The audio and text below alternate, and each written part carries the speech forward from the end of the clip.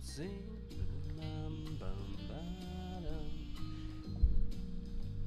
And everything it brings.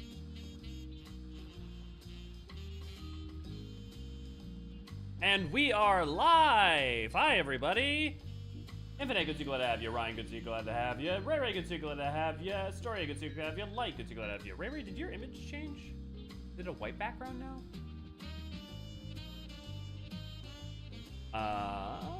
Althea, good to glad to have you. Good morning, Marin. If Eorzean has to another stream for Wachumeqi quest, will it be Wachumeqi 3 Electric Boogaloo? No, it's Wachumeqimeqi 2 Electric Boogaloo. It's Wachumeqimeqi 3 Revolutions, and then Wachumeqimeqi 4. Yeah, I got nothing. How y'all doing? And today, yes, we're doing Wachumeqimeqi again. Got 4 quests to go. We're gonna be doing 2 today and 2 tomorrow. Definitely not gonna get in any way, shape, or form sidetracks today like last time. How's my audio, by the way? Am I doing okay?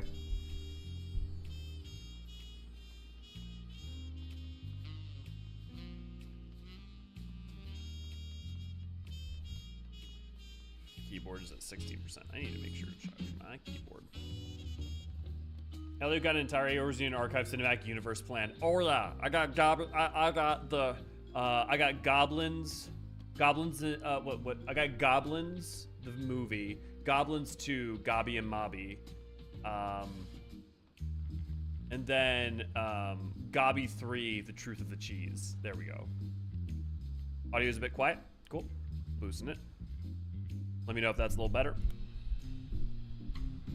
Let's tune up this guy here. Get a little closer to my mouth. Okay, let me know if that's better. This is a tangent-free zone. All tangents are free beyond this point. 4 is this time it's personal, I think. Oh, yeah, correct. Yeah, Wachumeqimeqi 4, this time it's personal.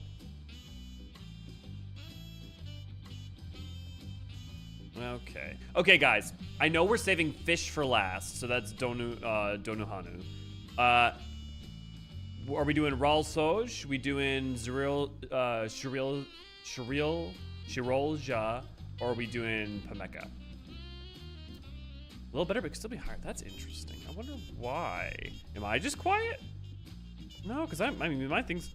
It's definitely in the green, so... Huh. That's weird. Maybe I'm just being quiet. Okay, let me know. Okay, let's see. What's blacksmith? Blacksmith is wrong. Culinarian. So Pameka has some cool Turali lore I think you'd like. You know what? I'm on a Turali lore bent right now. I'm writing in an Alexandrian timeline script, and I'm also starting to write the clans of Tural. So let's do Pameka. You did 14 on archived. Well, then you know what, Ray Ray? Should we do that as well? Pameka's fun. We'll do Pameka and Ralsoj.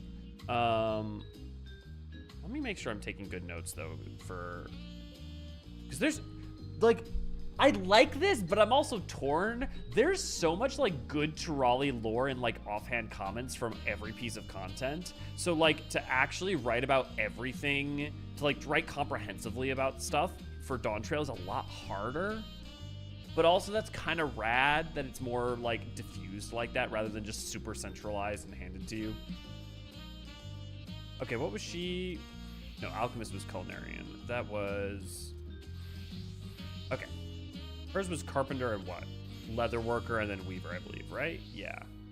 What's my most... I think Weaver has triple meld. I don't think Carpenter... Oh no, Carpenter has quadruple meld. Okay, cool. We're doing Carpenter then. So I know that for any of you who've watched my job symbol video, you may already know this, but one thing I really love about, well, I guess you're not going to see it on this game, but like all the carpenters in Eorzea, they all have like what looks like normal saws as we know them in America, you know, like hand saws and whatever. But if you look at them, they're Japanese hand saws because the blades, the tips of the blade are actually the other way around. You can even see that on the job symbol. Just a little bit of fun trivia.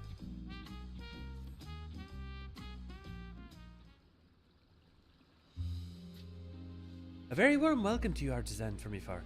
Elio, was it? You stand before epistles by Pemeka, and I am Pemeka herself. Charmed though I am by your interest in my shop, I would like to confirm one matter. Tell me, can you read? Oh, can I read? To be honest, I live for literature. As do I. Why, just the other day I was so immersed in the reading that I accidentally walked off the pier and immersed myself in a high tide harbor. But I digress.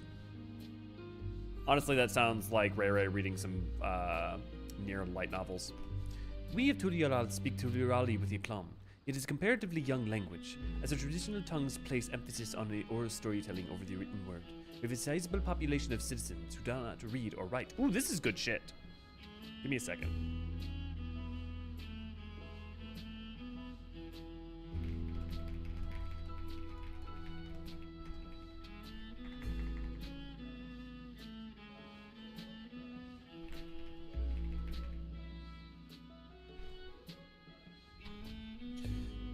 Speak with Turali with aplomb, it is comparatively young language. Ooh, this is really good shit. Let me, okay, man, this is,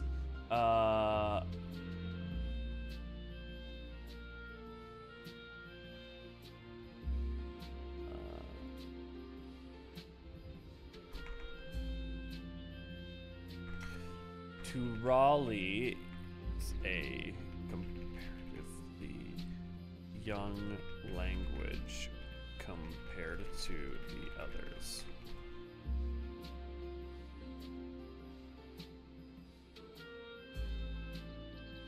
As our traditional tongue places emphasis on oral storytelling over the written word, we have a sizable population of citizens who do not read or write. My services cater primarily to this clientele. I offer a writing hand when occasion demands, mostly for penning letters for official documents. However, I've just recently received a commission for something larger, a book of stories. Oh, this is good shit! These are the tales which have never been committed to text, a documentation of oral storytelling.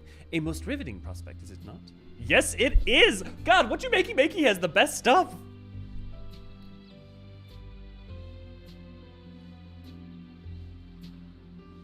Alas, I find myself ill-prepared. While I possess a paper required for simpler documents, I have no experience in binding tomes. Yet with the skill of an adept carpenter at hand, I could accept the task with my head held high. What say you, traveler? Will you help me to tie these tales together? Fear not, I'll cover you. Where's Des when you need him? Also, okay, I know that a lot of the player base couldn't give a shit, so like having the option to be like, sure, a job's a job is like good. Like give us ways to express our warrior of light, right? Like good. But also, who the fuck is picking that? Hey, I am delightfully coming to you for help in order to create a representation of all of our culture's most profound stories in the written form for the first time. Yeah, okay, whatever. Like, come on, man. Ollie, good to go to have you. AC, good to go to have you. Much obliged. Now let's report to our client and officially accept his request. His name is Zimowini, and he works at Jubaltia and the restaurant by the beach.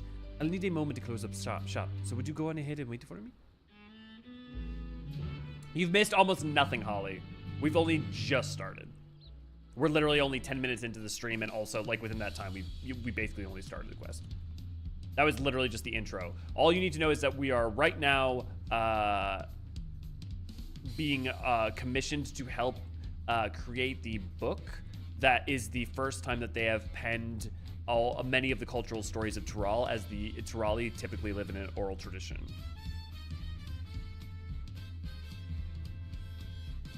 Also, y'all, ask me questions like that. Helping to like reiterate them, it really confirms it in my mind. Leofine, Eloret, Samidare, Justicar. Why do I always get the last? Oh, Sheltafi.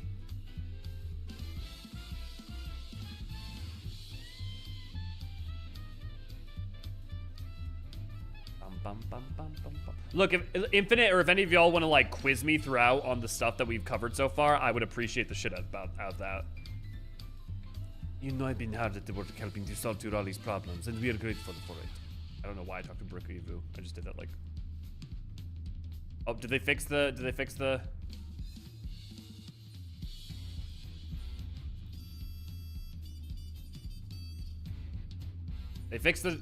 lines.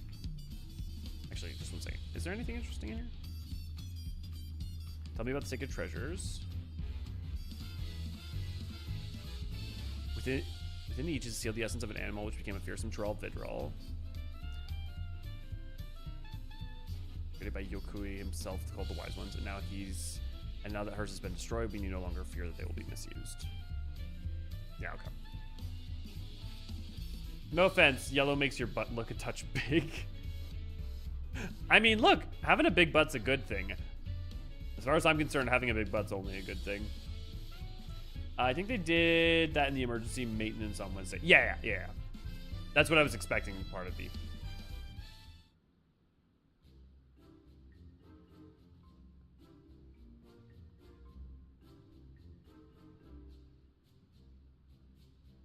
Ah, Pameka, welcome. Good morning, Zimowini. I am pleased to see that you are already undertaking your commission. Elio here will be bending the books, and my intuition tells me that none would be better suited for the endeavor. That is excellent news. The more the merrier. But where are my manners? My name is Zimowini. I am relatively new to Turialal, but I have been earning my keep as a waiter here since I arrived. Interesting. If you say you're from New, so are you as a Shatona? Presumably that means you come from Shaloni, right? Or at least Jok'Taral. Jibalvitia is haven for travelers from every region. If there is one thing that I've learned in my short time here, is that everyone has got a story to tell. I'm thinking I need to give him an accent, because I'm starting to think that he might be from Shaloni. From myths and legends to folklores and anecdotes, our patrons share their endless supply of unique and fascinating tales. Inevitably, one regular or another will badger me into retelling an old favorite, so I try to memorize as many stories as are told. Memory has its limits, and I'm afraid the details from so many different narratives might eventually become fumbled or forgotten, which is why I thought to record them in a book for all to enjoy. Of course, my people pass down our traditions via the spoken word, so I neither read nor write. Pameka may be an exception among Tonawatan in that respect. Zimowini will tell his stories, and I will transcribe his words. No different than the dictation of a letter, except perhaps a bit longer. I also thought I might study my letters while you're both hard at work. I'd like to be able to read the books we make after all. You should join us during the transcriptions if you like. Hearing each story might serve as an inspiration for its binding. They're fascinating stories, all. Can't wait to see them as books. Me either. Where would you like to begin? My schedule is relatively open right now, so I'm available whenever you please. Then I'll pay your stall visit once I finish my shift. I shouldn't be too long now.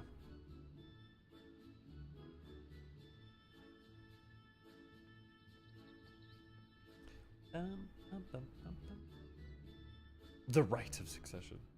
You'll get the secret lost city of the Mobbies in this one too. Movalopolis? We're gonna find out about Movalopolis? Woo! Or in the Gnomish. Woo! Woo! Something like that. Why am I? Buttons, where are all my buttons? Did I? Yes, there we go, okay.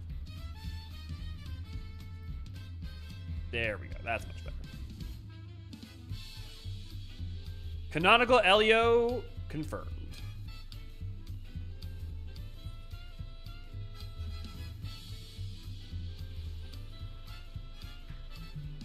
If you guys haven't checked it out, Ray's videos over on the Final Fantasy XIV archived is on Wachumeqimeqi as well. If I have any questions, I'll be making sure to rewatch those.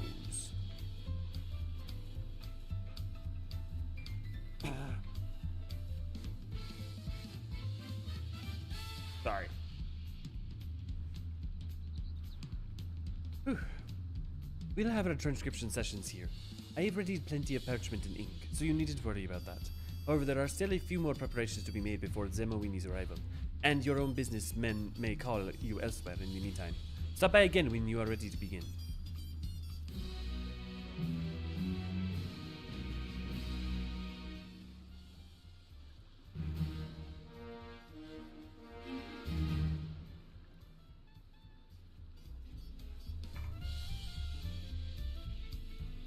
Or undertake epistles from Pameka.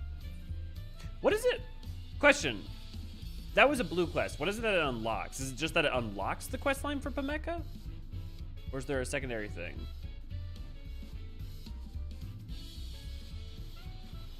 You seem eager to stand, and I admit, so am I. According to my research, it will require numerous components, boards, covers, woven cords, the list goes on. Furthermore, a binding can be made of nearly anything. Wood, cloth, feather, leather, the possibilities are endless. I'll leave the particulars to in your artistic talents. Once you have enough materials prepared, we'll be ready to document Zemoini's tales. I mean, to be fair, a book should be made of presumably all those things, or at least you're going to leather binding and a wood core. I mean, if you're actually building a book,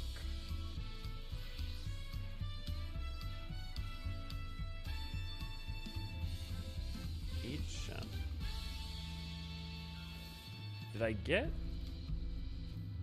a hand-woven crafted material?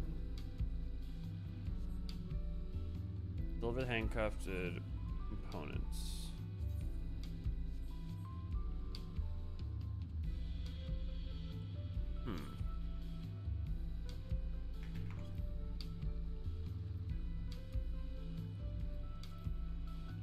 Oh, okay, I see. It's made out of normal components. If I had known that, I would have preemptively bought a lot of them. Well, I guess I can just go preemptively buy all of these. Jacques Chirol Miscellaneary. Shall we call ourselves Gutenberg? Hardly.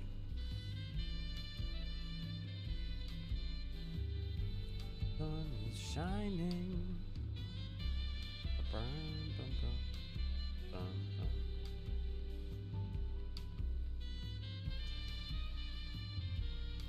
Summoner's Bell. Actually, you know, we only need one of these. I'm just going to buy most of them. Gompho. Leather. Oh, yeah, it's super cheap. Okay. Sarcent. Cloth.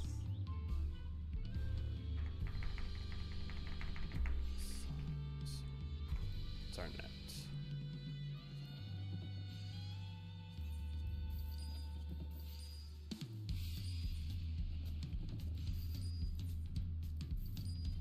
And dark. Mahogany. We aren't printing, we're just binding the handwritten text, yeah. Send into bookworm comes to mind. Send into bookworm. I have no idea what you're referring to on that one, Dallas.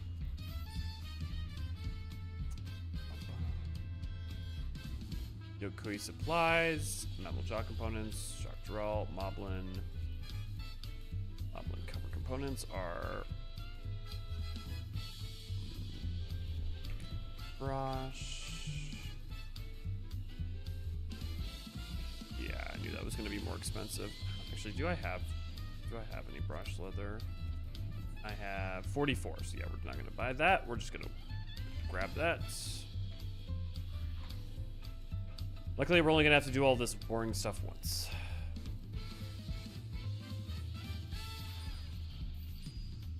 Six. Ginseng lumber.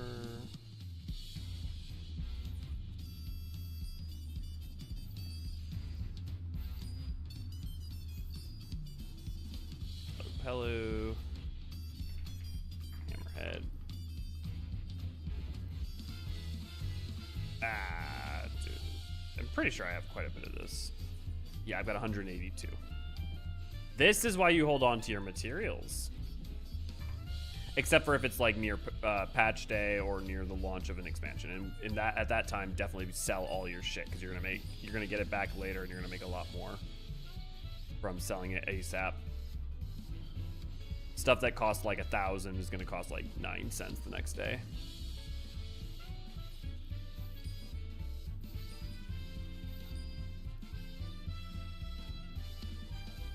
It's funny that the first stage actually has you do Endwalker stuff.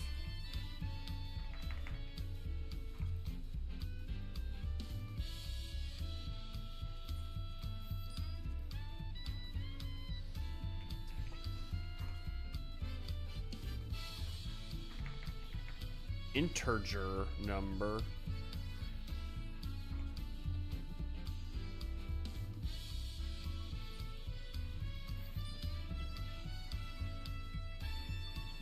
Ophiutorus shouldn't be that expensive. I know it's used in a lot of things, but if I'm not, but if I'm not mistaken, there's a lot of reasons people farm it.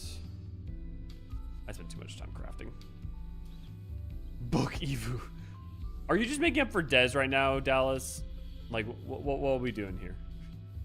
I need leathers. Leathers come from my second retainer. I needed hammerhead. No, that's not a skin. Hammerhead, and then I needed what? Brosh, I believe.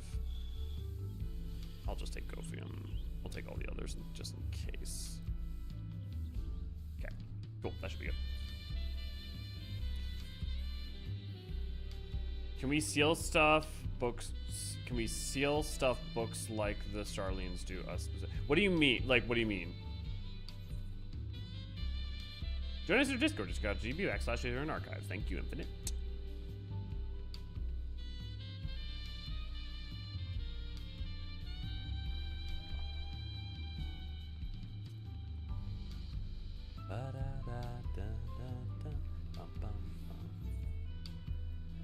Okay, cover. Oh, that's right. It uses all three of those materials no matter what. So no matter which one you pick, it's gonna be the same. Oh, not set to carpenter, leather worker. There we go. And that's low enough. I should be able to auto max it.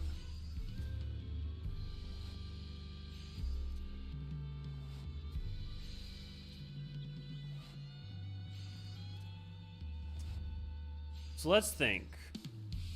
You've got page 64 in which you've got the void scent that are swimming around in books.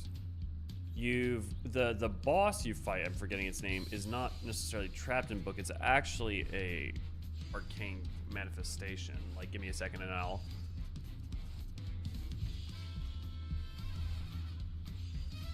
If we look, chimeras, void scent. Yeah, because like void scent, we have like page 64.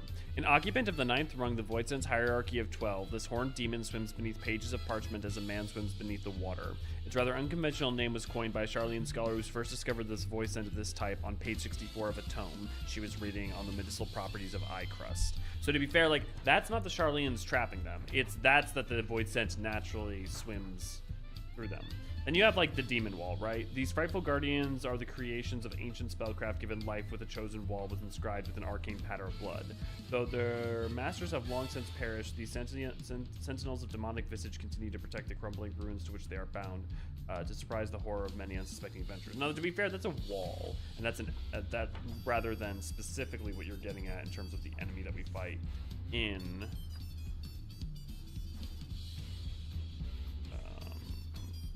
Soulkin.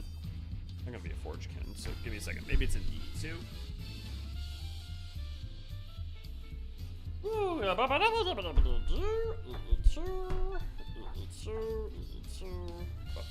I mean, it could be in the dungeon section. Alatali, Hawk Manor. What we'd be looking at. We'd be looking at none of those. We're looking for Heaven's Ward. We are looking for Dusk Vigil, the Airy, the Vault, Great Gooble. Nothing noted about it in specifically here. Built by the learned men and women of Charlian, the Great Gooble Library is the grandest repository of knowledge in all of Eorzea.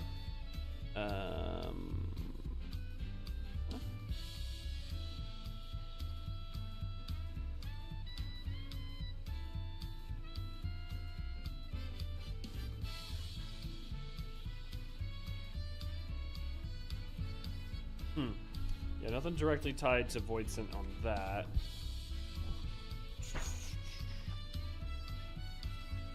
We look at EE2, if we look maybe in the Arcane Entities section, we might find something more helpful. Nope. Bummer.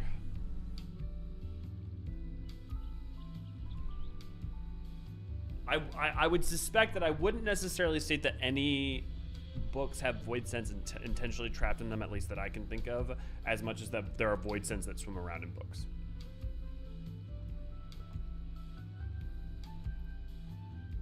I have no idea. I have no idea what book gum is. Also, AC, if you're gonna mention something, be ready if people don't know what it is to explain it then, rather than just moving on.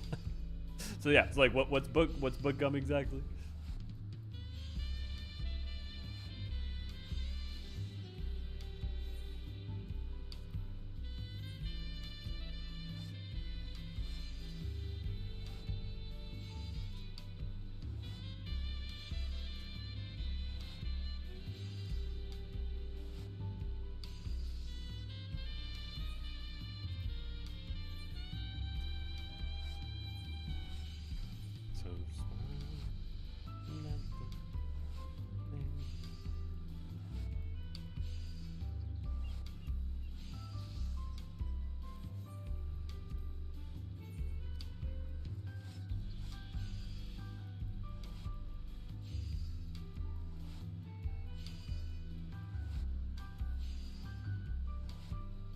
Des, good to have you.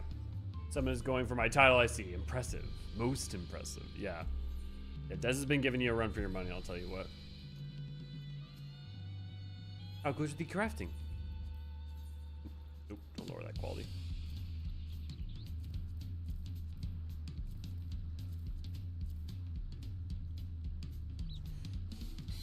My word, I knew you were an accomplished leather worker, but your craftsmanship is surpassed even every exception.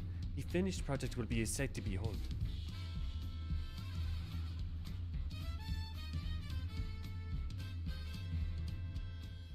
Scoop-a-la-la-doo.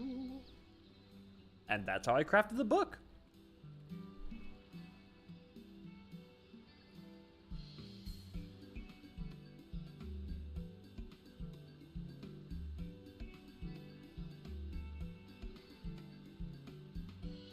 Now then, whenever you are ready, Zemoini, you may begin. Give me the good shit. I think I'll start with a famous tale that's been passed down across the generations of Hydaelyn. It is a tale of their benevolent god, of the crop that would enrich their very way of life. Kishiahi?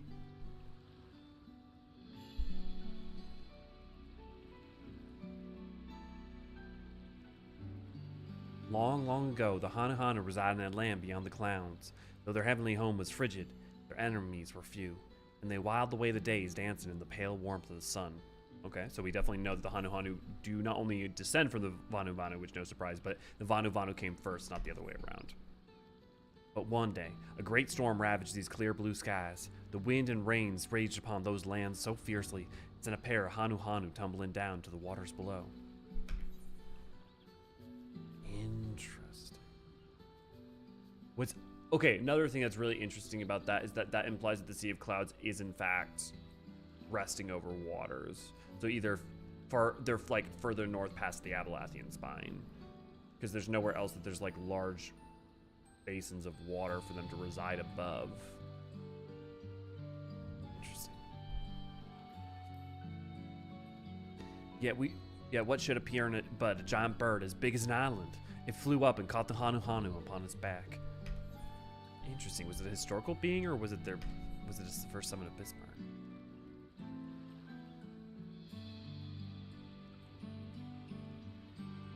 A kindly bird sailed upon the winds over the great blue ocean, until finally it came to a land kissed by the dawn, the land we called Tural. The couple were grateful to stand on solid ground again, but their journey had exhausted them and their energies were spent. They searched high and low for something to fill their empty bellies, and it was there that they found the great bird once again, feasting upon verdant reeds. Okay, I do want to point out, are we saying that one couple is responsible for all of the Hydaelyn? Because I have some questions about inbreeding.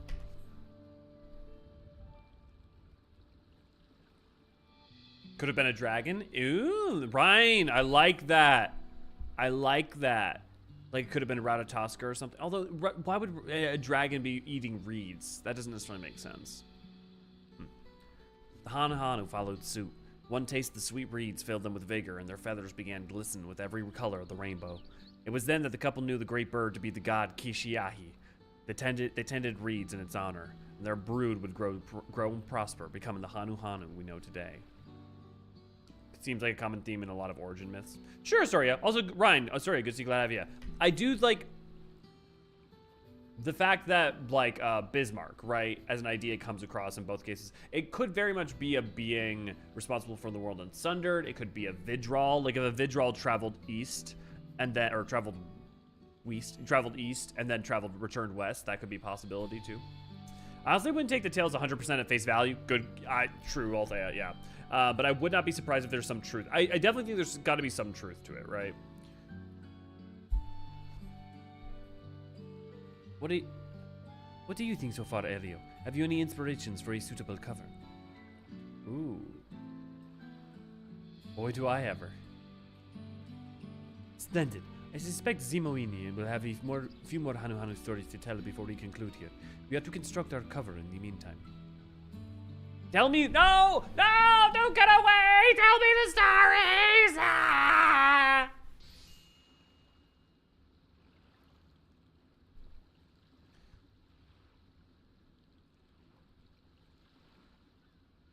Give me a second, I need to write a note.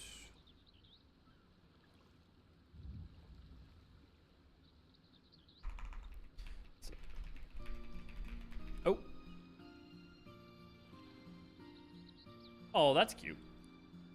It's a real book. I may not be able to read it yet, but it's just looking at it fills me with joy. Books are remarkable things, indeed. Stories told in speech alone will disappear with their tellers, but what is written is promised to survive. But that's my own romanticism showing through. More importantly, I greatly enjoyed your storytelling, Zimoini.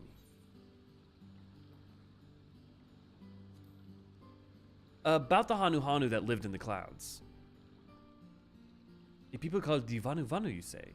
For your description, they do sound like they might share a common root with the Turali Hanu. If you enjoyed those tales, I know plenty more like them. For example, the ones I heard the other day from the Pelu patron were fascinating. Theirs is a people with a talent for words.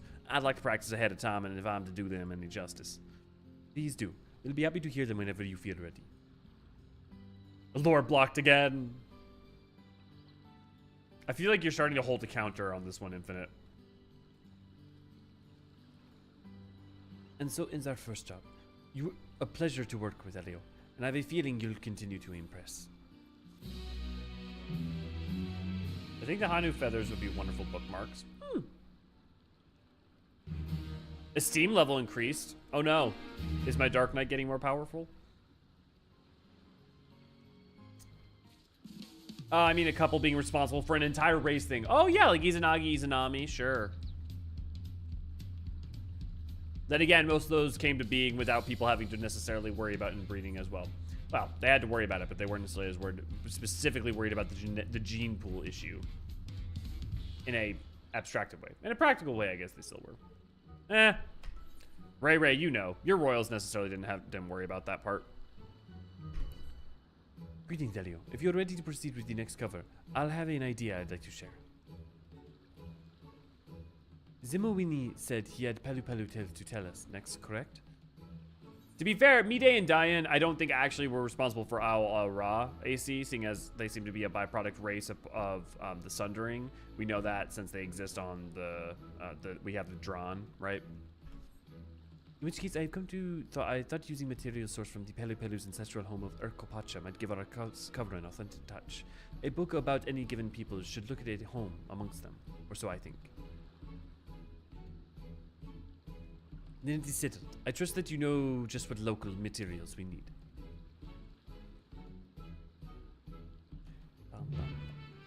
Man, this is gonna go fast. I'm just gonna sit here and like boom, boom, boom. Craft. Cover.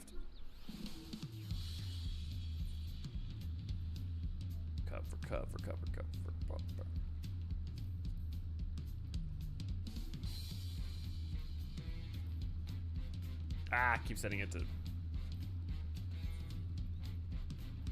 Oh, right. Yeah, now I actually have to work. Here, let me set that up. Okay, what am I going to need? I got Byrogod's Blessing. Set that up. Let's see. Do I want to do... Yeah, let's set up. I don't know why my leatherworking bar is not set up.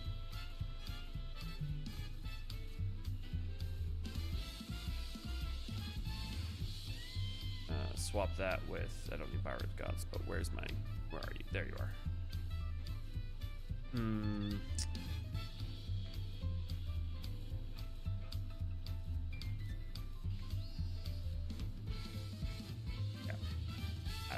That'll be fine. It'll be fine.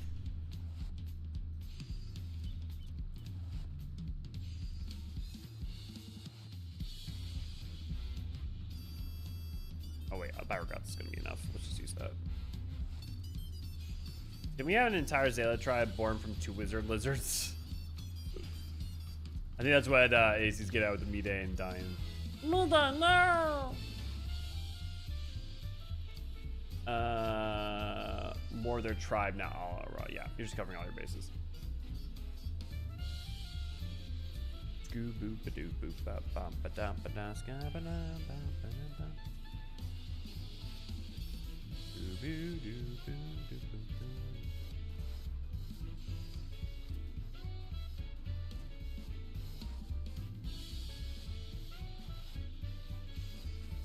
Carry on, my wayward son.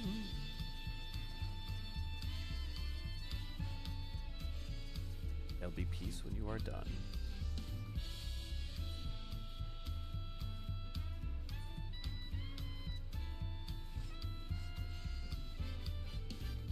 God damn, this is gonna go fast.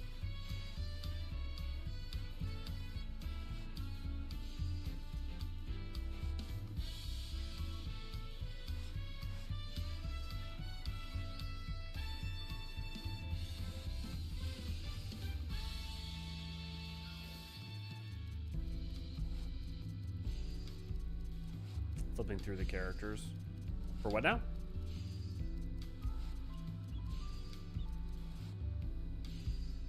Honestly, I probably could have just made these ahead of time before starting stream. Honestly, maybe that's what I'll do tomorrow.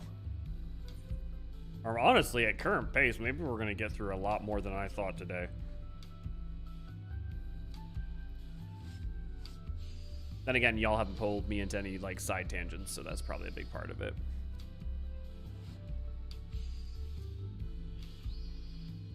That was the wrong button, but it doesn't matter because it's wasting CP at this point is not a problem.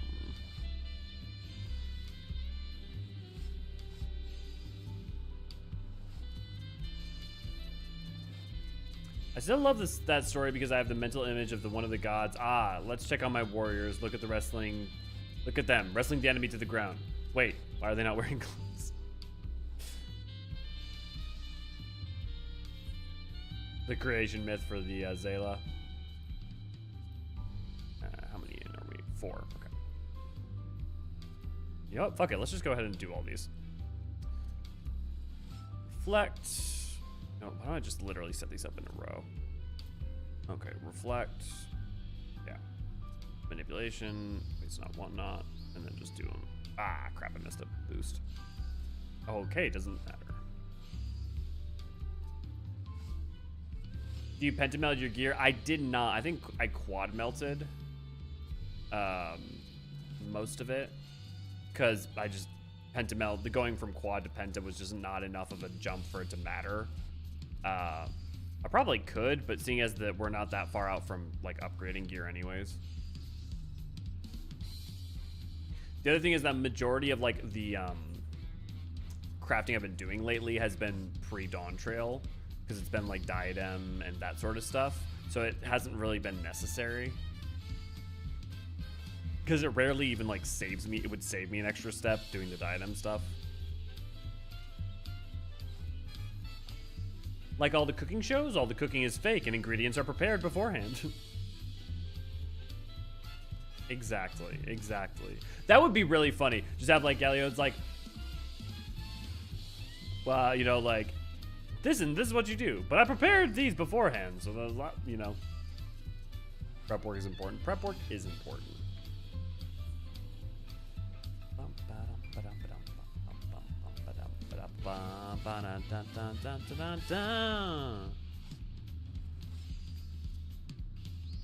See, I doubt there's gonna be many more stages to do anything.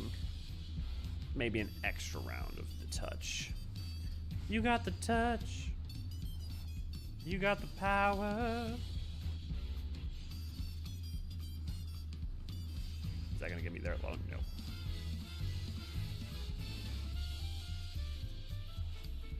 Imagine actually doing prep work on time. Laughs in DM.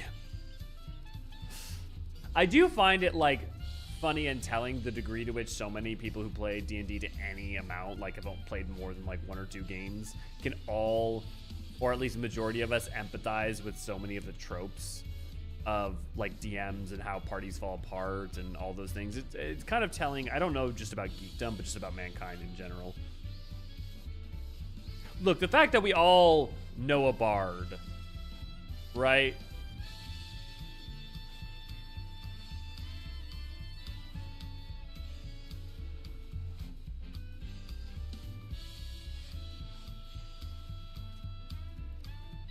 Whoops.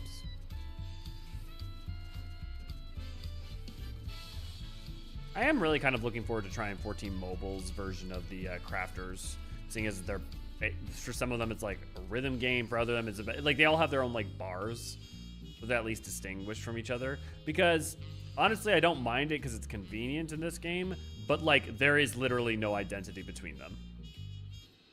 Like there just isn't. All of the crafters play identical to every other crafter, 100%.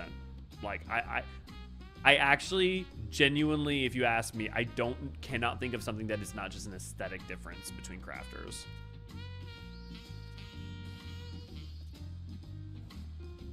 Thank you for the links, Infinite.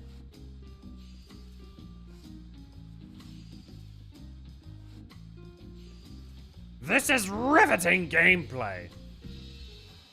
I am thoroughly engaged. Yeah, the dead airtime was perfect for promotion. Yeah. Look, I'm starting to worry that there's going to be a lot of dead airtime today. At the very least, I'm going to focus on it up front with doing this stuff, just because it'll be, at least then we won't have to do it later. Although it would be good if we get a distraction later on, like when we start doing the next one, if someone comes in with like a weird tangent thing. Maybe I'll save that one for that. Ooh, no, don't click that. Don't click that. Yeah, we want precision touch. Thank you.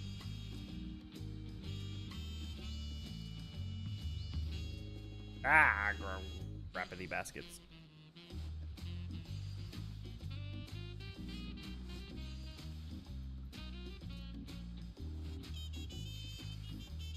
Well, John, all used to be that way.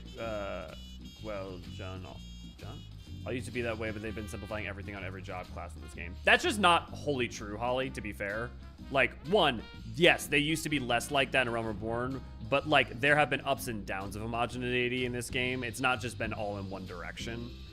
I think people like throw that around like a cudgel, but it's just not emphatically always been true. There are a lot, for instance, like there are points at which some of the jobs in Shadowbringers were way more like the tanks were way more homogenized for the most part in Shadowbringers than they are now, right? Or Endwalker. The tanks are way less homogenized now than they were in Endwalker. I understand that the direction for certain things is absolutely that way, but saying that all jobs are that way is just not true.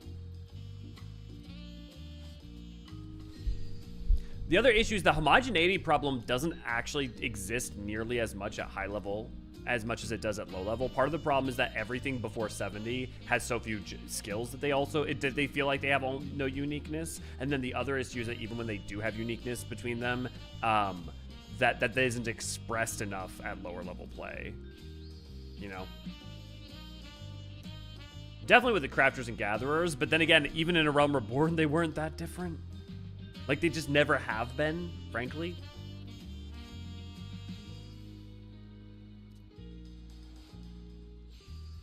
I like that the crafters are the same, but that's just me. Now, Ray, other than for the fact that it's convenient, is there any reason for that? Because again, I'll agree on the grounds of convenience, but from the grounds of like, I don't know, engagement, less so.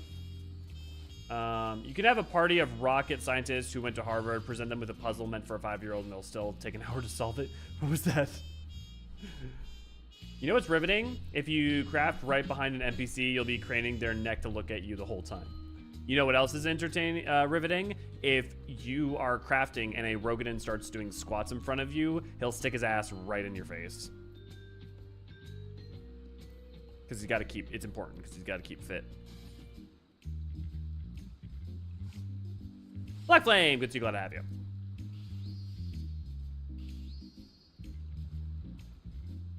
Like, also, Part of the problem with homogeneity that also I feel like sometimes doesn't get discussed is that part of the reason that that exists is also because fight design has improved, because it can actually like plan around it. Like the fights are just absolutely better now than they were in A Realm Reborn or Heaven's Word, right? Because you're fighting, now you fight the boss rather than fighting your job for the most part. What a fact to walk in on, yeah.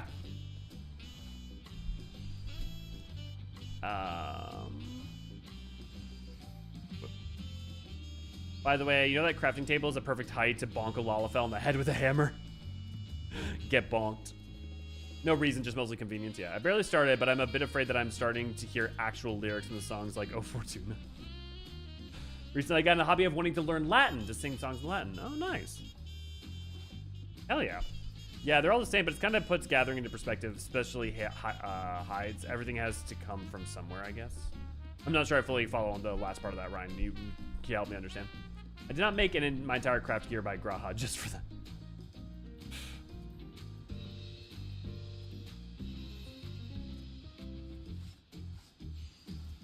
I feel like such a goddamn contrarian sometimes with this game, and I don't like it.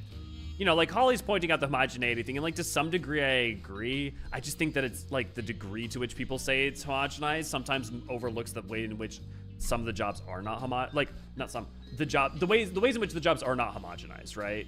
Like people say, oh, Reaper is a bunch of GCDs with OGCDs quickly done in between it. It's so much like Reaper. And it's like, I mean, yeah, but by that logic, you could also say Dark Knight's the same as, you know, Reaper. That's not. But like in particular, like the all the tanks are quite different. I mean, yeah, they fundamentally have certain shared characteristics that they have, like all have a 40%, but even the 40% has a different effect on it. Maybe this is a better way to. Holly, what for you is a good example of what you find to be a bad, like a frustrating example of homogeneity with the jobs you like? Maybe that'd be a better way to approach it. Yeah, play Bard. It feels very different. Yeah, Bard plays nothing like Dancer or Machinist. And Dancer plays nothing like Bard or Machinist.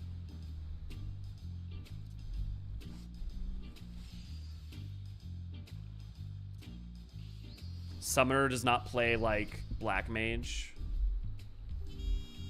Picto kind of plays like a combination of Black Mage and Summoner.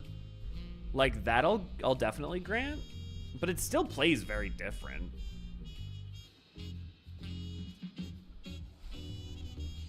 Well, compared to how different Gathering Hides... You keep saying Gathering Hides is compared to mining and cutting... Oh, do you mean gathering skins? Like gathering like hides, like animal hides?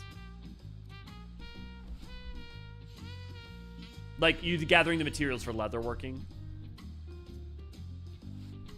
Compared to gathering hides and mining and cutting trees, you have to actually kill things for hides. Yeah. Okay, yep. Now I'm following. Yeah, so let me go back to your earlier point then, right? Yeah, they're all the same, but it kind of puts gathering into perspective, especially hides. Everything has to come from somewhere. Yeah.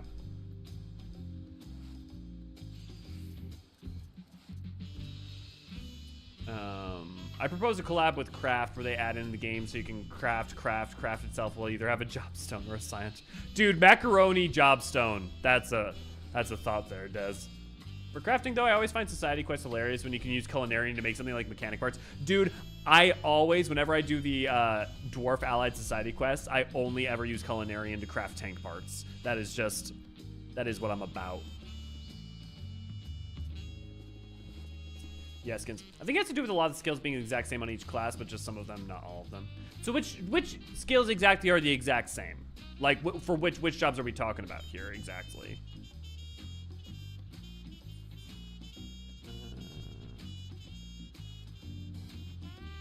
Okay, I still need...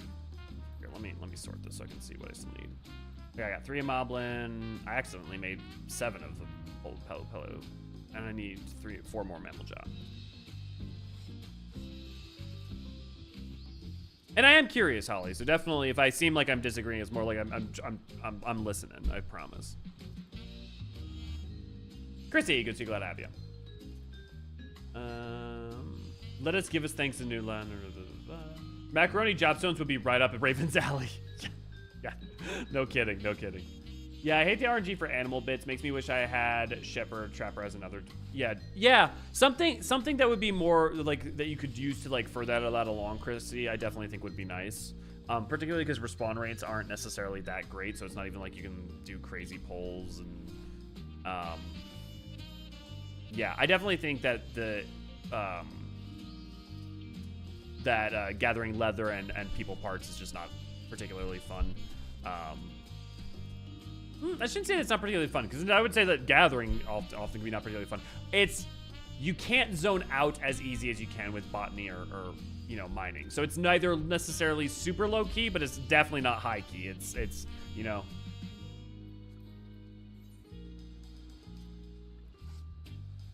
I'll move that over there.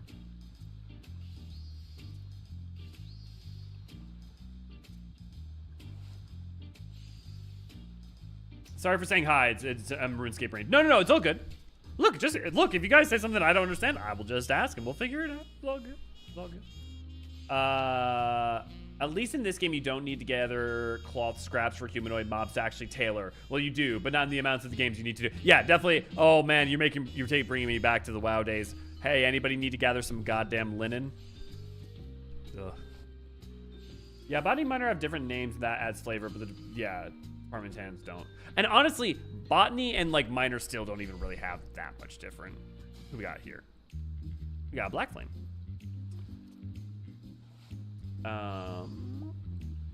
Sorry for I find it hand jobs. Nope, we're not. We find jobs with the hand more satisfying than land jobs. You make stuff out of what materials you find. I mean, but like, jobs of the hand are using materials you get from gathering with the land. So I'm not sure I follow on that one. The one game that will not mention because of all possible diatribes and possibly follow. Oh, Infinite. Oh, Infinite. If only you knew. Well, true, AC, I really, really like picking flowers. Yeah, I think gathering is rad, and also it facilitates a lot. The thing I like about gathering is that it helps facilitate other players also then create the things that they want to make. Don't be talking about Ray. Ray's got it. I got us. +1 RNG for animal bits. I can't believe you maybe get 1 hide from killing an entire creature. Yeah, I think that I will say I do think frequency of drop, dress, like if you could do more to increase the drop, not only chance but amount, it would go a long way for sure. So am I at 4? I need 2 more.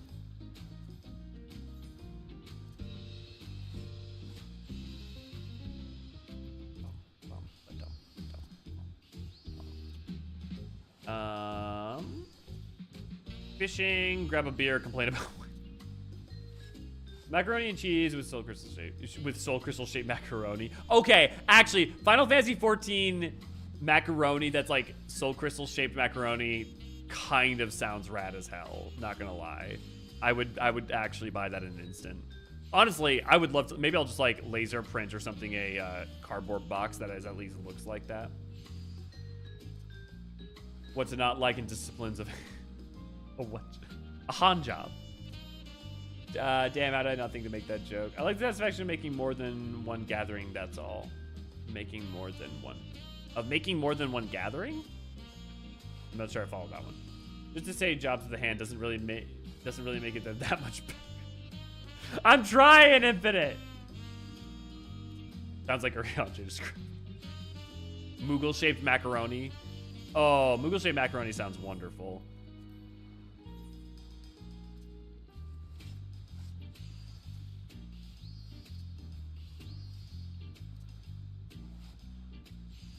I was literally thinking how would you make molds for the macaroni to Google. That's a good question. I presume that the way that they work is that if you look at like how they're formed, it's basically an extrusion machine extruding the macaroni out and then being cut. Because if you look at all the shapes, they're all connected by lines for shaped macaroni. So I assume that what they're doing is you take the pasta, whatever, you put it through the feeder, and the hopper basically pushes it through a form that then cuts it as it's going through, and that's how you get the many little pieces.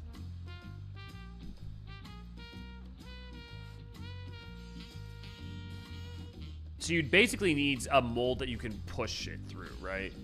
That would be the crux of it.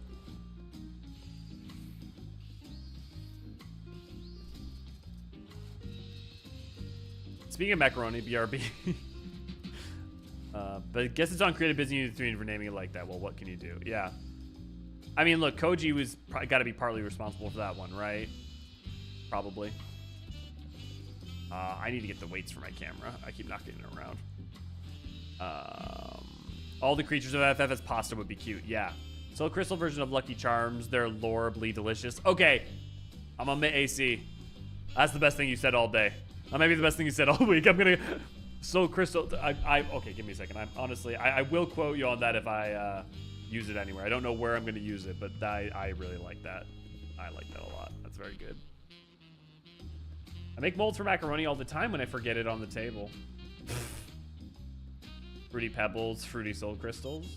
So many products could work as Jobstone Food, Mac Jello molds. I mean, I have candy molds and stuff for like cactars and stuff. Seems to be the case. There's some that use KitchenAid mixer to power the extruder. Yep, okay, that makes sense. But always handmade pasta, why not? I mean, I don't know if you've ever made handmade pasta, AC, but it's more difficult than, it takes skill. And secondly, you're not making, when you hand make pasta, you're not making like shapes, you know? Do you need to repost Elio's cereal thing I made? Yes, Des, definitely repost that. It's been a while. Okay, that should be good. That should basically go through all the quests now except for the 2 material things.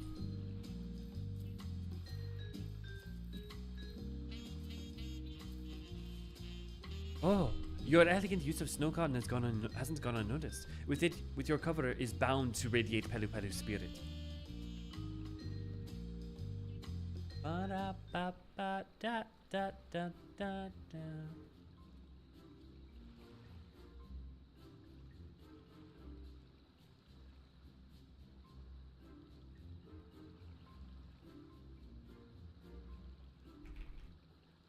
Today I'd like to share a few stories about the Pelu Pelu.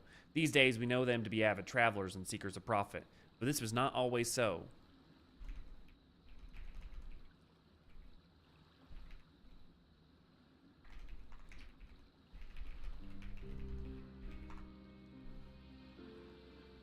Long before this nation was founded, the Pelu Pelu were reclusive folk who rarely left the solitude of Urkapacha. I mean, to be fair, they were also under the dominion of the Yokui.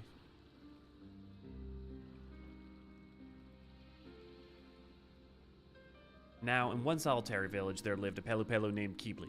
The poor lad was sickly and short of stature, even compared to his diminutive fellows. With such a frail constitution, Keebly could neither work the fields nor tend to alpacas. But the village loved him even so, and he loved them in turn. They nursed him back into health in his times of need and offered the tasks that would not fatigue him. He only wished that he could better serve them. Yet kindness cannot solve all ills, and in the years of the cold summer, crops withered upon the mountains of Urkapacha. The Pelu Pelu began to starve.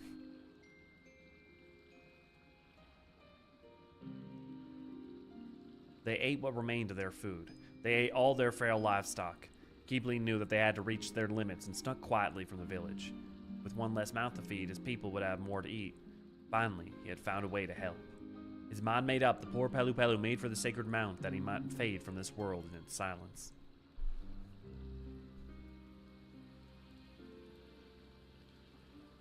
As he began to climb, a spirit appeared and forbade him to go any further. Keebly begged the spirit to let him pass and spoke about his village. The spirit was moved by the lad's fervent resolve, bestowed upon him a handful of leaves. "Return to your village," it said. "Your people must drink of these leaves." Keebly obeyed and steeped the leaves in hot water. When his people drank, their hunger miraculously faded. No Pelu Pelu succumbed to famine. They all lived to see the coming year. So it was that the Pelu Pelu first encountered Mate tea. Okay, I want to check something because if I'm not mistaken,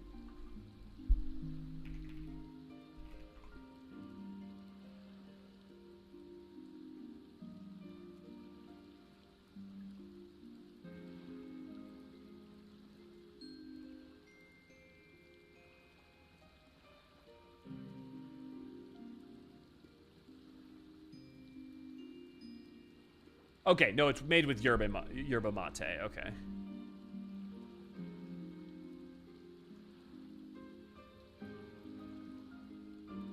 I was making sure I was just wanting to make sure that they weren't using cacao leaves or anything. Because I was about to say the giant fucking snow spunny spirit better not giving cocaine leaves to the Pelu Pelu to prevent them from starving. As hilarious as that would be. All the Palu Palu high on cocaine. No wonder they're not hungry anymore.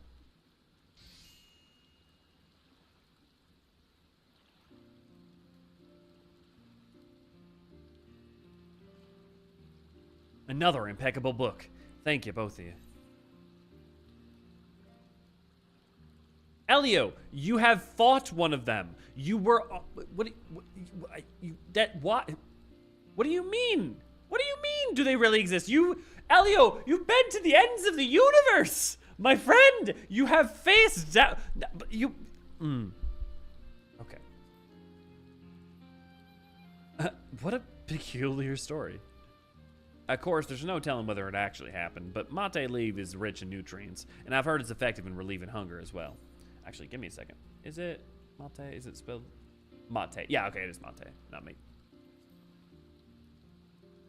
To me, the moral seems to lie in the virtue of caring for one another, that even in times of great difficulty, keeping others in your hearts can lead to an unexpected solutions.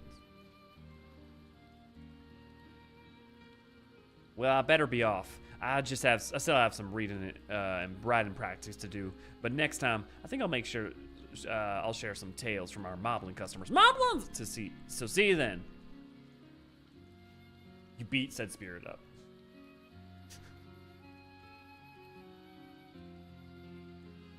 Yarbamat. God. Yarbamat. My matey. Oh my god. Okay, Des. That's enough of that's. Oh lord. God damn it, Des. Dontrell inspired me to get a pack. I like the taste of tea. There you go. Well, you heard the man. It seems we'll be in the for plenty of entertainment yet. Keep your tools sharp and we'll have another project on our hand before we know it. I love that they're giving me crystals. Doopa-pa-bee. Steam level increased.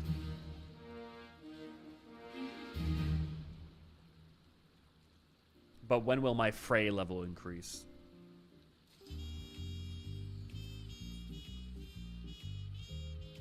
New horizon. Ready for more work? I was just thinking about the wonderful job you did with the Palu Palu tome. Not only did locally sourced materials enhance the binding's quality from without, it served as an immense preview of the myths within, and I intend to have us continue this trend. With the Moblin tales next on the agenda, we will want to use the materials from Kozamaoka, of course. The Hanu Hanu also make a home in that region, so take care to differentiate between their cultures. A tradesman of your discernment should have little difficulty, I'm sure. Let me know when you have prepared the components. Well, you just so happened to tell me to go to goblins, so I just so happened to prepare a book or two. A 1, a 2, a 3, a 4, a 5. Why, Elio, you have outdone yourself. Ginseng wood is an exquisite choice. I feel more eager than ever to start transcribing. Tell me about Movalopolis. Tell me about Movalopolis. Yes. Tell me about the goblins, the moblins who dug too deep. The moblins delved too deep, and they discovered the most ancient horror of all, at the base, at the root of the world. Water.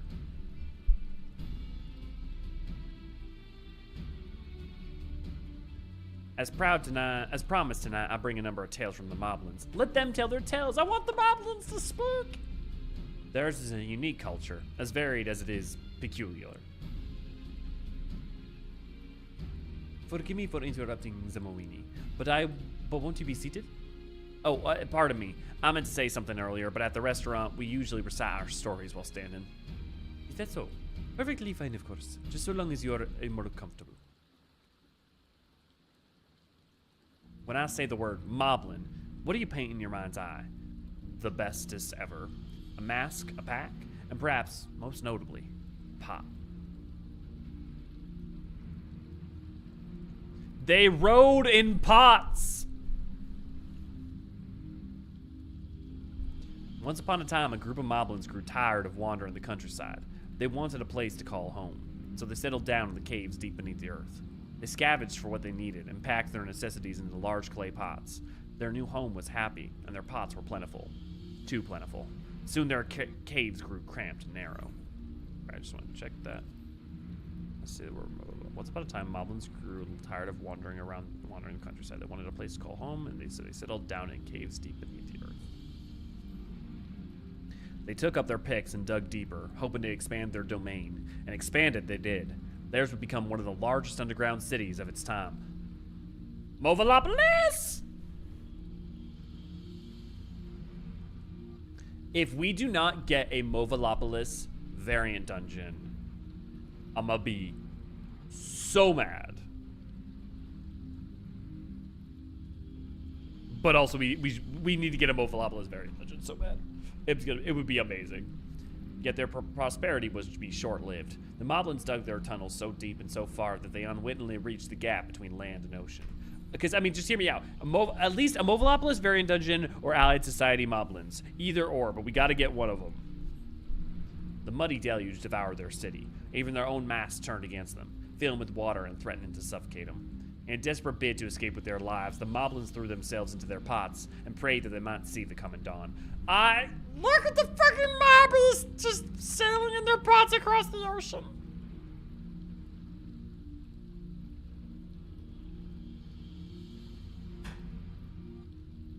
Thank you. Thank you kindly. The mobbies are sailing in pots. The pots withstood the terrible tides, and once the moblins clawed their way to solid ground, they swore they never again lived beneath it. You know what's interesting? They showed moblins. My question is Movalopolis supposed to be in Tural, or is Movalopolis supposed to be in the three great continents? And did they sail all the way across the ocean in their pots? I wonder. So it was that they built a new village in the jungle. Well, so in the jungle, so I think that implies that Movalopolis, especially because they said moblins, not like their predecessors, goblins becoming moblins. So like I think the idea there is Movalopolis is in Tural. So it was that they built a new village in the jungle, fashioning their houses and workshop after the pots that saved both their lives and prized possessions. As for the city lost beneath the earth, though its location has long been forgotten, they say it slumbers still in some remote corner of Tural, the sunken city of Movalopolis. Movalopolis. Give me that. Ah! Mobbie pop mount. I want the Mobbie pop mount.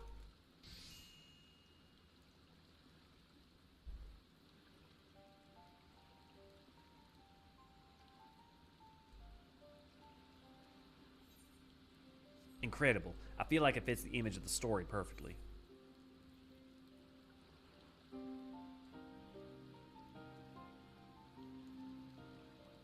Can't I be moved by both?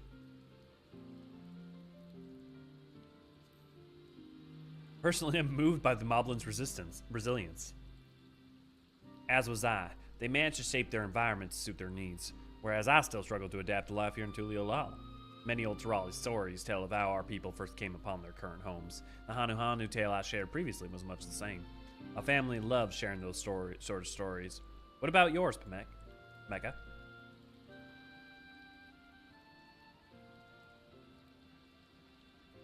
I was born and raised in Tuliora, so I've never given my ancestry much consideration.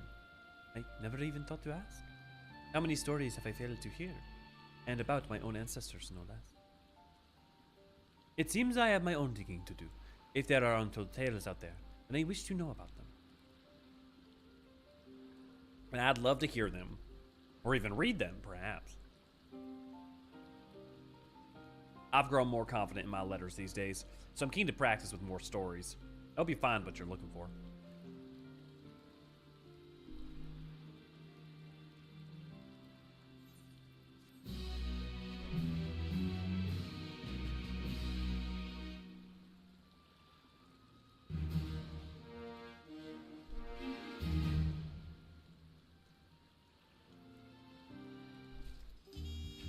If you could have any mount in this game, what would you have? Okay, we're gonna start out. Well, we're gonna open this up. If you could have any mount in this game, what would you want it to be? There isn't a book big enough for our tales. They'd have to be an installment of the volumes. I mean, to be fair, one, Encyclopedia Eorzea's. Secondly, we know for a fact that our tales have been are multiple volumes.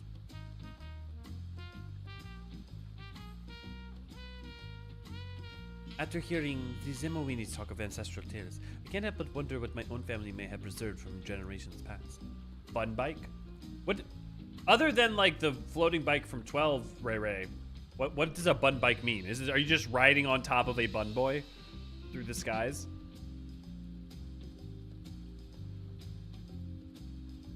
I'm nearly finished with my work for today, so I'll close up shop and go to speak with my parents. They should be able to point me in the right direction, even if it requires an excursion beyond the city limits.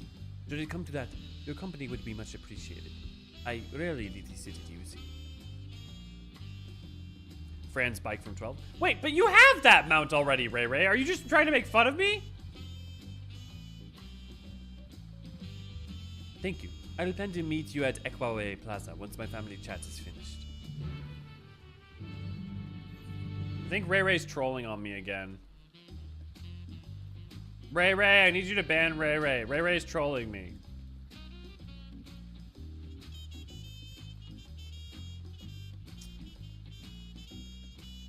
Solution 9 armored car, the one with squared bumpers. Okay. Yes, but my favorite mount, so of course I'd want. We're gonna have to start doing Baj nights.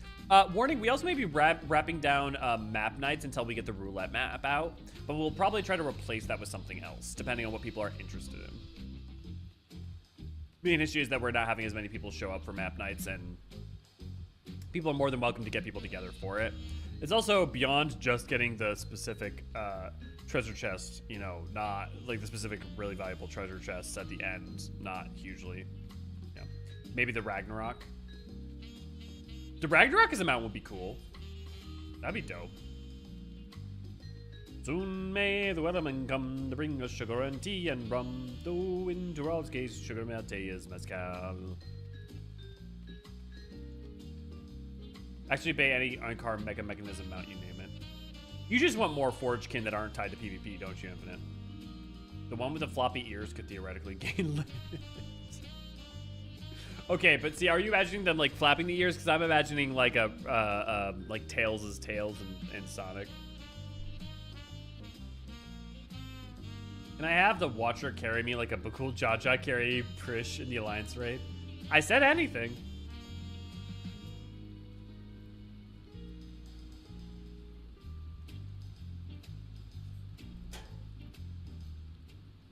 Jetpack mount? Okay, jetpack mount would be pretty good.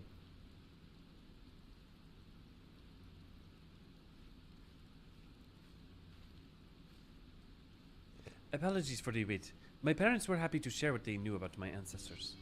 They said our family came to Turiolal when the city was founded, so around my great-grandfather's time. Ooh.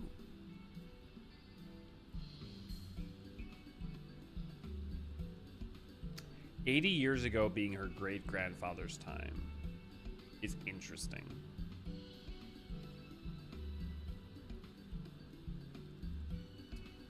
Give me a... I'm gonna look.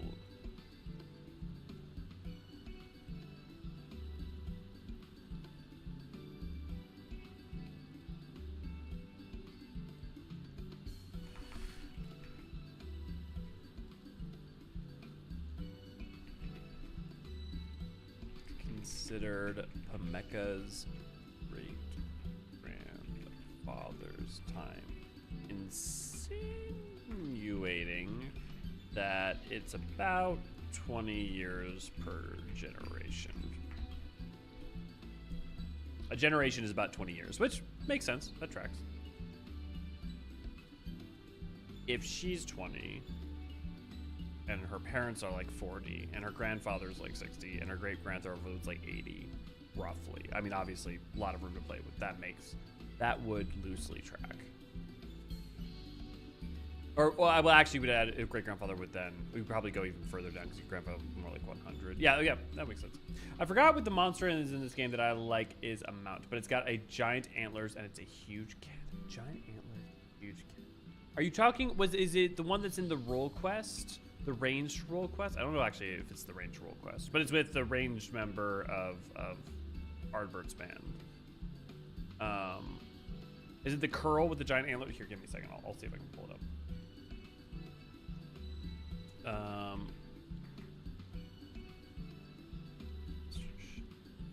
There is a version of it that also exists in on the map of Elpis.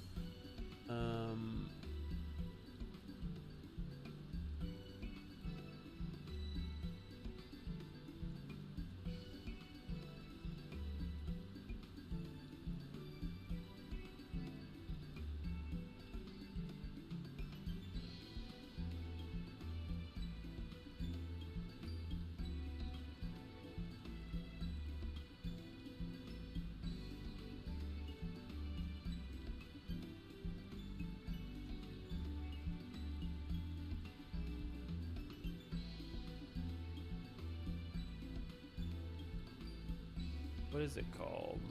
Curl Regina. I think that's. I don't know that that's what it's called in the first, but yeah, Curl Regina is what I'm thinking of. Here we go. Here, let me pull it. Let me show this. Is this what you're thinking of, Holly?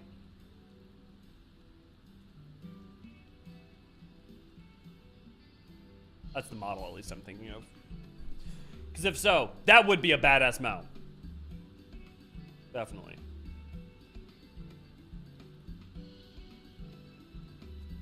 I wonder if I might find some clues of the mementos buried in the family storehouse. As luck would have it, I chanced upon the mysterious stone tablet inscribed with glyphs. Judging by its age, it may well be belonged to my great-grandfather himself.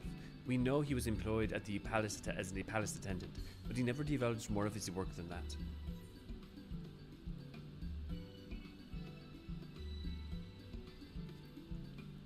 Do the glyphs resemble those of the Tuliolal saga?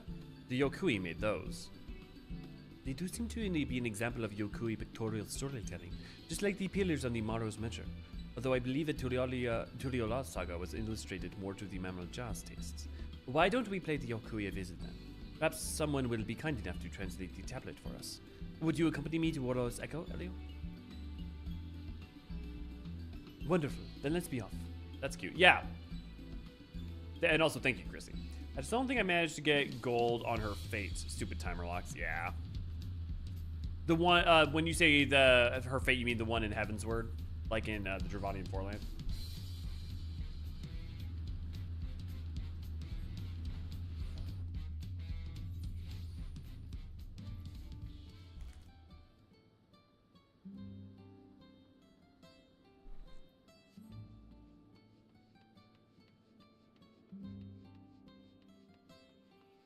Something like Queen Eternal as a mount would have us in the machine instead of Sveem, or have the Dawn Blazer as a mount with an explosion as an emote to have other people mount the game as a scene.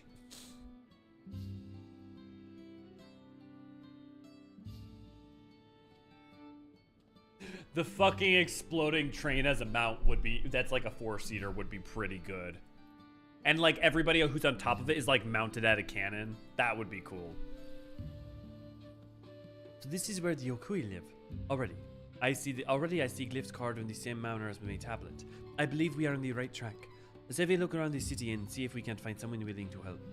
I'll let you take the lead. You have far more practice in communicating with Yokui than I do. That's it? Cool. Awesome, Holly.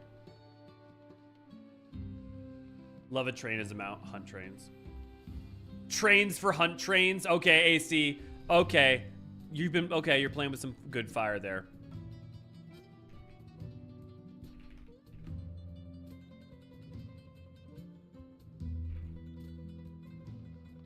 Near flight suit would have been nice. My hope, Ray Ray, is that we're going to get a near flight suit whenever we get the near Chaotic Alliance raid. They're going to be an awesome now, but I think I'll be awesome mount. Don't know why it autocorrects me. Oh, good. Yeah, I do think that would be an awesome mount, 100%. Also, the amount of people who have autism who play this game, there's no doubt that they'd love, that if they put mount trains in the game, they would sell.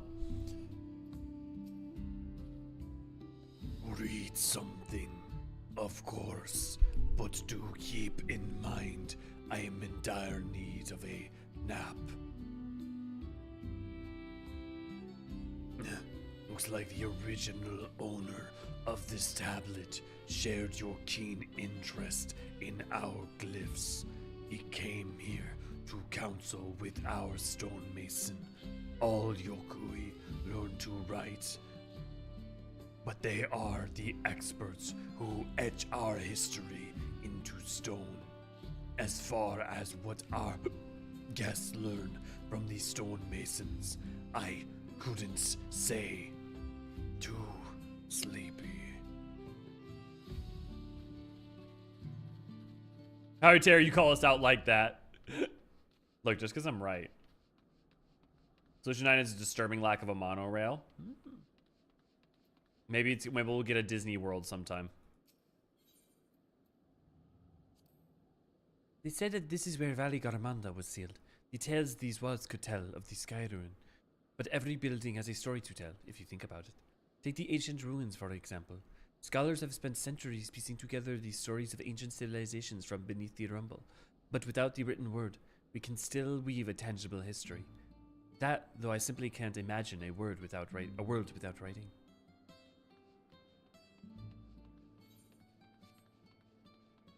Do the Yokui sound like stoners? Dallas, have you spent time around stoners? No, they do not sound like stoners.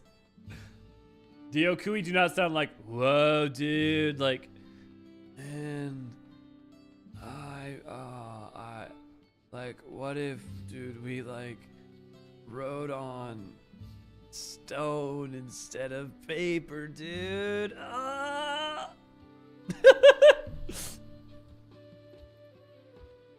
Like, man, I think my eyes are made of glass, dude. I'm reflecting the whole environment, dude.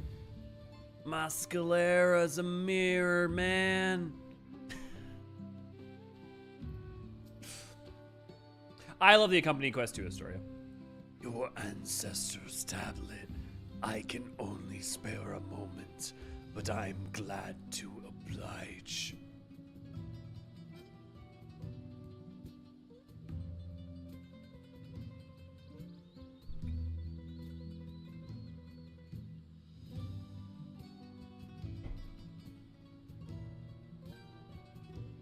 Now I kind of want to voice the Yokui as stoners.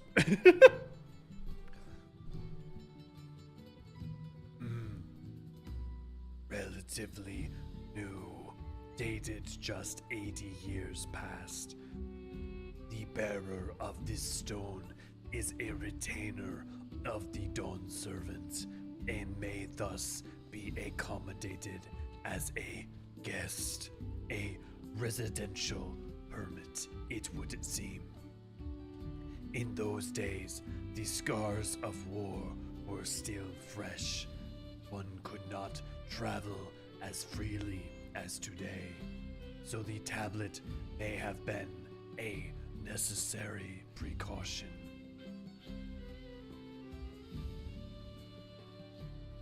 Horrible park layout. Weenie in the back. Rides aren't too spaced out. Two of the same ride next to each other, and horrible ADA. Are you talking about Disney World? Man, I fucking love Disney World. I better not be talking about Disney World. We already do Oh, I see. Yesterland Living Memory feels Disney coded to me. Yesterland.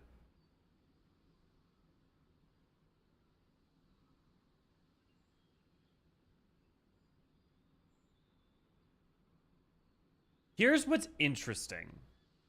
What it reminds me more of is like Twilight Town and the sort of Square Enix faux Disney. Well, maybe that's actually the point. To your point, it does remind me of some of the stuff in Kingdom Hearts that is kind of a cross section between Disney and Square Enix. So yeah, I guess that makes sense.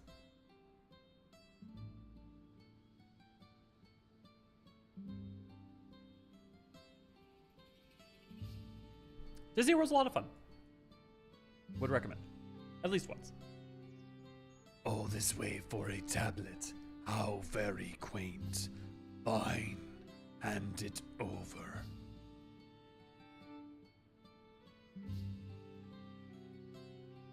From Tuliolal.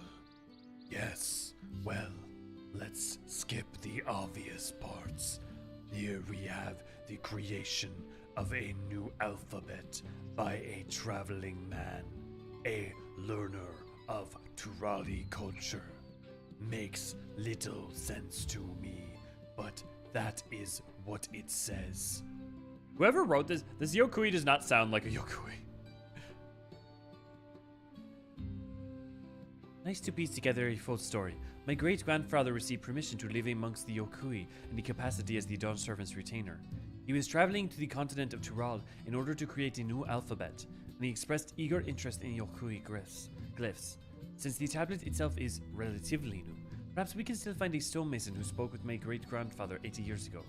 Shall we go and see? I've been to Universal twice and I loved it, so I imagine Disney holds up. Yeah. I actually haven't been to the Universal. I definitely plan to try and go sometime in the next couple of years, especially as my nephew gets older. Only been to Land since I live in California. I have only been to World. I haven't been to Land, but everything I've ever seen about Land is it's basically inferior to World. I don't know if that's actually true because I don't have practical experience, but that has been my impression. I want a physical FXIV theme park. I mean, a physical Final Fantasy theme park at that point, I could imagine, right? A story. I mean, to be fair, I could imagine a 14-themed park, but I don't think there's enough of a populace who would go to that on the reg, to be fair.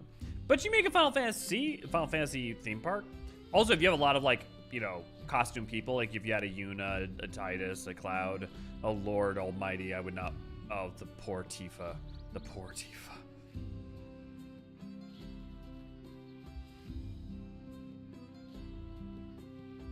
Been to World before, but that's going on near 2 decades ago. I really liked Epcot's food and wine festival.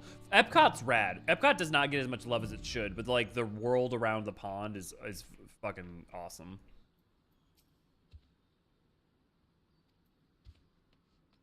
I mean, I don't think it would happen, but I still want it. Yeah, you're right. I'm overly analyzing, trying to make like, well, how does this practically work? As opposed to just being like, yeah, that'd be rad. I've been to World. I've been to World semi-recently. We went since we were in town for the last in-person BlizzCon. I'm assuming you meant Land for that one, because Blizzard would have been in like Anaheim, right, or something. I don't know where BlizzCon goes. Where is the? There. The new Dawn Servant and their allies have already vanquished the Sky Ruin and defeated an invasion. We may need several pillars to record these deeds in their entirety. It's in Anaheim? Okay, cool. Called it. I think there's an FF ride at a park in Japan somewhere. Would make sense. I think in Tokyo Disney, there have been sometimes occasionally like Kingdom Hearts things that have shown up there. At least some merch or something. I forget what it is exactly. Why, yes, I have served as the stonemason these 80 years. How can I help you?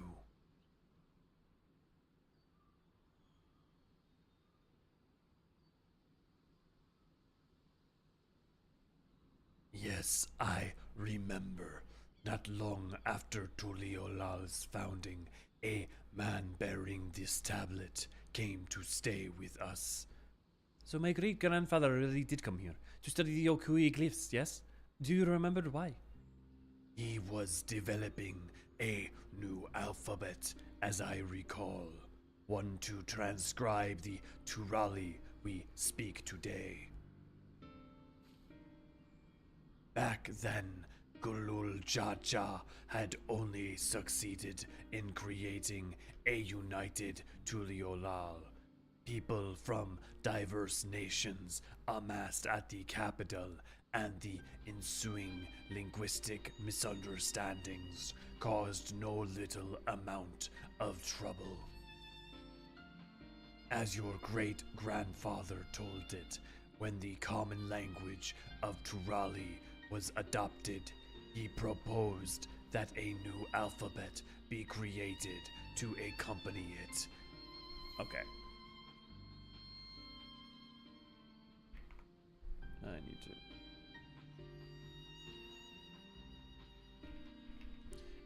$80 old.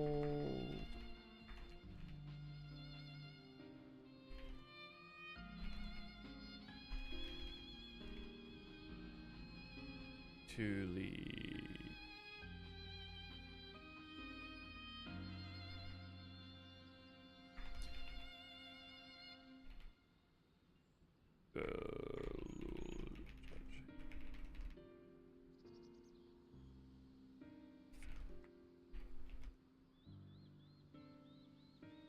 As your great-grandfather told it, when the common language of Turali was adopted, he proposed that a new alphabet be created to accompany it, that the Dawn Servant turned him down in favor of adapting foreign characters. Okay, that explains it. I was about to say.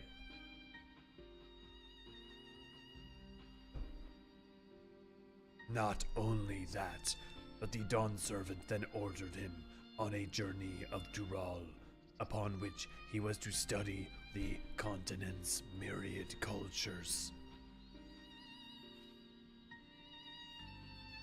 After touring a number of communities, he stopped here to understand our ways.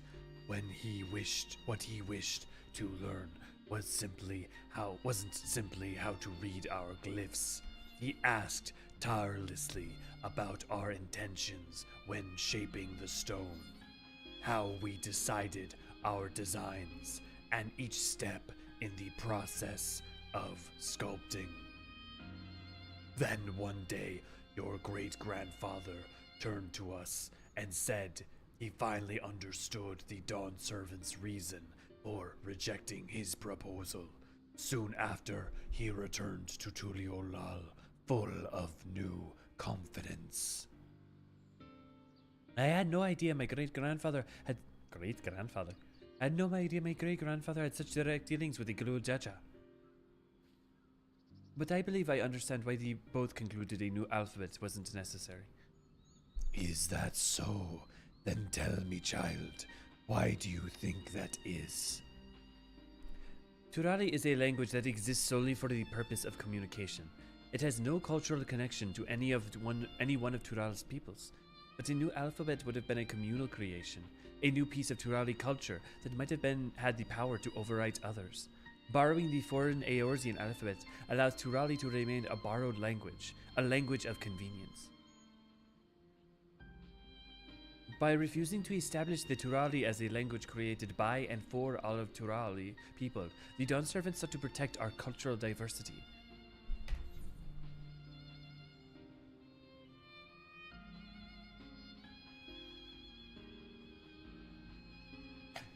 I suspect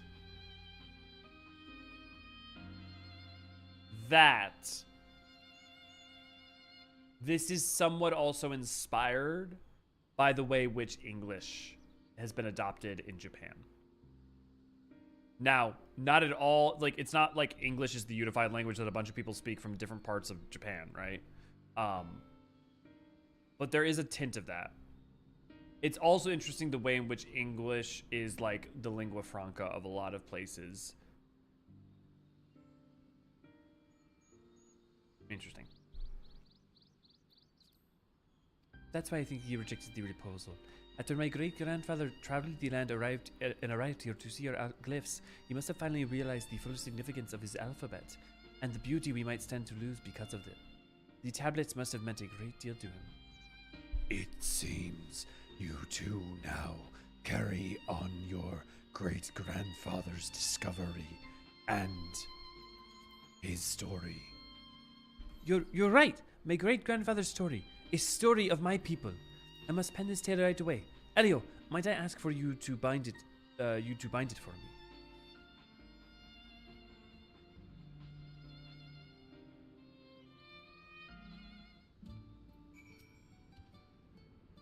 Your books are far too small and unwieldy for us, but I am curious to see what you create. You know what? I'm not going to rest on my own laurels. Well, not resting, but that's not what I mean. Not to overly give myself credit. I think I actually can do a good Yokui voice. I want this book to represent the significance of my great-grandfather's connection to the Yokui culture, so binding it with the local stone would be preferable. You'll find plenty of that right here. Take as much time as you need. Thank you. That means a lot to me. I never travel without a pen and paper, but this time I have brought my own portable desk. In case my search for these stories proved fruitful, if you could prepare a binding while I write, I would be much obliged.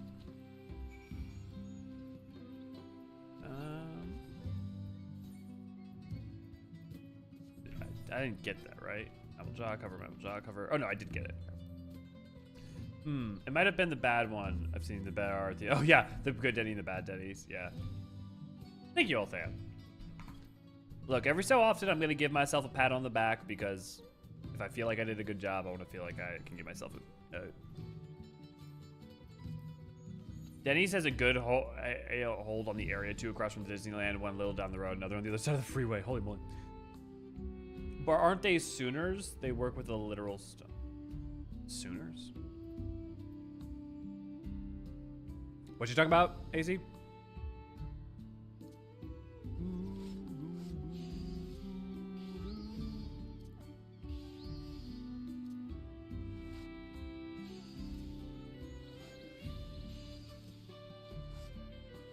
Stoners. Oh, you were trying to make a pun about being stoners. Okay.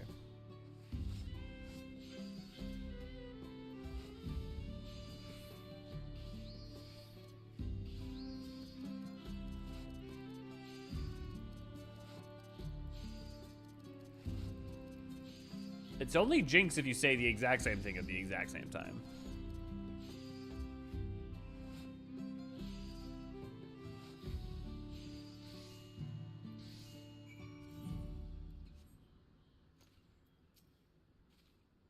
I want a binding to properly symbolize my great-grandfather's bond with the Yokui.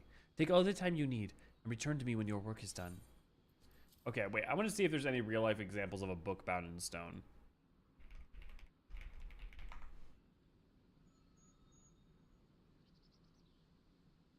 Because, like, I don't even understand how that would make any... Like, how would you even do that?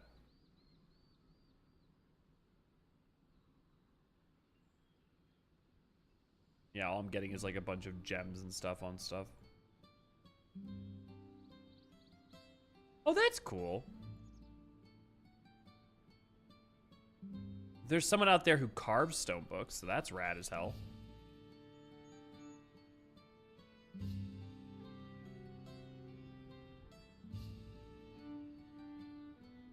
Man, you learn something new every day. Like, look at this. Someone out there just carves stone books.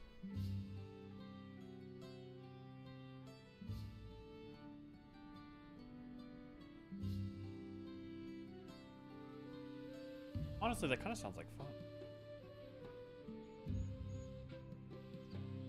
Man, humanity is such a crazy thing. We do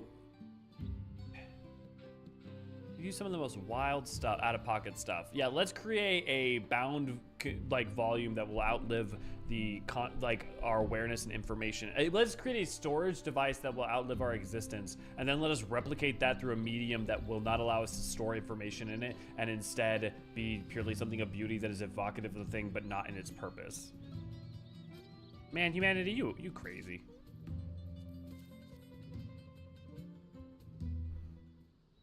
That is what master craftsmanship looks like. Yeah, right. Like, if for anybody who's done any sort of stone work, that is like some clean work.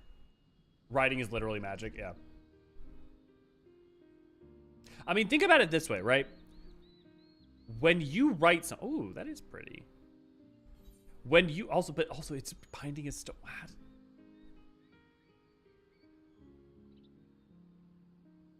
Like, I cannot genuinely think of a worse material to use to make a book than stone. Glass? Glass might be worse. But yeah, if you write something, think about it this way. If you write something down and have someone read it, you're effectively inserting thoughts into their head, right? I mean, to be fair, that's true with words. You're creating words, or you're creating sound waves that are then putting thoughts into someone else's head. A written account of my own forebear's story. A precious book indeed. I also included a text about the Yokui, though using a prose to depict your people felt somehow inopposite. Thus, I must include illustrations, clumsy though my hand might be. pictures of the stone monuments and pillars, things my great-grandfather must have seen. I see in your own way you honor how we Yokui tell our stories with images. That is a very kind gesture. The written word cannot express all things. This is my great-grandfather's lesson. Fragments of Forever.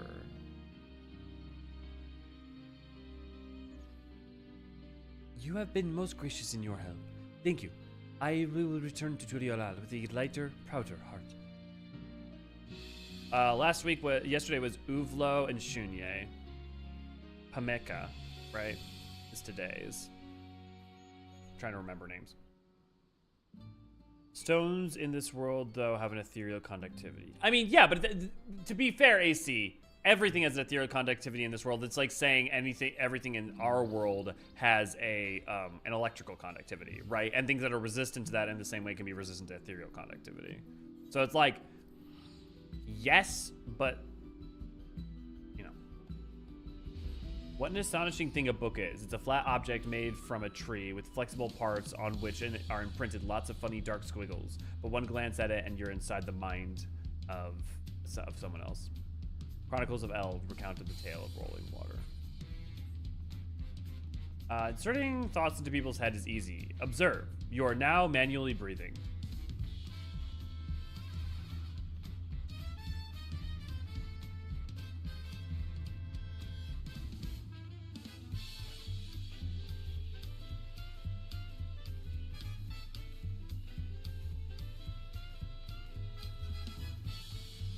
Okay. Whew. Now I'm breathing.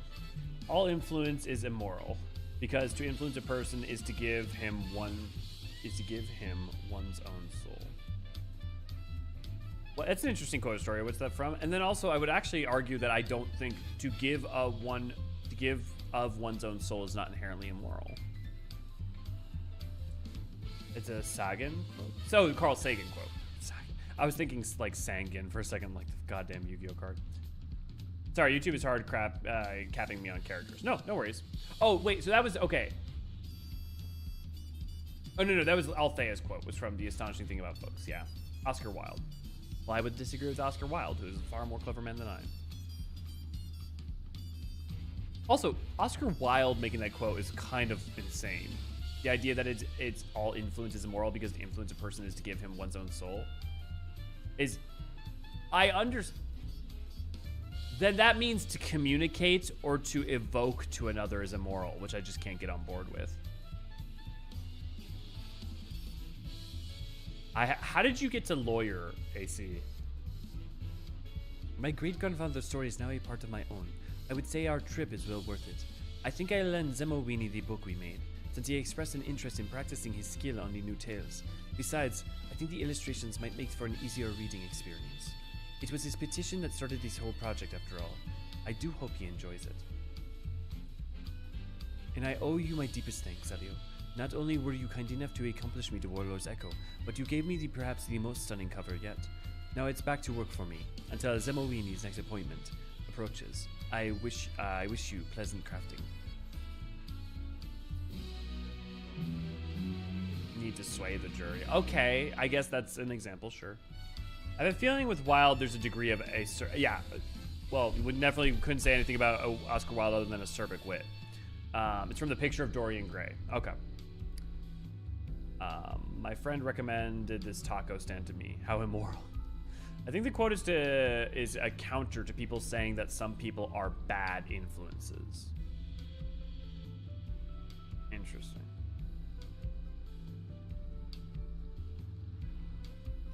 You know what's interesting to engage with that just on the face of it, though? Obviously devoid of its context for the most part, right? But I guess even with that context, it shouldn't be, though, that all influence is immoral. By that logic, the influence of a good heart or a good soul should be moral, because to influence a person is to give him one's own soul. I think the other thing that's interesting to me about that on the face of it is that to give of one's own soul, sure. but to give one's own soul. Even if you successfully convince someone to your stance or argument or what have you, they will not fully embody you in totality. Your soul does not become theirs, but a part of it might.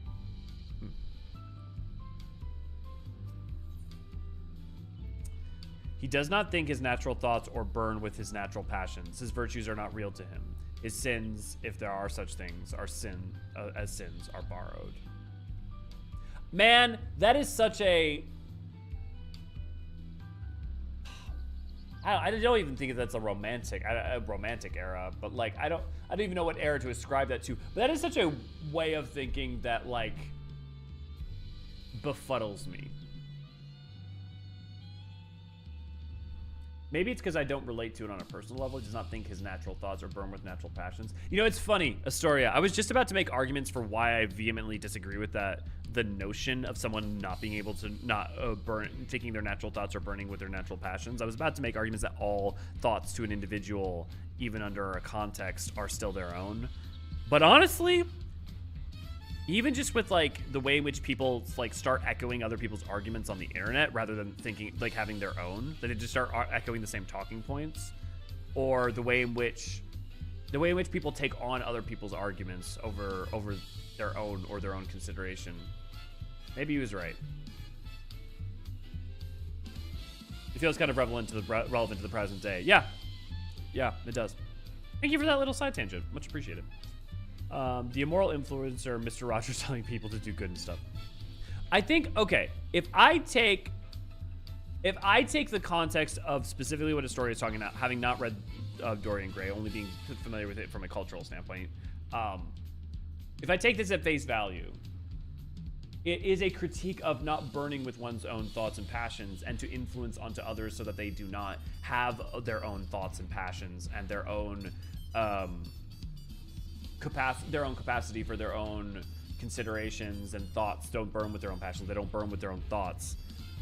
That is an ill. It is an ill for us all. I don't even know if I would call... I think if we consolidate influence into a more specific meaning rather than the more broad meaning that I would leap to at the base of it, right? To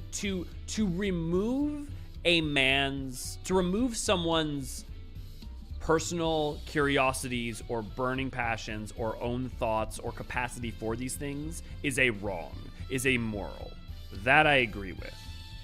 Where I disagree with is that this is purely a byproduct of influence, as influence can be a tool to help foster those things as well, where you tentatively light those torches and then recede to let people experience them themselves. Yeah. I agree with your statement without further explanation.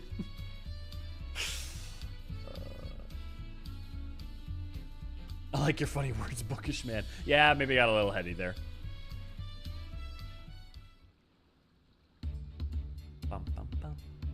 Elio, just the person I wanted to see. Our journey to Warlord's Echo gave us countless insights, don't you think? Into my own family's history, the Dawn Servants' wish for this nation, and the myriad ways by which our diverse peoples tell their stories. I feel readier than ever to transcribe more tales from the Zenoini. Well, you two look happier than a pair of Ronek in the sun. Has something happened? Ronek in the sun? I have to say, he's definitely Shaloni. Just like from Shaloni, just the way he talks. Or at least from Shock Troll. Zemoini, impeccable timing. I am back from the journey of ancestral discovery, and bring with me a freshly penned tale of some family thought tales. Might I persuade you to read it? It would be my honor. Don't know better way to put my reading skills to use. I'd like to make improvements upon my writing, but I suspect it'll be some time before I can pen anything like you can. Speaking of, a Mammal Jaw customer came in the other day and entertained us with some wonderful stories. Perhaps we could compile them into a book? Of course, we will begin preparations straight away. To cover our Mammal Jaw tome, we have to include the materials from Hydaelyn. In the meantime, I'll clean my pens and ready our parchment.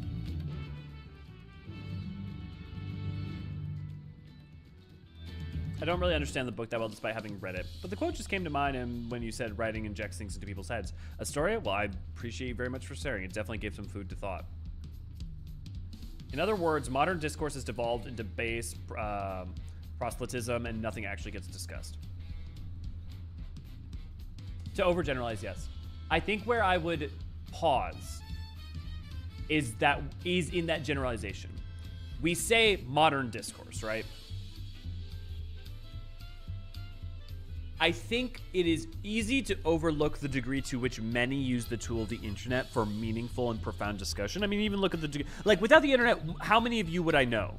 Almost none. Oh, I would say everyone in the Eorzean archives I would not know without the internet. I would never meet, I would never talk to, almost certainly.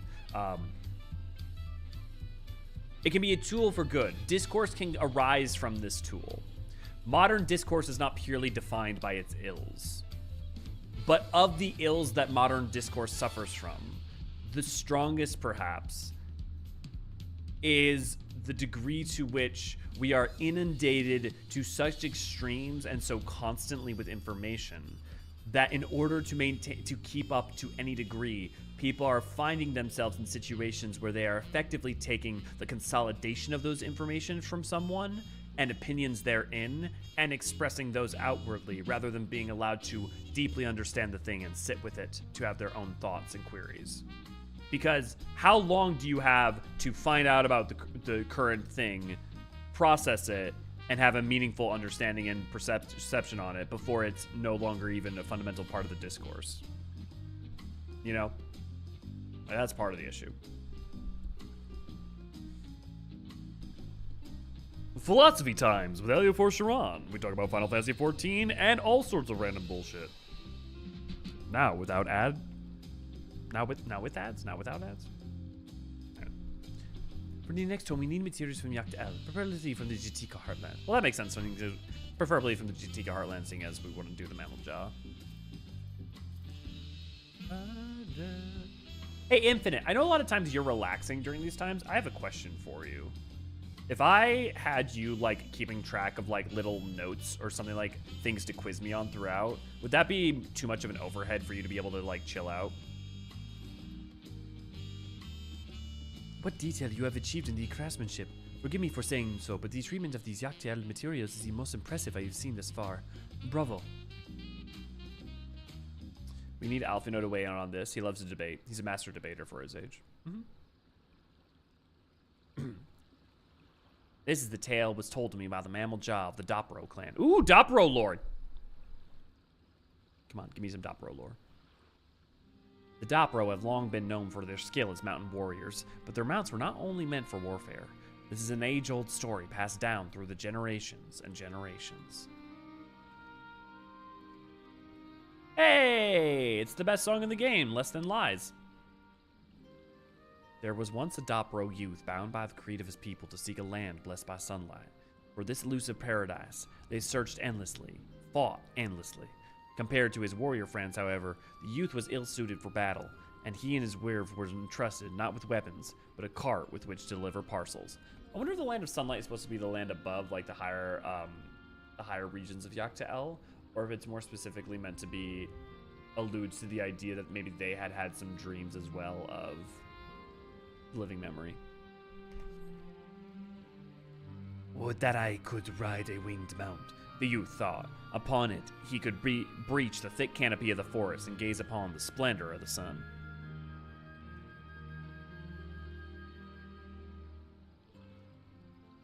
Day after day, he wandered the forest, hoping to tame a flying beast of his own. Yet his frail physique proved a burden. Again and again, he was thrown from the spirited creature, until his comrades laughed to see his fruitless, dogged attempts.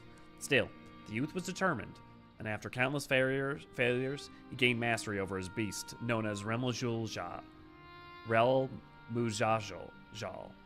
He became the first of his people to sit astride a winged creature.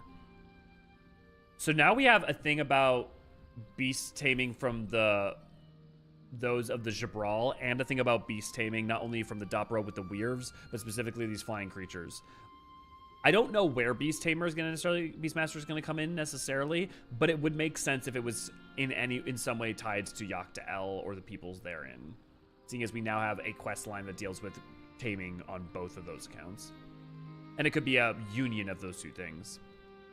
Right away, the youth went to his aging parents and taught them how he had achieved his feat.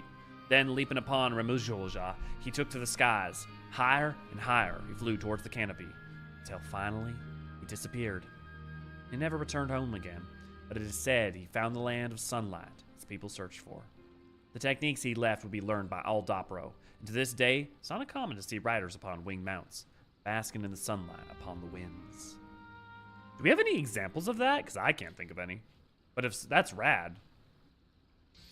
Also, I'm just glad for more Dopro lore, because basically we've only had the they ride the weirves.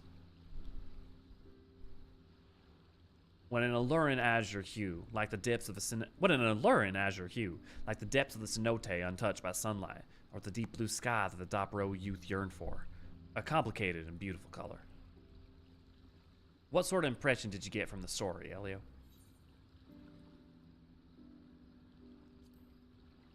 Mostly, I just hope he found what he was looking for.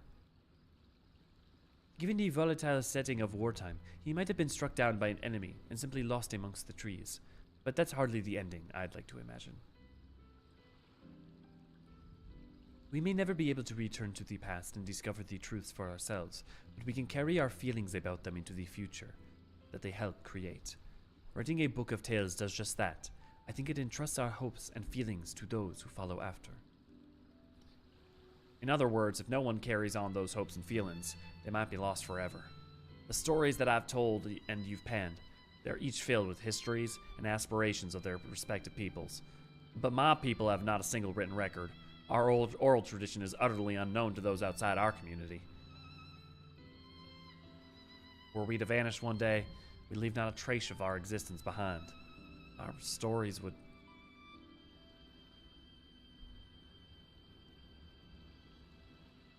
Zemoini. Pardon me, my shift starts soon, so I should be off. Thank you for the lovely book.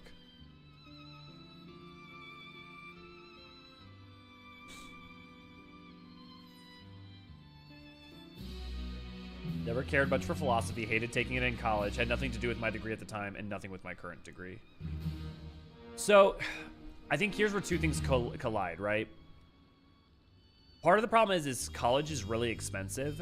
Forcing people to take elective courses that they cannot afford is just not, is a problem. And I mean, they're not even elective, right? Being forced to take philosophy when it's not tied to your degree, when it costs an inordinate amount of money to do so, is reckless and unreasonable. That said, having people take philosophy as a fundamental basic, whether in high school or in college, is, I would say, a good for the totality of society. And I would say that if philosophy wasn't interesting for you, Des, I would say that is part that you probably had a bad teacher, because it is a subject that should be endlessly fascinating, even if you're mostly just interested in a lot of the things around it.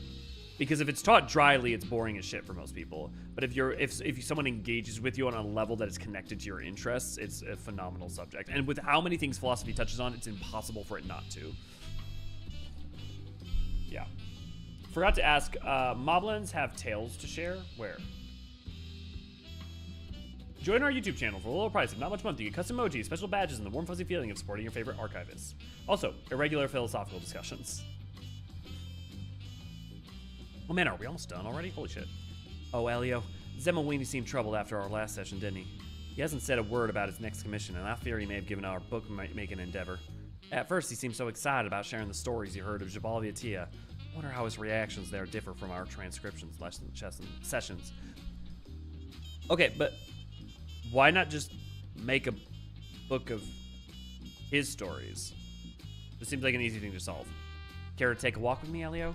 I think I should like to see Zemoini's performance for myself. Very good. It's Jabalia of Tia with us. Why am I doing something? It's Jabalia of Tia is with us. I got so stuck in the... Is Zemoini all booksworth?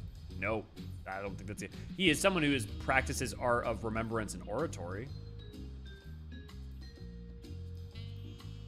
I don't know how you could come away thinking that he's all book smarts.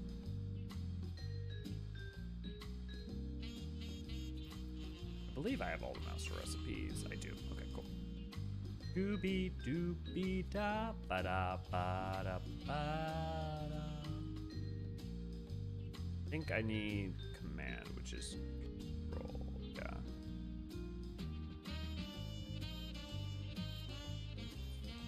Ba-dum.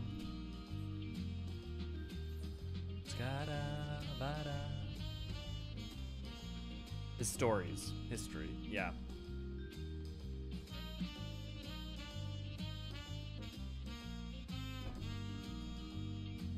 Anyone know what the items for the next one are called for the why am I forgetting her name already? But for the metal worker? Ray, do you know offhand?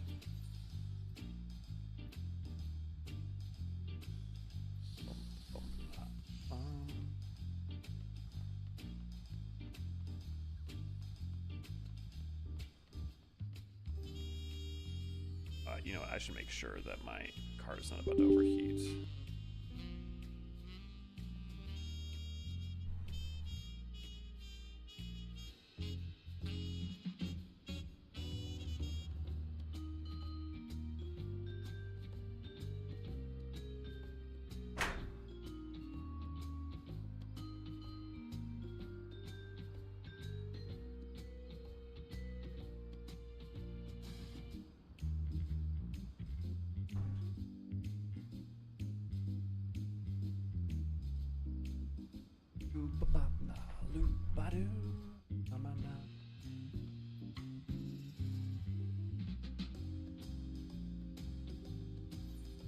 What is my... Okay, I'm running at 60 FPS, cool. Pictographs? What about pictographs?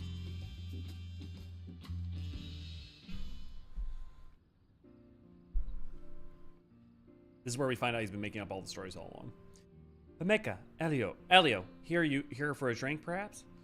Well, that does sound splendid. We were actually hoping to hear one of your famous recitations. Ah, then I'm afraid your timing is rather unfortunate. We usually wait until our seats have filled before having a tale, so not for some time yet. You know, it'd be so cool if like every like evening as the like time changed in Tulio Lol, he like came out and like told a story in front of everyone and then like went to the back and disappeared. Oh, that is his shame. Then what about your next commission? As soon as we know what sort of tales you plan to tell, Elio can bring to assemble the necessary materials for the new tome's binding.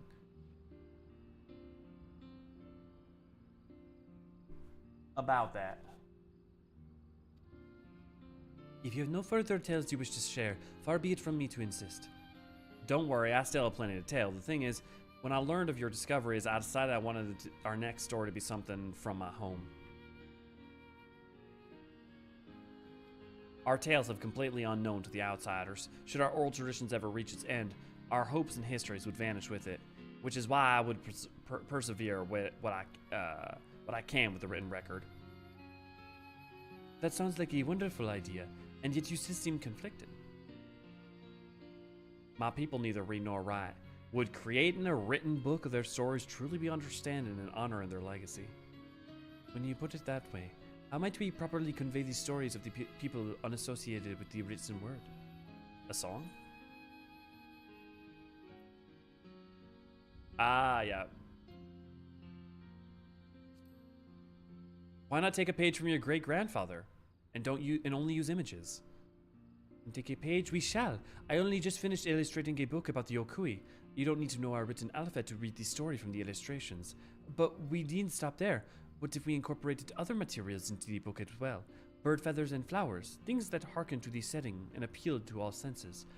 We'd need to devise a way to preserve the materials we chose, but once we do, our readers will be able to immerse themselves in the story without a reliance on the written word. Okay, have a good night, Infinite. If you want to do final wrap-ups, thank you very much. A book that appeals to all senses. Now, I think that might work. I happen to have a few things you can use for the cover, and I can fetch a few more if you get me a moment. Give me a moment.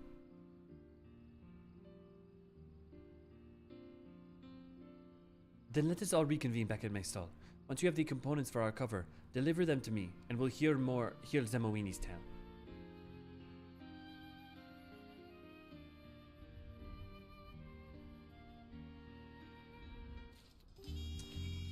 Thank you, Infinite.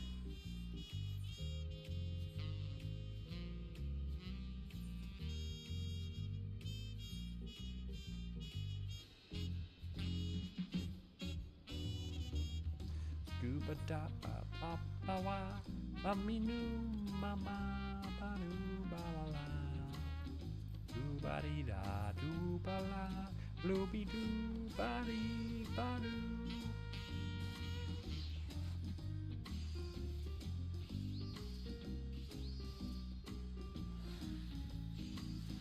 It definitely doesn't help when I know that part of it's because I'm overgeared, but like when I can just literally use the same, 7 buttons for 99% of recipes in the game, it definitely doesn't help 14. It doesn't help the way in which everything is. It's not really an issue of homogeneity, really. It's more of an issue of.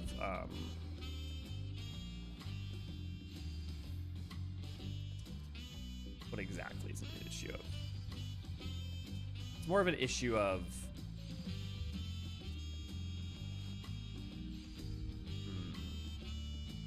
Ooh, finally, I might actually have a problem. Statistically, rapid synth is going to be more helpful.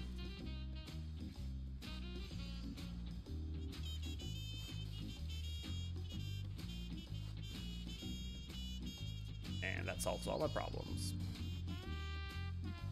And a good old careful synth.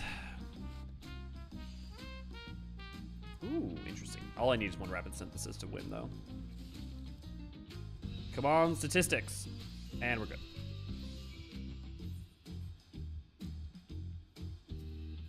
Black Flame, are you watching currently? Are you working along with us? Or are you going through the, are you trying to clear out the, Wachumeqimeqis?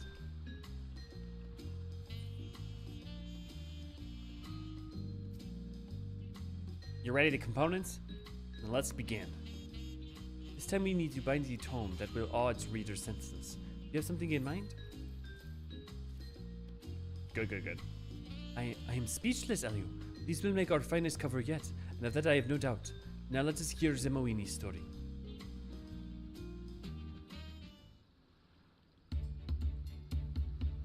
Lisa, good to go to have you. Thank you for the like. Yeah, from a mender. Like the video if you haven't already.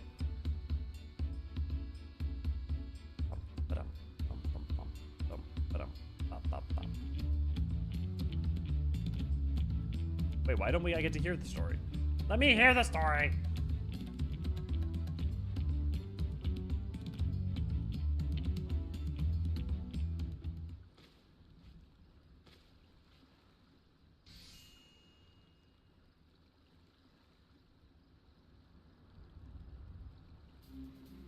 What an amazing tome you made. Carefully, I love. Let's make a book that's nothing but pictures, has nothing but writing. Careful script and illustrations, piece of natural world as the feature in my story. Reading this will be an unforgettable experience for anyone. I can't wait to take this home and show my family. I'm sure they'll be proud to see our stories reflected in such art.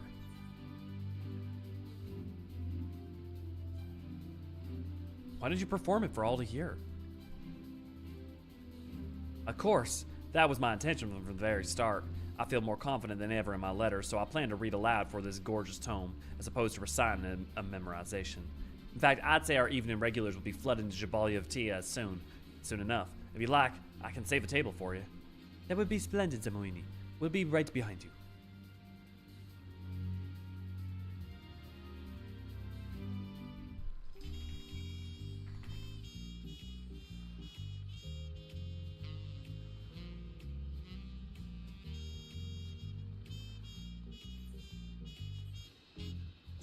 Scooby-da-boo-ba-boo-wah, Scooby-da-boo-dee-boo-wah, Scooby-da-dee-doo-la-dee-da-da-doo. Why would they like Far Eastern paper for the books in Chiral? Did they say that? Did I totally miss that? And to be Far Eastern paper, I mean, like, a lot of times, like, mulberry paper and other forms of Watsukoshi and, like, other papers are really highly prized from Japan. So it wouldn't be the first time.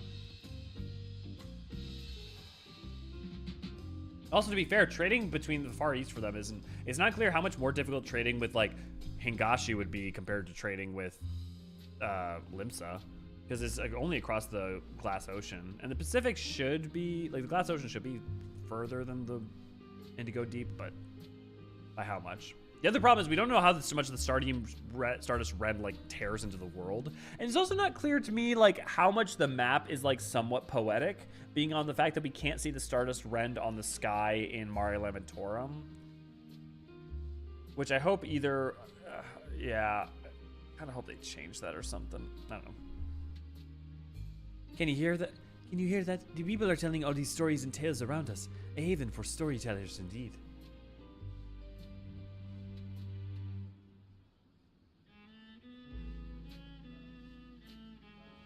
Many here are regulars, but everyone's welcome and have a fresh face, just as long as you're hungry for new stories.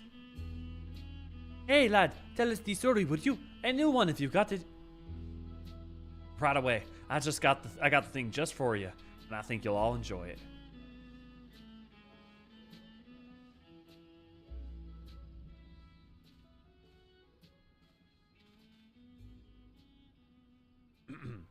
Tonight, I'd like to share something personal with y'all. Something you may know that some of you may know that I come from a tradition of oral storytelling. My people rely not upon the written word. However, should our voices no longer echo in future generations, I fear our very history runs the risk of extinction. Thus did I commission the scrivener Pemica and traveling artisan Elio with the creation of a book. This is the story of my people. May it warm your heart, and like the sun upon the plains. 1,000 dawns ago, in the eastern reaches of Jacques Tarral, our ancestors lived upon a bountiful land. The soil was rich, and the winds carried with it seeds that flourished into healthy crops. But one summer, a great serpent of cloud coiled above our lands. Beneath its swollen body fell the rain so endless that it drowned our crops and threatened to starve our people. I bet you that's the calamity of water. So 1,000 years ago, 1,500 years ago, that'd be the calamity of water. We must call for the sun, someone cried. So our people lifted their prayers to the sky that they might summon the mighty light. But the serpent heard their voices with anger, lashing out with its tail and driving an ever greater deluge upon them. With their fields turned into rivers, our people departed in search of the sun. Day after day they walked and walked, bearing their hunger and thirst, till they could no longer. It was then that they came upon a solitary cactus. Chasers of the sun, take me with you. I too seek brighter lands. For your hunger and thirst, I offer my fruit. In return, sow my seeds upon your land, and path and partake of what they yield.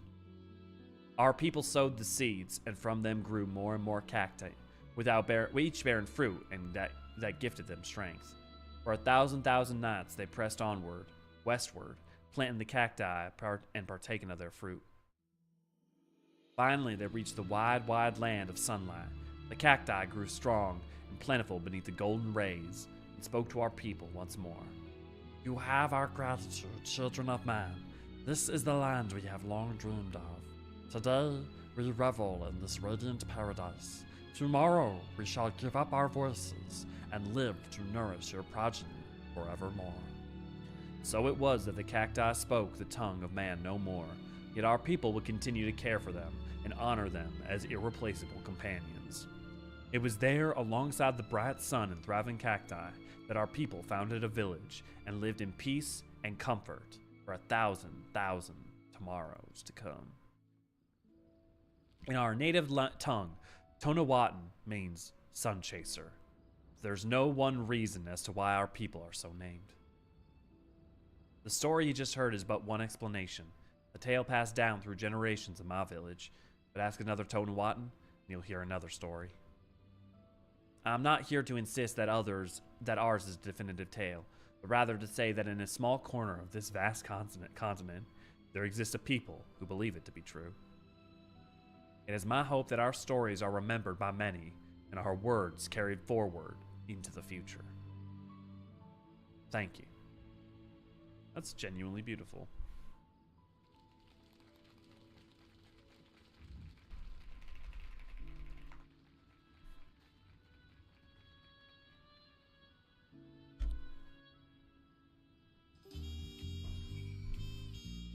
That's genuinely lovely.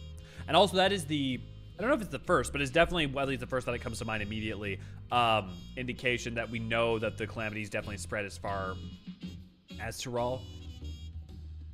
Because there's intermittent reference points to some of the calamities affecting the other continents outside of Eorzea. I love that they included that speech because that's something to remember in mythological studies. Yeah. Man, Wachumeqimeqi's been firing. Like, this one isn't as good as the Mining Gathering one, but this one's been very good. And the lore has been, oh. The only reason the lore in this is not, like, triple S tier is because actually the general lore we've been getting from a lot of stuff around Tural has actually been way better than usual.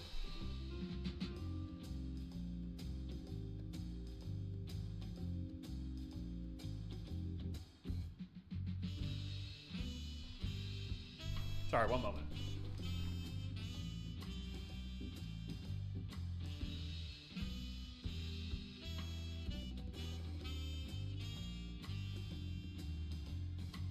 Okay.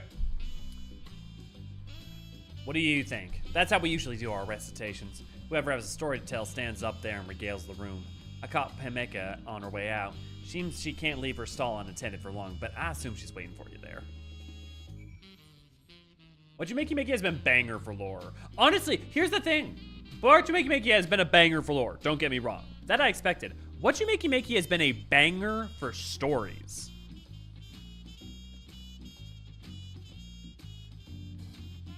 Yeah, they've been lovely stories. Yeah.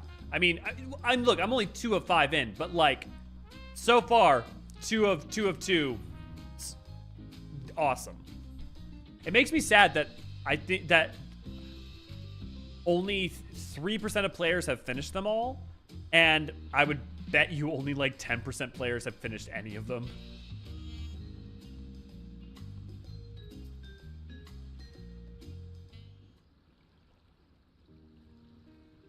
Zamawini's storytelling prowess is awe-inspiring, isn't it? He set this scene without a flaw. I truly felt as though I was journeying along with those cacti. Words are so peculiar, aren't they? When spoken from the soul, they can convey meaning that extends far beyond the written word. My experience with you and Zamawini, I have opened my eyes to the true duty of the scrivener. Going forwards, I hope to capture what I hear with more sensitivity and deeper understanding. Aw, that's beautiful, because this is like specifically one of the sentiments that the writing team said that they, when going into Dawn Trail, they wanted to do better on. In terms of like tackling other cultures and like actually handling them with sensitivity and care. That's actually lovely. It's not a matter of simply writing down the words. It's about preserving the spirit with which they are spoken, just like we did with our books. My abilities have their limits, however, so for the tales I cannot bind alone, I hope I can count on you, Elio.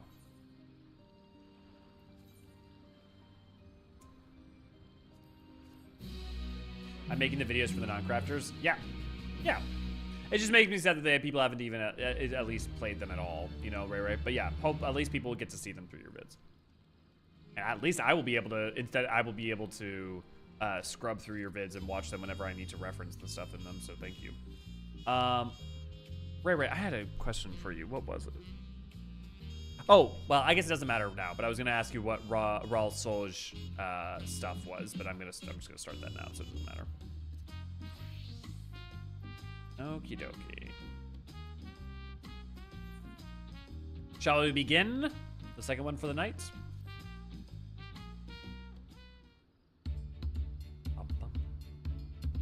Ooh, what accents should... I mean, I guess they have kind of the general trolley accent. Ah, you must be my lucky day. You are Elio, the artisan roped in, are you not? It is a pleasure. Name's Raal Soj, and I am the proprietor of this here shop. From pots to knives, if it is used on the daily and made of steel, I smith it.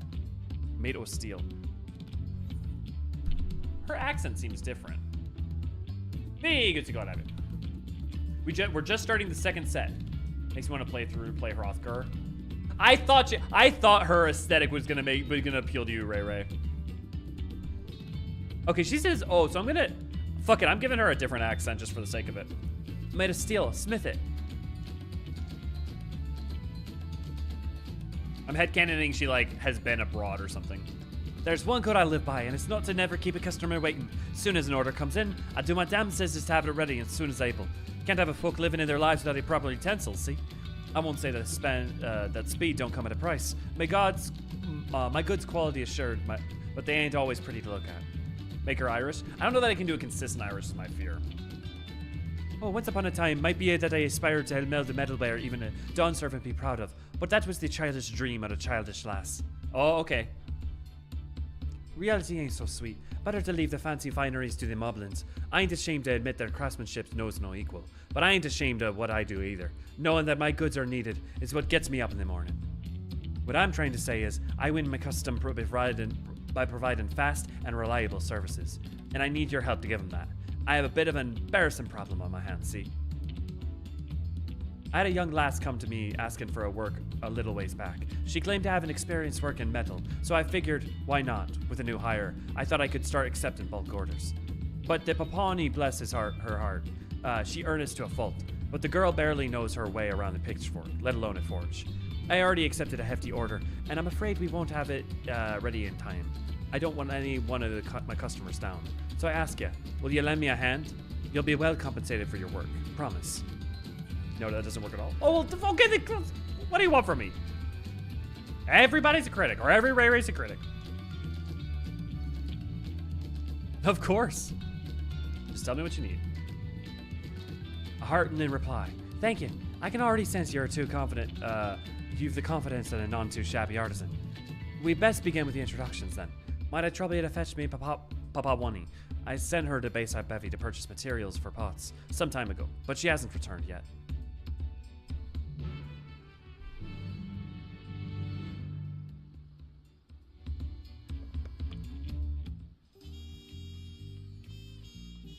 Fine, then give me something else to work with, Ray Ray.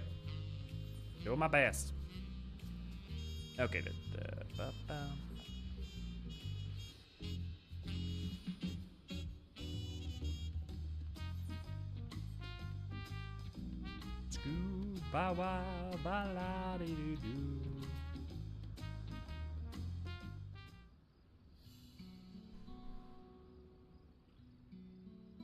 Wait, you're the one from the Third Promise's companions, aren't you?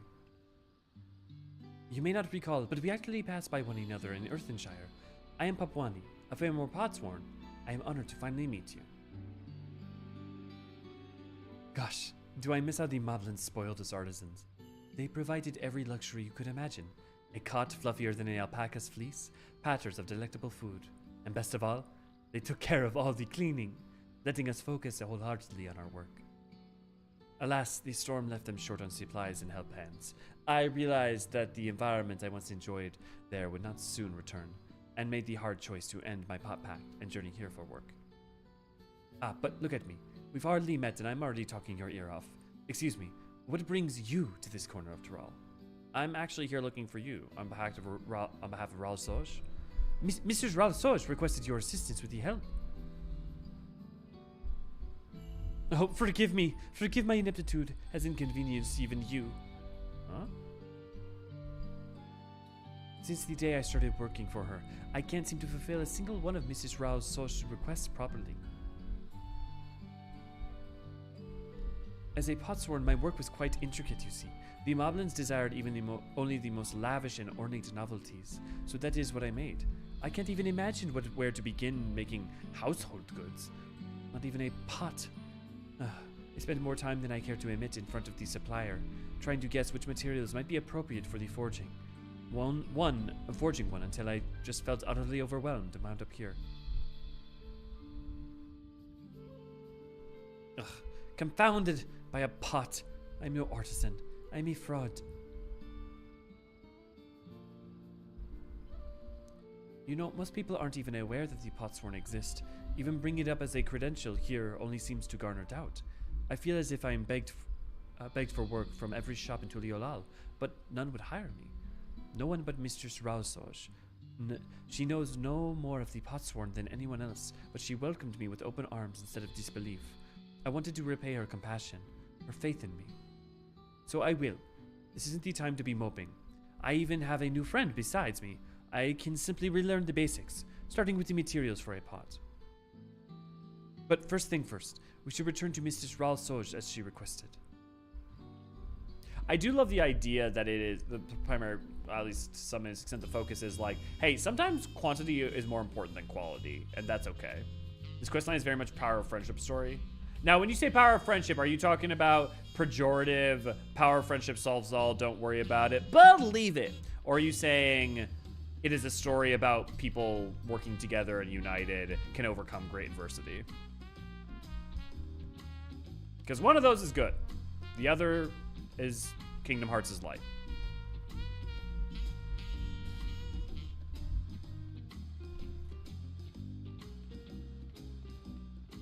The second one. Okay, cool.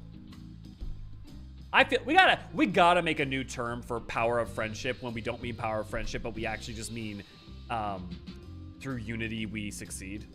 Like we gotta come up with a new name for that collectively. I see. Among the other materials available in Tuliolal, ingots smelted from Tulali iron ore are most suitable for the forging of a pot.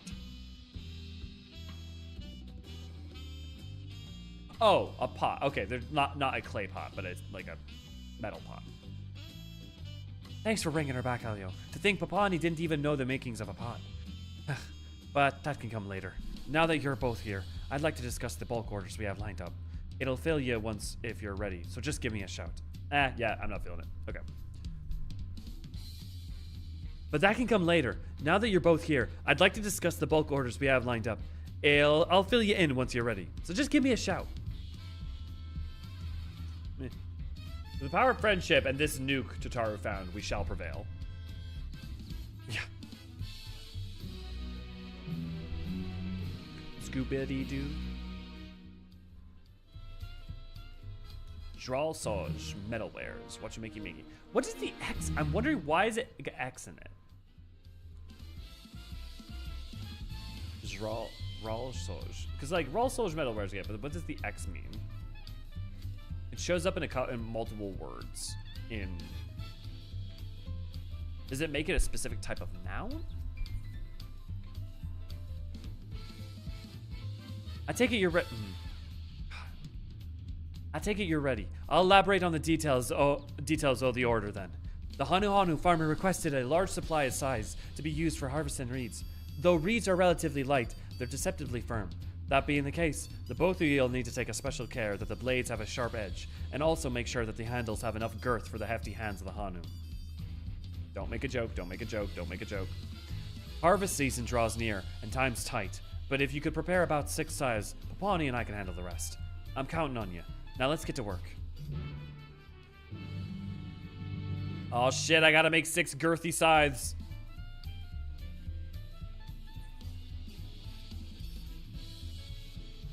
Actually, you know what? I bet you I can just look up in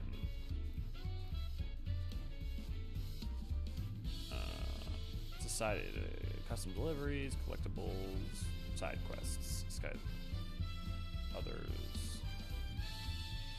Wachumeqimeqi, there we go. Okay, let's go get all the materials for these guys. I wonder if it's used to indicate possession, like eat at Joe's. So let's think where it shows up, right? It's used for leaders. It's used for like the owner of a place. I'll just have to look up every instance of the name. You know what? Let me write that down.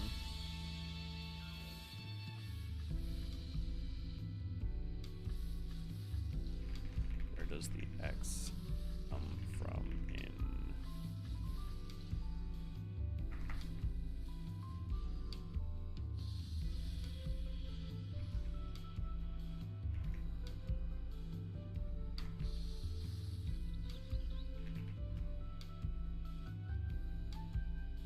That could be a fun video thing. Or a short or something. Or if I just do a thing on like the Jabral in general.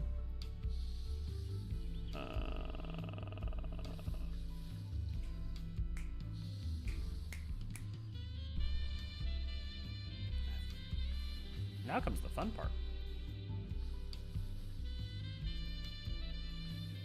Where we buy stuff for a couple seconds. Okay, I'll pay 4,000. I'll pay your goddamn premium. I see you.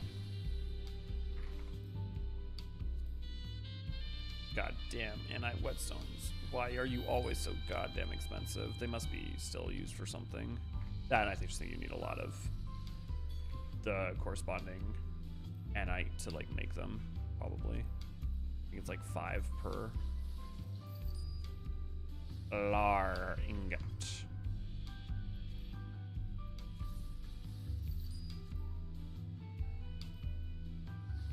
Cobalt tungsten. Oh boy, that's a little, why are you, okay, I need to, someone remind me to make a whole bunch of cobalt tungsten and sell it, because apparently people out here ain't making their, tallow candle. These usually are pretty cheap if I remember, yeah. Fulcrum, ceremonial censer. White gold. It is 2 words, right? Yes. Sometimes it's 1 word and it's a pain in the ass to look shit up. Booyah. Gold nuggy. I need a golden nuggy.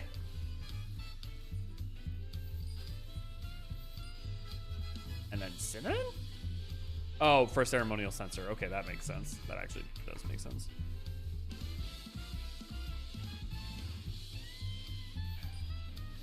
And that should be good to go. I don't know if you have time, Althea, but if you want to try to pull up all the names from the Jabral that have like start with X, might be interesting to try to. If not, I'll pull it up later. I haven't eaten at Joe's commercial. I haven't seen it either. Is that an actual thing, or you start setting up a pun AC? Because if so, that's a regional thing. Because I have no idea what you're talking about.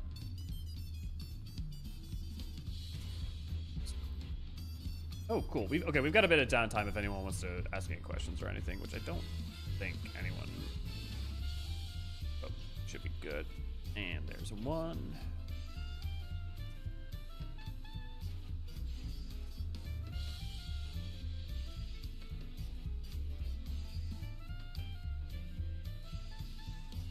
What is it? Is it a food place? Oh, guys, I'm such a dumbass. I'm such a dumbass. I only bought enough to make 1 of each. That's fine. That's cool. That's rad. Oh wait, there's a summoning bell here. I'm just gonna go ahead and see if I have a lot of those items.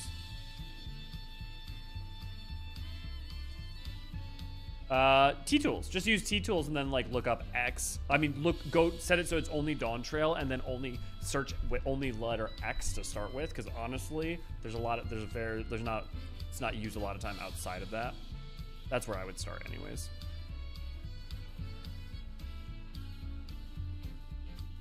I don't know why I keep running over there when there's a teleport node right here.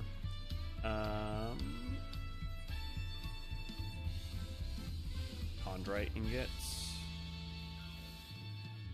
Steel, wolfram, adamantite. Oroshigane, tungsten steel. Manganese, cobalt tungsten, I know I need those. I know I need that. I know I need that. And I whetstone. Do I have been saving whetstones? I have been saving whetstones. Whetstone there. Lumbers for late. I don't. And the other guy. So let's see. Bar ingot. Runthium.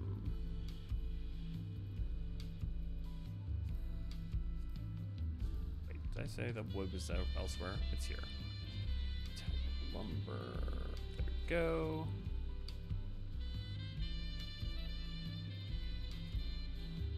Molybdenum. Why do all the metals gotta look so similar? There's a Lar ingot, mountain chromite, tallow. Oh, of course I'm 1 down on the tallow. Ah! Existence is pain, Jerry. Existence is pain. I have everything except for missing 1 tallow candle.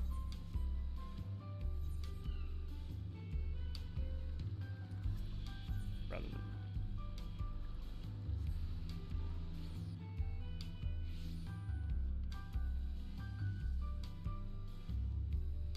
the Cheryl.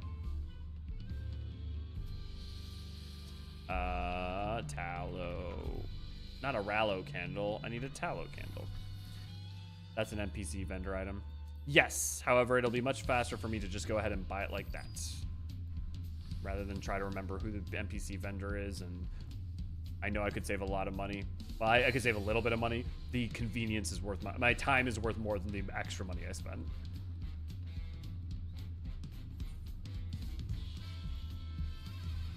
Scoop boop bop bop.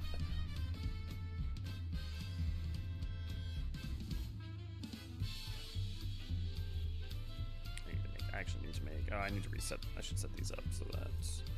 So yeah, I want that one. That one's there. That, you know, I mean, that's fine. And there was, where's my 1, 2, 3, 1, 2, 3 down there? Okay, I'll set you there. That's good. That's good. Yeah, let's do that.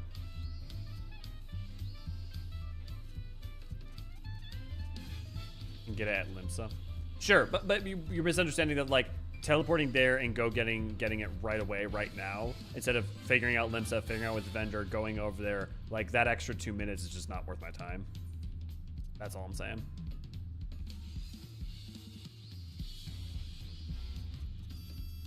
Surprisingly, even using those parameters, I'm getting results from the Starlight quest with just X. Did you make sure that it's only Dawn Trails selected?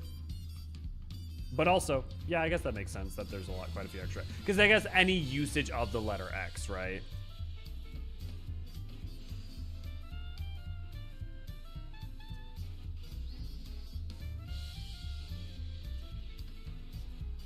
What would be handy if someone like trained DeepSeek on all the information in 14 and then made it so that you could easily search the like basically ask it, hey, can you give me the examples of all the speaking, like, names of people that start with X or something. I wonder if it would be able to even generalize that information, because it might struggle with the fact that, like, there's not the name, what are speaking names and what aren't isn't necessarily denoted. Once I almost teleported to Limsa to grab some ore and then realized that my teleport fee costs more than the market board premium. Yeah. Yeah. Exactly. See.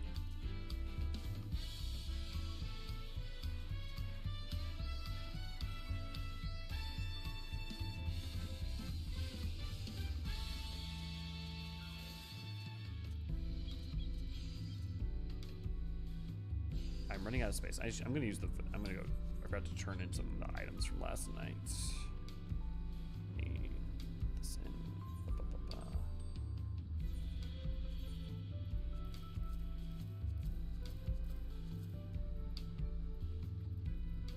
Do I have any room in here? I don't really. Oh, but I do have room to put in all the materia and stuff into my saddlebags.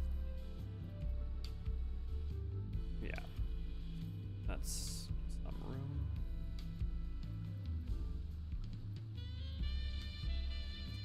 I don't need these very bad.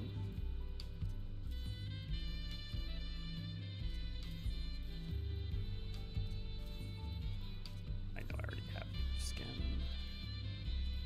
Saying I know you have saying I know I already have your skin under your breath may be one of the creepier things I do today.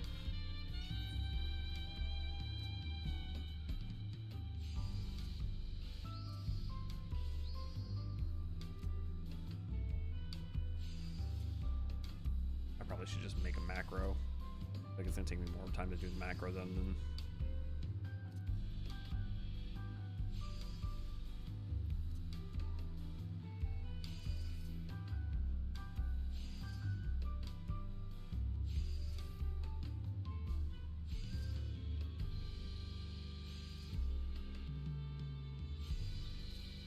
I would not have called the Miner Gatherer quest feeling more, like, markedly more dynamic than the Crafters. But I suppose that makes sense, right? You're sitting still the whole time. It, like, makes sense that this is the case.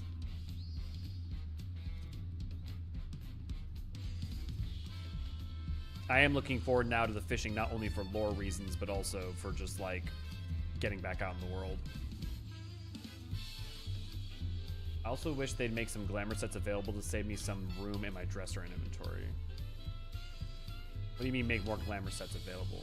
I mean, if you're saying make the glamour set, like turning the like current glamour sets into, I mean, yeah, they will. Just like, remember, they have to do a bunch of QA for it when they do all the armor in the game. So the thing is that doing only the level 1 stuff to start with would made it a much more manageable task that they can pick away at. I wouldn't be surprised if what you'll see next is you'll see it expansion by expansion or something like that. I wouldn't be surprised at all if we saw like, okay, when then point 2 hits, all of the A Realm Reborn stuff can be compressed, you know,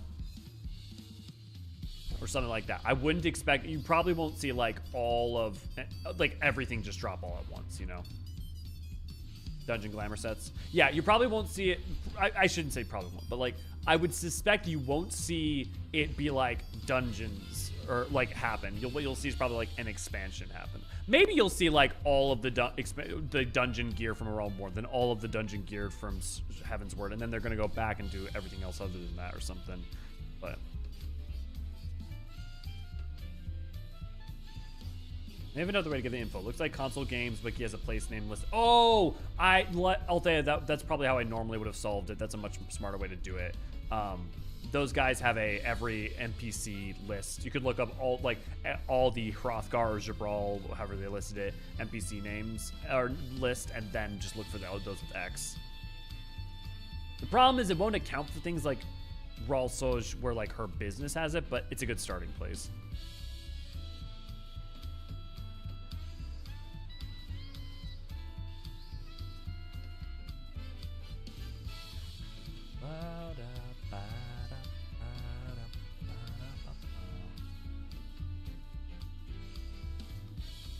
You know what? I should try doing innovation as an added to that, because it means I probably won't have to do another time around.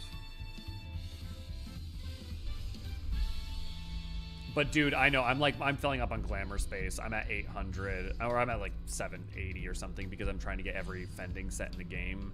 And I've started out with just the dungeon ones, because if you get every set, it's too much. Because I'm also trying to get every paladin arm, and it doesn't help that paladin arms are all worth 2. So that's also annoying.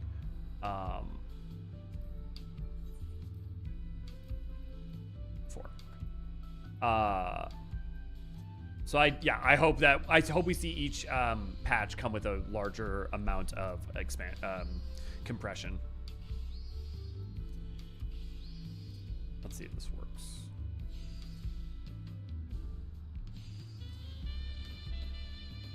And a Biogots. Okay, cool. Yeah, we're just gonna throw in innovation. That'll solve the problem. Oop, nope, not again. Can't imagine being near a furnace with all that fur is comfortable, even if she's just wearing a binding. Depends on how close you are to the forge. I mean, also the fur is very short. I mean, her fur is dense, but to a degree, there's probably not that big a difference between that fur and having exposed skin next to a forge. I mean, like, not in terms of like shielding, but I just mean like her fur is not necessarily going to catch on fire more easily, probably, just by dint of like its shortness and density. I'm just saying that Hrothgar's are not more flammable than Hers is. That's all I'm saying. That's my opinion.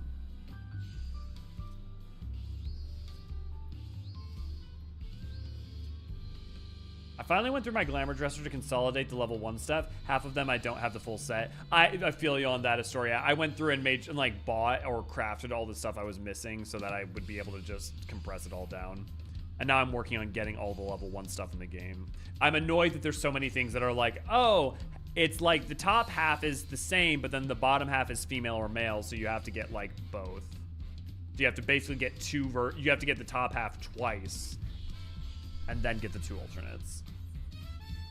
It's inelegant, but it's a lot better. Look, it's not a perfect solution, but it is a solution and it will work, and it is a advancement over where things have been.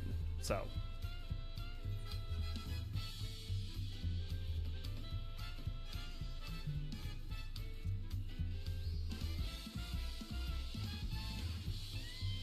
let's see what the early innovation does. I have a suspicion we might have to go a second time around anyways. Oh no, let's see. I should have Biogot of that. Will Biogot get us there? Honestly, if it's gonna get us there, That'll be fine in the future. I need to finish the process as well for a few things. I hugely recommend sitting down and doing it. I'll also say, farming up all the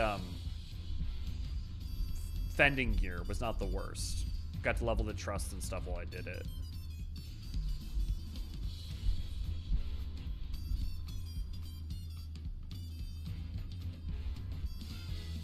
And now I have most of the fending gear. I'm sure I'm missing some sets. I started, I think, in a Heaven's Word and went from there.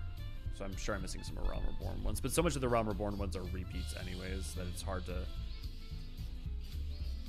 I also, dude, I don't know about you guys, but I need to go through and check to make sure that some of the armors that I have are... If there's like that, but a dyeable version, swapping them out, right?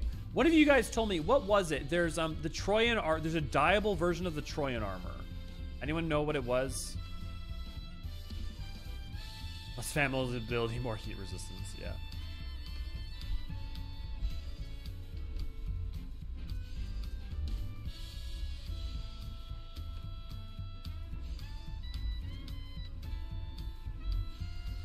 Scooby bop ba doo boo.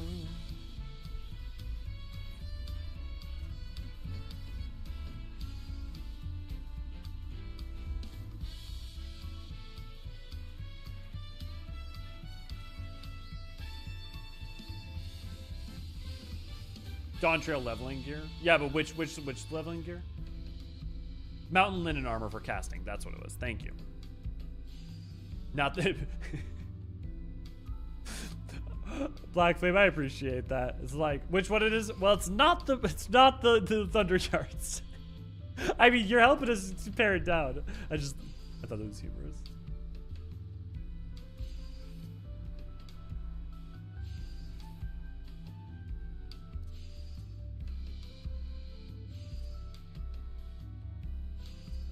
Friendly reminder, there is the map event tonight. It is going to be in an hour, I believe. Yes, in an hour. So it should be around the time I finish this.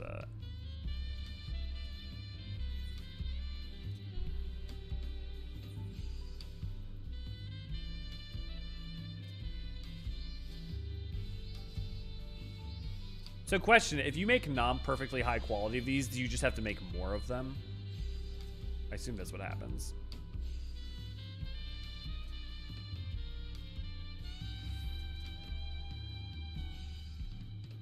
Yeah, Mountain Linen. I just made a set. Oh, my ADHD made me really forget the name. Feel that. It's a turn for some of the leaves. Ah, okay. Smart. Do leaves. They get you a lot of XP and stuff. Question, is the base version of it, though, is still a different palette color, right? Because that's usually what happens, is at least the dungeon versions are kind of like a unique palette that isn't replicable by the dyeing the armor.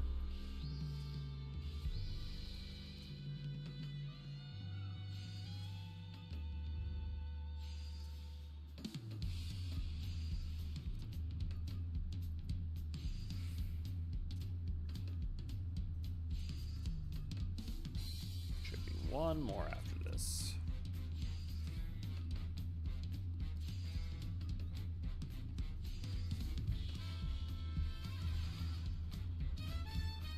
Friendly reminder, if you have it in your heart, please leave a like so we can help out. Thank you, Lisa.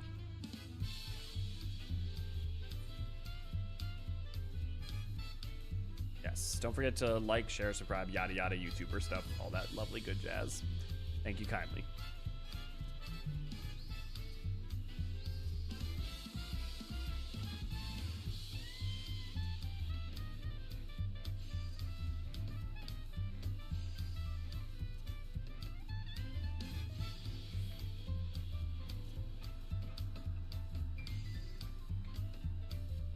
Thank you for the links fee. If you enjoy the stream and are a member of Discord, why not come to our Discord at discord.gg/Eorzean Archives. If you like what we do, consider showing your support and support us on our Patreon at patreon.com/Eorzean Archives. Get your name in this banner above my head, as well as your name change over on the Discord. Also, don't forget, if you get your name if you sign up for our Patreon, to let me know on the Discord, as it does not happen automatically. If only it happened automatically.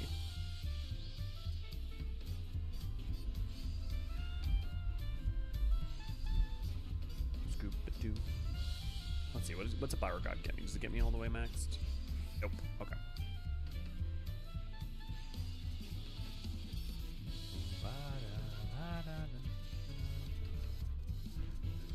Man, if we get a 10 related fucking Final Fantasy expansion at all, if they do a version of the Hymn of the Faith, that'd be rad. What was I talking about? Something in Final Fantasy. Oh, Lil mentioned that they thought that them using Valfor as a Vidral in Dawn Trail would be cool. Oh, that was a pretty rad idea too.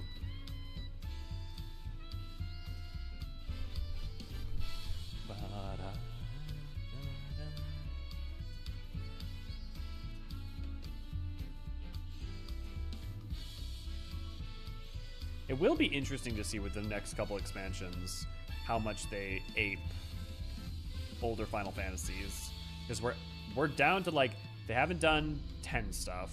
I mean, they kind of did 10 stuff in Endwalker and this. They kind of have done 10 stuff, but like if we assume like a full-on replication, 12's already gotten its due.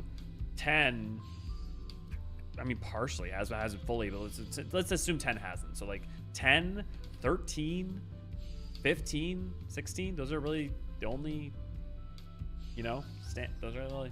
Oh, I mean, a 13 expansion I actually think would be rad as absolute hell. Like, if you had it, like, an entire part of the civilization went and lived on the moon and was using had been using Zodiark's Aether as a way to, like, maintain itself or continue to exist or something. Like, that would be rad as hell. So, like, a 13-inspired Final Fantasy 14 would work.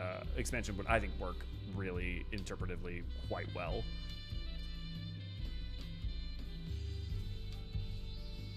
What job would Jedi be compared to? What am I supposed to do with that, AZ? Depending on where we go, what will the food be like? It could be like anything. Where, depending on where we go, what will the food be like? I mean, you have to define where we're going before I can even try to answer that.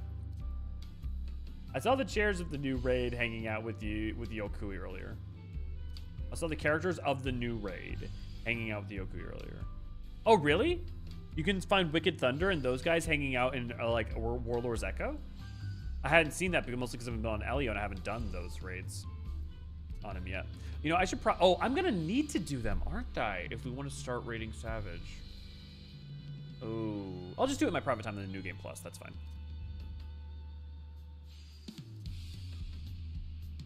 Oh, okay. He means Prish. Prish and Allshell.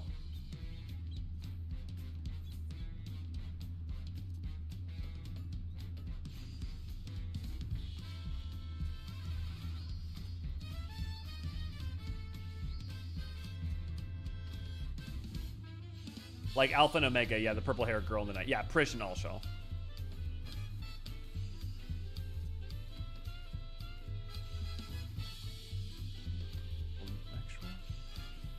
I was hoping.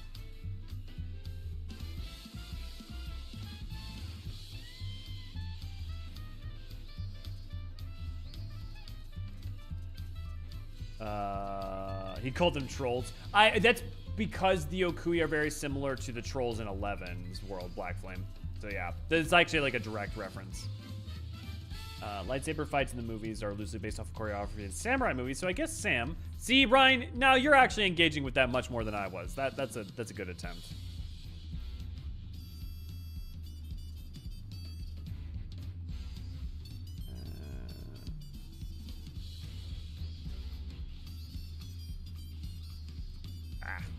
Could have just said prudent.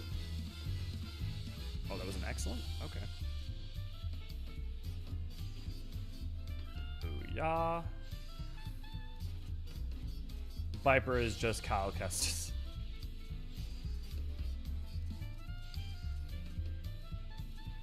It means, yeah, it's like kind of like what Jedi are you talking about here exactly, right? Because Viper is more than like Kyle Kestis, you know, like you could argue it's also Darth Maul.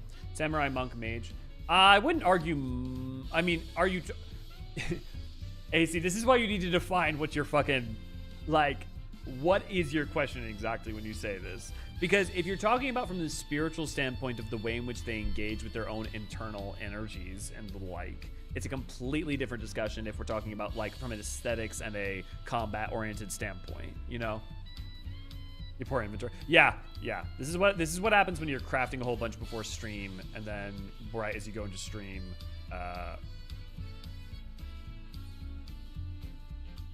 although also in my defense, a bunch of this is stuff from what we've been doing.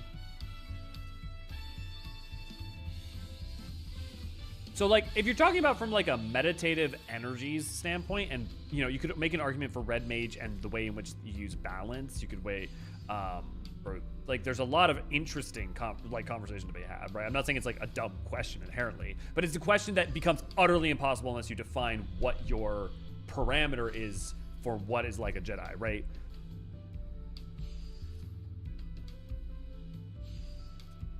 Because by the stint of how I would engage with it on the surface, if we're talking about from a combat standpoint, it would be Rhine. But if you then turn around and say, well, actually, here's this other way to think about it, it's like, well, then you should have defined what your parameter for it was in the first place.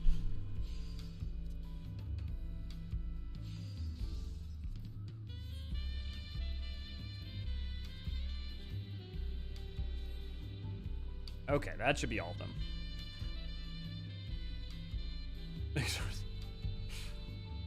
I'm your brother's nephew's cousin's roommate. What does that make us? Nothing.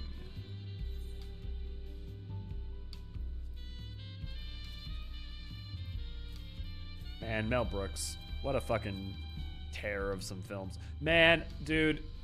Blazing Saddles is so good. Thank you. This is fine work, and even better than what I had hoped for. In fact, you must be an artisan of some renown abroad. Paul, good to see you. Glad to have you. It is a long shot, but I think it would be cool if they take inspiration from a game. It'd be cool if a 13-based one had some Xenogear aspects too. Sure. Care to pitch what some of the ideas you'd like them to take from that are? Had a look at each of the sides, and I'm pleased to say the quality's up to par. Good work, both of you. As for the quality, we've the 6 Elio prepared, 2 made by Papawini and 3 by yours truly. With a grand total of 11, we've the amount requested by the client. I am sorry, I was so fixated with coming up with the design that was easy to use and maintain that I barely had time to make them. If I had been faster, perhaps I could have reduced Elio's burden. Well, in the end, your design was elegantly simple.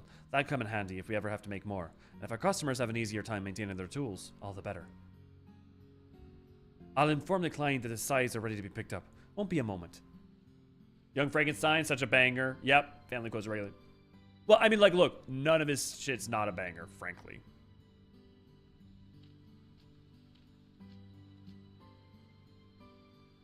Sorry for the wait. I had the size they requested right here.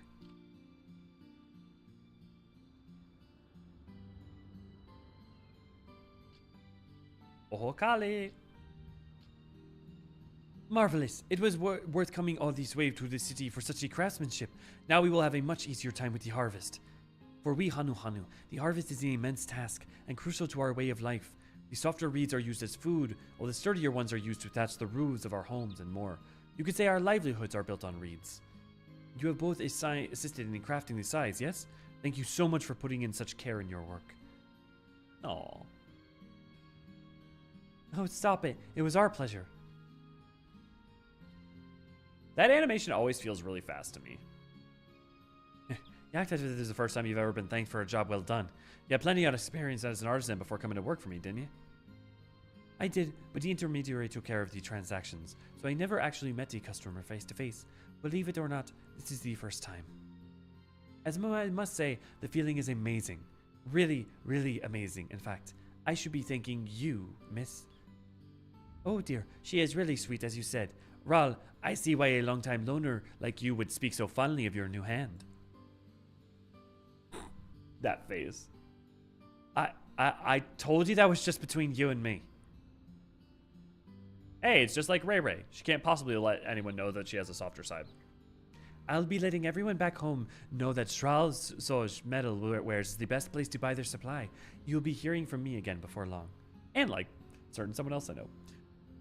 I appreciate it. Do come again soon. With a little word of mouth, and another order may come in before we know it. That said, Papawini, you clearly still need more practice with crafting the essentials. And until she has the proper handle of things, I hope I can continue to rely on your help. It's a lot of more mecha stuff, but I imagine people will get mad. Dawntrail actually did have some Xenogear aspects with the soul stuff in Solution 9. I mean, Cosmic Exploration is going to have some of the stuff you're looking for, to be fair, Paul. Yeah, I mean, the game has Zoid analogs in it, so I can't imagine people get too mad. I mean, the thing is that we've also been, like, you look at the Ultima weapon, you look at the weapons in the weapons quest line, you look at the Allegan mechas and weaponry. I know they're not what you're talking about in terms of, but like, there is going to be more technological stuff in that vein. Like, if you haven't seen it, there's going to be a mecha in Cosmic Exploration. It's not clear if it's, like, transportation, if it's a mount, how it's used exactly, but there is going to be one. Yes. Hangman. Get the G-Warrior. Yeah. I've forgotten about the Cold Fort. Don't start. Don't. Please, I beseech you, don't start on. Don't get me down on that again. Glad you're here, Elio. Thanks to our last client, word of our efficiency seems to have spread, and a new bulk order has come in. I trust I can still count on your help. So what's the request this time? A large order of tortilla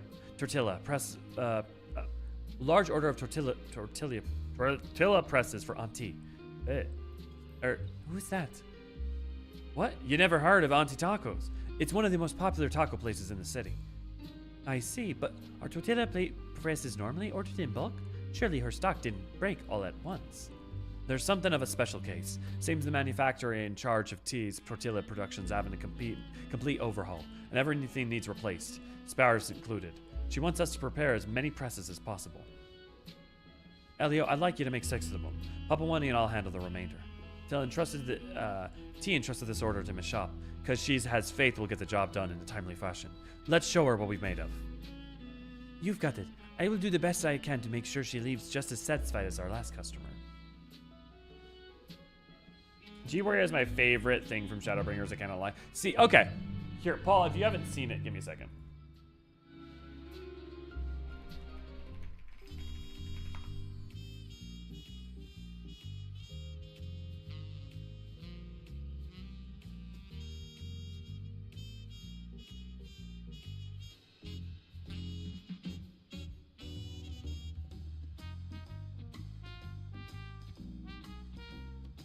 This is one of the concept arts from Cosmic Exploration.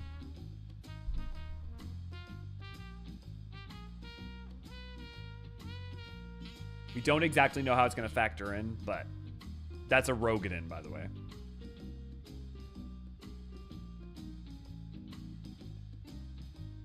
So yeah, be excited for Cosmic Exploration.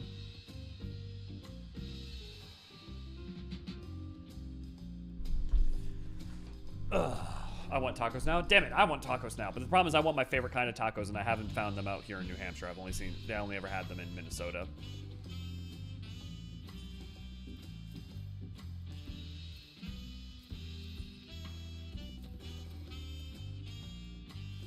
I wonder if the mecha will act like a beam from the diadem. Yeah, the ethereal launcher. The what is it?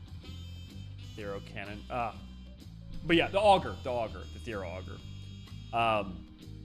Maybe. I guess the only question is it coming in, using it would be weird. It's not like you're gonna pull it out. So. Finished already, have you? This is just the right amount of weightiness to it, and the surface looks perfectly flat. I dare say T will steal whatever competition is left with the tortillas she'll make from these.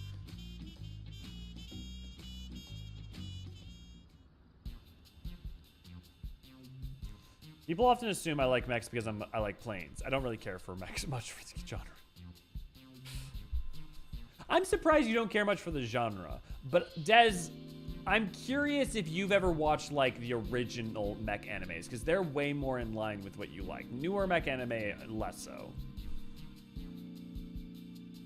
Some of the earlier mech, not originals, but some of the like the 80s, like some of the early Gundam might be more up your alley. Everyone, meet T. T, this is the team.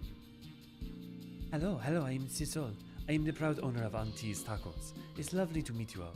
Your lightning fast work with the presses is absolute godsend. I can't thank you enough. We've been using only hardwood presses at the manufactory till now, but I can tell you how many times I've had to order replacements. The things seem to break on the slightest bit of force. Having metal presses will be a huge relief. I promise you can take these can take a beating. And then some. Oh, I don't doubt it. As seeing as you have proven yourself a woman of your word, you will be the first person I come to overlook my cooking supplies from now on. Now then, I will be getting these presses to the manufactory, so I'll excuse myself here. Do be sure to visit my store next chance you get. It would be a shame if you didn't get to taste the tortillas you had a hand in making.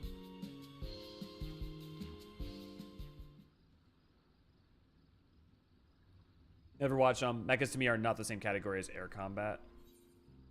Yeah, I guess I was more talking about the way in which you tend to be more interested in logistics and that side of things. But yeah, mecha is not the same as air combat.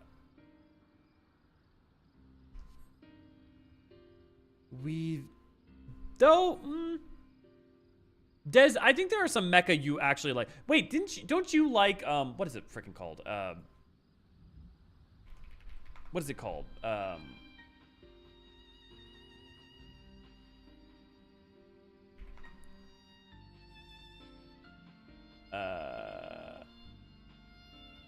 What is it goddamn called? What's the Japanese game called that's like the most insane lore you can possibly think of? That's a flight game. What is it called? Why? It's a super simple name and I'm just not thinking about it.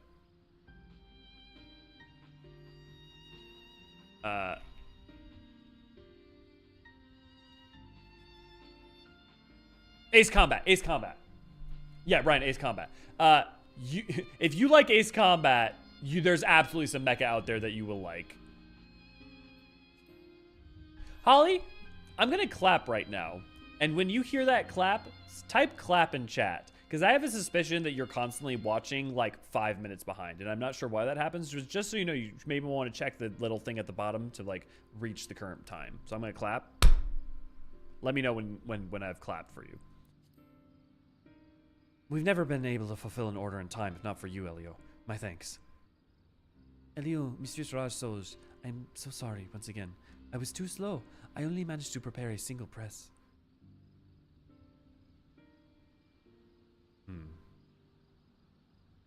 Papani, you put your heart into the work. I can see that. But if you're going to continue to work here, you need to come to grips with the stipulations of the job. Truth be told, I need you outputting the same amount as Elio here. I've been watching you work. You spend far too much time devoting your attention to a single item. I feel called out. I am sorry. I was so thrilled to see my efforts appreciated before. I thought that if I put my all into these presses as well, Mrs. Tisol would be overjoyed. I wanted to make them flawless and easy to maintain, and in the process, I completely lost track of the time. I admire that you're trying to make the best product possible, but sometimes a customer only wants a tool that works, and they want it quick. Try to keep that in mind. Elio, looks like you're not ready to me yet. I can't rely on your help forever, but for now, please continue to lend us your expertise. Okay, so far, this has definitely been the worst one by far. Not because it's bad, but because the entire story is... This is the like kind of level of like some quests that I think are the worst kind in 14, in which we're going to be, by the time we finish the third quest in this series, we're going to be not... There's going to be less that happened than in like the first quest of the mining gathering. And that's a problem. Like, I don't know who's writing these, but my feedback to them is not, you're doing a bad job writing. My feedback is more needs to happen faster. There's like, you've already established Papawini and her thing by the first time. The second time established nothing. Nothing new was established. Nothing was pushed along. This, like, it's quests like these that make people not want to do side quests in 14, frankly. Gundam Wing and Gundam Seed. Yeah, good choices. Just need to prove her metal and her metal. Yeah. You're just the person I wanted to see, Elio. An urgent order is coming.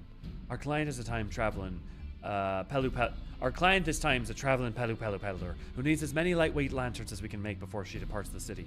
While she has a number of lanterns herself during her travels, I understand she intends to sell the majority of them folk back home. I'll need you both working at a brisk pace today. Yes, ma'am. Well, the lanterns be used on alpaca back, or will they be carried by hand? It's just that depending on the size on how the lanterns will be used, their intensity, size, and practicality ought to be considered. A slave to the minutiae, as ever. Very well. I'll instruct you as we work.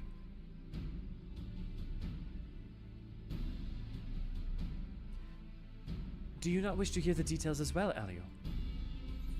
Like, it's not that I don't I think you can pace things slowly, Astoria, but this isn't slow paced, it's repetitive, right? So the problem isn't just it's slow. The problem is I just did 2 quests in a row that the second one said nothing. Not a single thing the first one didn't, right? Like, the minor quests, like, takes its time. It doesn't immediately throw you into Shuyin's family died, right? It takes its time getting to there, but something new and revelatory, or at least novel, is happening in every quest. The only thing that happened in that is we met Auntie, but we already meet Auntie in the MSQ, right? Okay, Holly, yeah, you're 5 minutes behind, just so you know.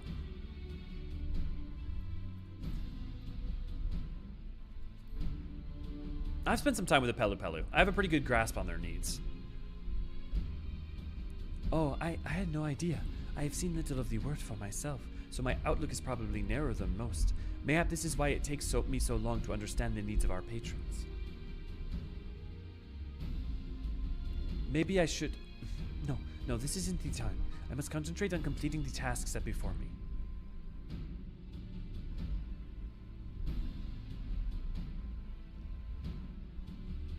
Girls on Panzer. See, that the problem, Des, is that people are recommending you the wrong mecha anime. Not that you wouldn't like mecha anime. I firmly believe that. You're just being recommended the wrong ones. If people are recommending you like Gers on Panzers, or people recommending you like Darling in the Franxx or something, it's no wonder that you don't like mecha animes. You might even like old Zoids. I'll help her get started. In the meantime, I need you prepping those lanterns as soon as able. If you can craft me at least 6, we should be in the clear. Like, we could have spent the last quest diving deeper into her, like, in the last time we could have dived deeper into, like, her, the fact that she hasn't traveled much, or we could, you know, dive deep into, you know, I don't know, but like something, right? Because I do think that pacing issue is kind of the crux of when 14 fails versus when it succeeds. And I think, you know, I just need to write this down. It's actually a good idea for a video. Wachumeqimeqi actually perfectly describes why people like Ishikawa and also where Final Fantasy XIV tends to struggle. Is a microcosm in FXIV pacing. Macross Plus is short and more focused on the plain stuff too. Area 88 was pretty good. Sure, yeah. The client will be departing before long. Here are your lanterns. Fantastic work, Elio. One would have no trouble treading on even the most poorly kept roads at night with this. So please just let us learn something at least slightly new. Because like doing the same thing over and over again, spinning your wheels, and then all of a sudden having a climax is a terrible thing. It is not good, right? If effectively the story for Ral Soj could be explained in effectively 3 quests instead of 5, it means there's something that needs to be reevaluated, right? All ready to set off then? I am. I'll take whatever lanterns you were able to prepare. Not a problem. It so happens Elio here has just finished crafting a selection. I dare say you'll be quite pleased with. Because like if she's gonna get worse, then we need to delve into her. But if she's progressively getting better, at least that's one direction to go. And learning a new lesson each time.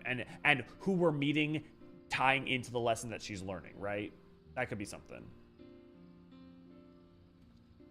Splendid. Simply splendid. My thanks for the preparing of these in so short a time.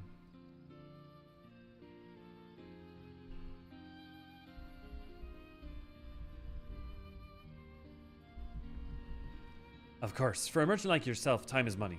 I'm pleased we were able to be of service. Ah, the pleasure has been all mine. Now I am best setting off. I wish you all the continued success.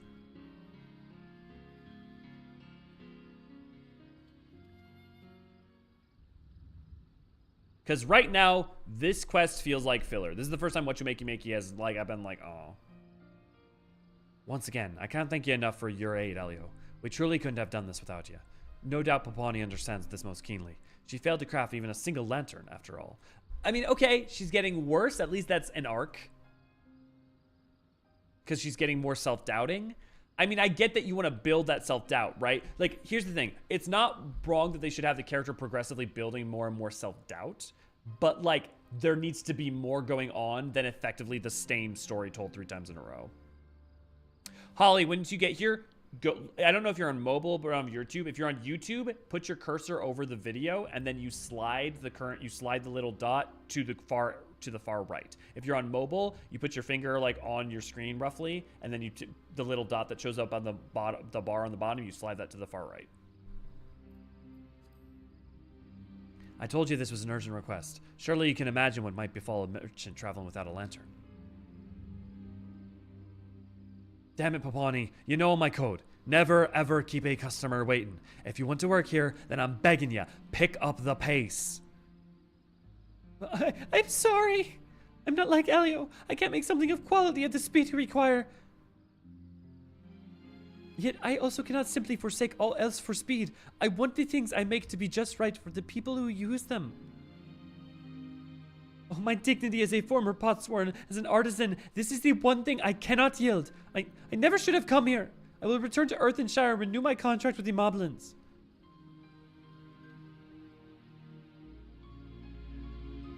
Papani, wait. Not necessarily, AC. It can, if you close it and you restart it, it can sometimes return you back where it is. Sometimes it does do that. Yes, hopefully it puts you on the present, but... Moblins. Potsworn. What was she talking about? Ugh, I'm sorry you had to see that, Elio. I'm still getting used to this whole business of being an employer. I feel my inexperience may be to blame for setting Papani off like that. Give me a minute to process this, would you? Like, yes, there was progress in that she ran away, but like...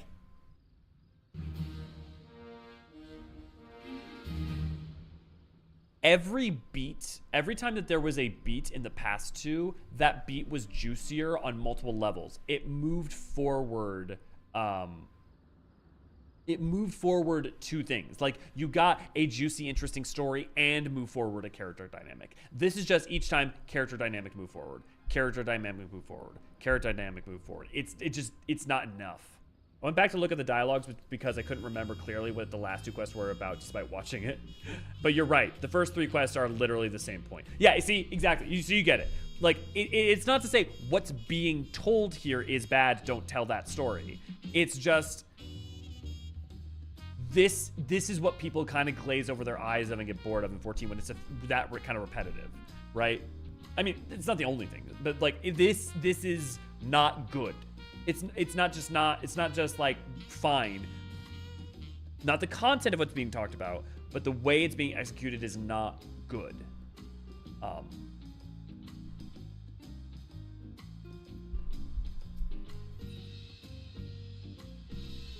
There's not enough. Yeah. At the same time, if she ran away after only 1 failure, then the characters would be pretty unlikable.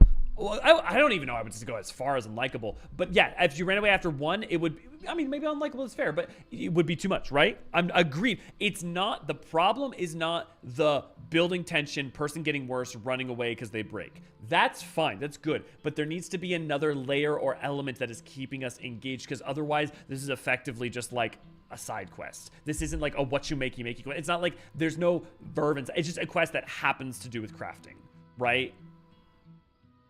Like, and I don't know what that is.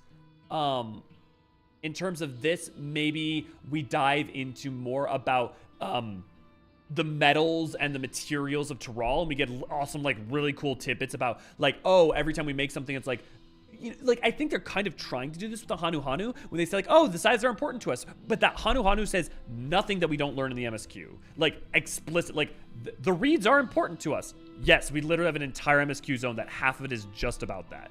The Pelu Pelu, we travel around and we're merchants. Literally half of an entire zone that is just about that. So so like if we find out instead, like actually the metals used in these sides have this long history of, or the Hanu Hanu learned to use these sides at a certain point, blah, blah, blah. It doesn't just have to be lore. Just lore dumping is not going to be interesting to me, but like there needs to be some verve and cess, some lore to distract us would be nice. Yeah, and it's not even distract, it's just to augment it and feel like you're not just like playing rote notes, right? To make it feel somewhat fluid. Zoid anime was really more of a kid's show than anything else. Yeah, the anime was made to sell the models than anything else. Yeah, you're not wrong. I thought you said it was time traveling Pillow Merchant. Yeah, or you can close the stream. Yeah. But again, I would look at the last one we did as an exemplifier of what I'm talking about. That one had the oh man, I'm already forgetting names. Pemeka and the Hur, the Tonawatan, right? Storytelling guy, had him have his own narrative about his peoples and his own thing, and you have Pemeka with her own narrative about her grandfather and her stuff, right? And then on top of all that, you had the storytelling. So you had two characters with interesting dynamics who were growing and changing and shifting and learning interesting things that were also very tied to the world in terms of being interesting things to learn. So they weren't just internal dilemmas, but actual history aspects of the world, right? Of Jacques Tural and Tuliolal. And then also the books themselves. And so you have like three things that are all progressing. Ra's Soj doesn't really seem to have a specific problem right now. There's not really a dilemma here other than that she doesn't understand what's going on with her. So you have a character who's insecure and is ill-fitted and has a specific problem. Another character who doesn't really have a problem is just kind of mostly there. Yeah, you know? Yeah, in terms of execution, it's a lot less interesting than what we got with the Shadowbringers and Walker Department stuff. The only question when I fell into Destruct with me is that they came back to the Meteor Metal. Well, I disagree if you're saying the rest of them, Paul. Because so far, Wachumeqimeqi blew, like, the crafting gathering, the last one and the mining gathering from yesterday blew anything out of the crystalline mean or the studium out of the water, in my opinion. The mining gathering one is my favorite crafters one that's, yeah. So, I mean, like, this one, though, yeah, this one's definitely lesser than a lot of them, for sure. But I definitely think the highs of Wachumeqimeqi are, so far, have been on par or above past ones. I appreciate you being here, Elio. Could really use someone to talk to right now. Don't even know where to start. Should I chase after Papuani or leave her be? I hope you don't mind if I ramble a bit. Might help me clear my head. Thanks. Might not be obvious, but the truth is, I think the world of Papuani. When she first came to my shop, she was like a pup that lost its bark. Head hanging in the ears, drooping and all. But the pup had determination. I could see it in her eyes. When she told me she wanted to work here, she meant it. I knew then, and I know now, her devotion to the craft is the real deal. Ain't no denying it. But the fact is her approach is time-consuming, and that runs counter to the core tenet of my shop. That said, I'm the one who decided to run things this way. And the reason I did, well, let's just say I lack the talent to craft quality items at a pace I'm comfortable with. See, this is good drama, but like, this needs to be earlier, you know? And even these two things alone are still not enough. You know, we need another element on top of that. It doesn't have to be great shakes, but it needs to be dynamic and interesting enough that I'm not kind of just waiting, you know? I'm in sheer awe of the way that you're able to make the veritable works of art with such efficiency. You're leagues above someone like me. Everything I know about the metallurgy, I learned on my own. Come to think of it, even though I've been hiring your services all this time, I told you a little and less about myself. That's about to change. In my youth, I used to be that I put together equipment for the local hunters in a village far removed from here, or any other signs of civilization for that matter. Developed a love for the craft in those days. Decided to pursue it. Followed where the people were, which led me here to Tuliolal. First thing I did when I arrived was looking for the nearest moblin willing to hire me. Even where I come from, everyone knows nobody forges finer metals than them. Figured I could learn from them on the job. I pleaded with them till they finally offered me a chance, on the condition that I move to Kozumaoka. I refused. I wanted to be near the people I craft for. And that was that. I gave up the opportunity to learn under the moblins, founded my shop specializing in daily necessities with the promise of a swift delivery.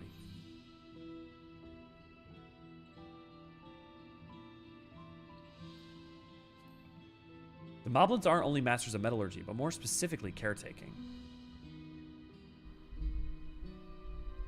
Judging by what Papani said before she left, I reckon there's much about the Moblins I don't know. Mind filling me in? Well, yeah, this is gonna take a while.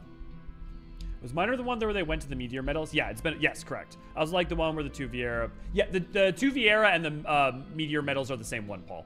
That's the mining gathering one.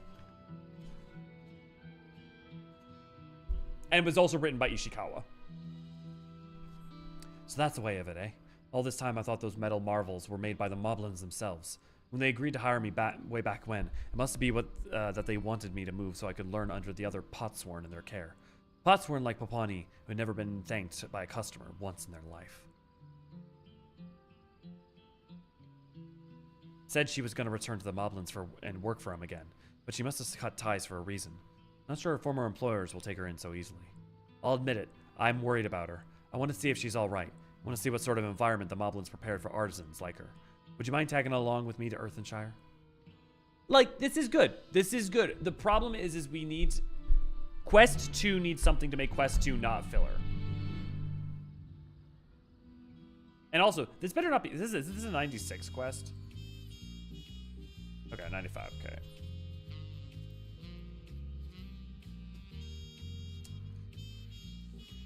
Oh, Earthenshire, my home away from home. Yukio, good to go at you. You know why disciplines of land aren't allowed in some bars? They don't serve miners.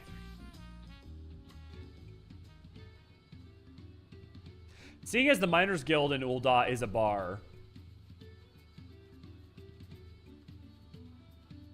Look at the goblin run! Look at the moblin run!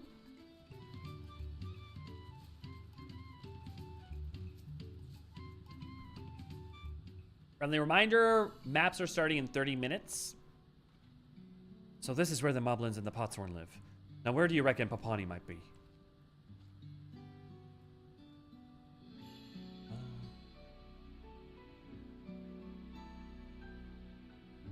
Is that so?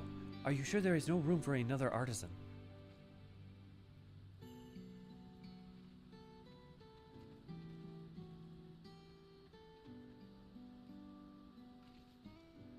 My goodness, Mrs. Ralsoj, Elio, what are you doing here? I didn't want to leave things between us as they were, and Elio told me about the Potsworn. I knew you cared deeply about the quality of your work, but I didn't understand just how much until coming here. This place is filled with masterpieces. I can see how making them would be much more fulfilling than boring old tools. So, will you become Potsworn again? Oh no, my former help hand has already welcomed someone else. Then come back with me. Now that I've seen you firsthand what work you were involved in, I can give you qualitative tasks that you excel at. I'm sure of it.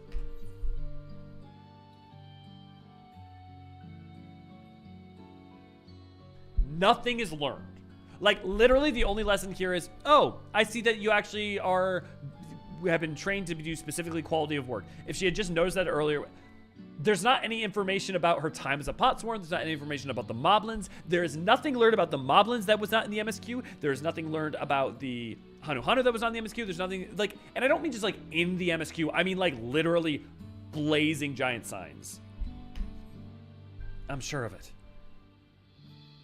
This kind of feels like they needed a fifth one and they just wrote something. Honestly, if they almost would have.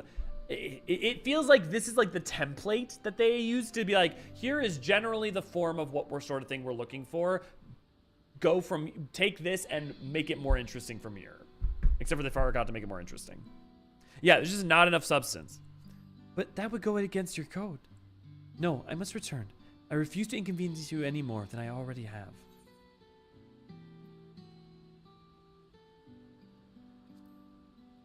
Look, you complement each other so well. Why can't you see that? No wonder Ray also liked this. It's two ladies being buds. We have seen countless craft hands make metal pieces. We can discern craft hands' characteristics with quick factness. Papani, Malsoj, they are opposites. One's strength is the other's weakness. By compensating for one another, they can create metal pieces faster, greater than they could on their own. You think so too, don't you? Goblins have heard of subtext, and they think everyone who uses it are cowards. Jule, good to see you. Glad to have you. I know I'm behind, but if you want some good mecha anime, 8-6, Code Geass, Full Metal Panic, and if you want a little something different, Night Magic. I will say, Code Geass, I don't think necessarily would be up Dez's avenue, mostly because Code Geass is great, but Code Geass isn't so much mech anime first, and more particularly, it doesn't have the je ne sais quoi of the aerial stuff that I think Dez would like, but I do love Code Geass. Oh, you got... And they were business partners. Does Transformers count as a mech anime? That comes into the whole question of once something's been localized, like, is Power Rangers Super Sentai? I would not count Transformers as mecha, mainly partially also because the entities in them are not being, they're not mechas that people are getting into. I would not personally. I'm sure that that is a quandary and a question that you would be argued out by a lot of different people. Why not put the idea to the trial test? But thanks for the recommendations, Jule. Jule.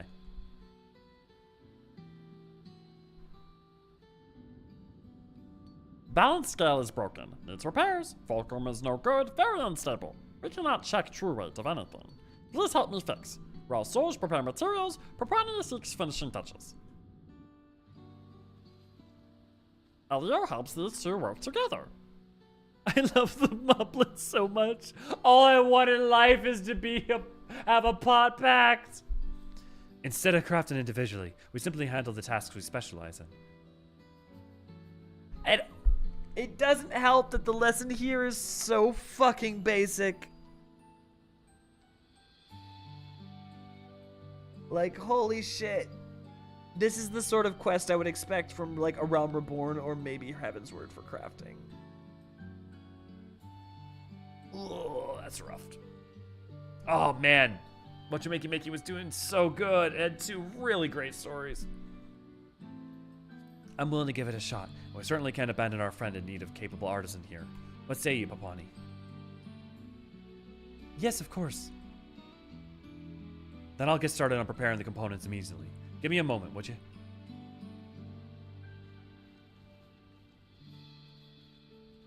Anime as an artistic style is not what defines a genre by itself, AC. I mean, by that argument, one, like, majority of Transformers is technically speaking anime, as is but also, secondly, things like Armada and stuff.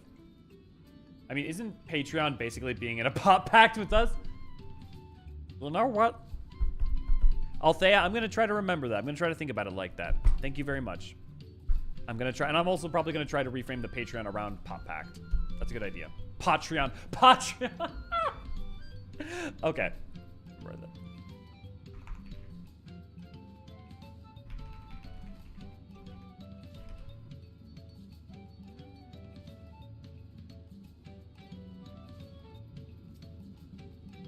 Papani's metalwork is very careful, very elaborate, deep, fathomless regrets did I feel the day she ended her pop pack.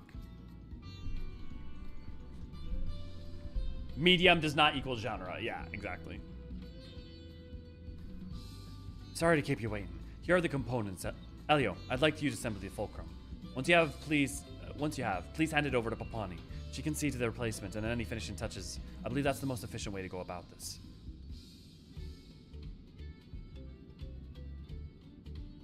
Should you run out of components, just say the word. I've plenty more.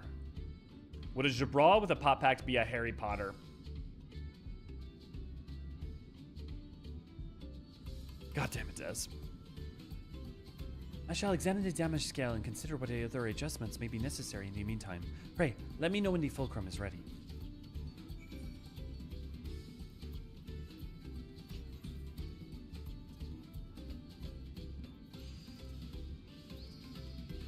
Is quality even relevant when it's for these components? Shouldn't it just... it doesn't matter. Might as well quality it just for the sake of it. Oh, I forgot to innovation.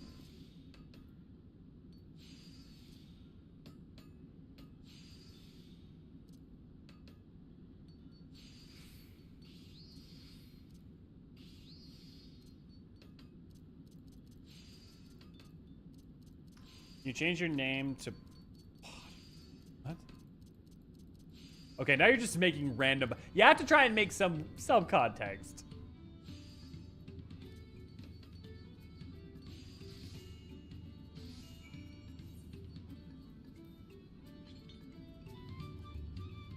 Having examined the scales closely now, I have confirmed that the fulcrum will indeed be necessary to restore the device's functionality.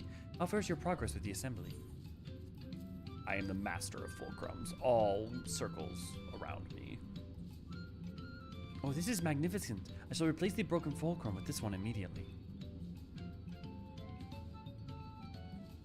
Literally right now, the only thing that's mainly saving this story is the fact that there are moblins at all in it and they're talking and they're being helpful.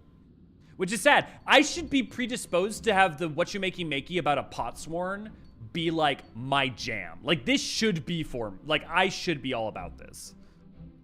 The balance grew crooked after long years of use, but now the fulcrum has been replaced. I am pleased to report the scales are back in working order. I also noted a stiffness during my examination, so I applied oil to ensure its functions are as smooth as possible. Marvelous! It's like new. Now I can measure true weight with quick fastness again. Such wonderful, efficient work from Hardbottom. Thank you, craft hands. It is I who should be thanking you. I truly do enjoy the feeling of interacting with patrons directly. Why not check out our Patreon at patreon.com/Eorzean archives. We take pride in providing the perfect place for creators to create. That's how we know Craft Hand requires different environments to thrive.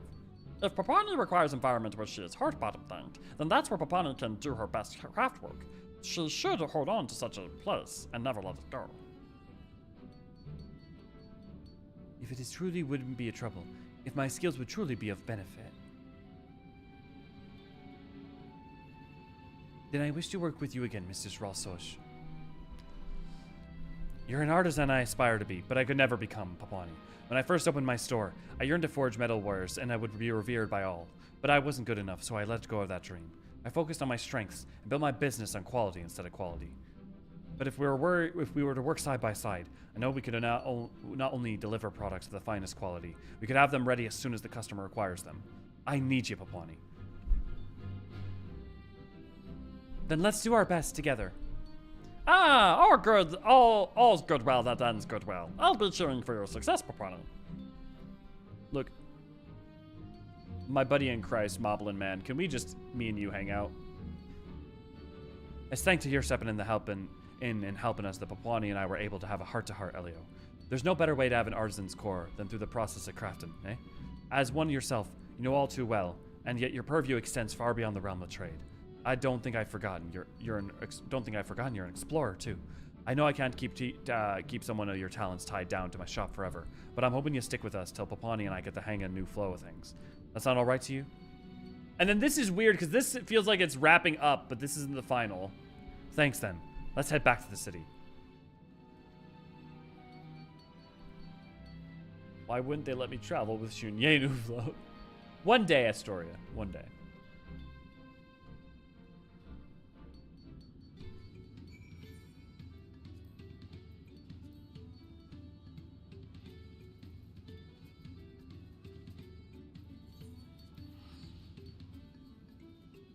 Smooth transitions.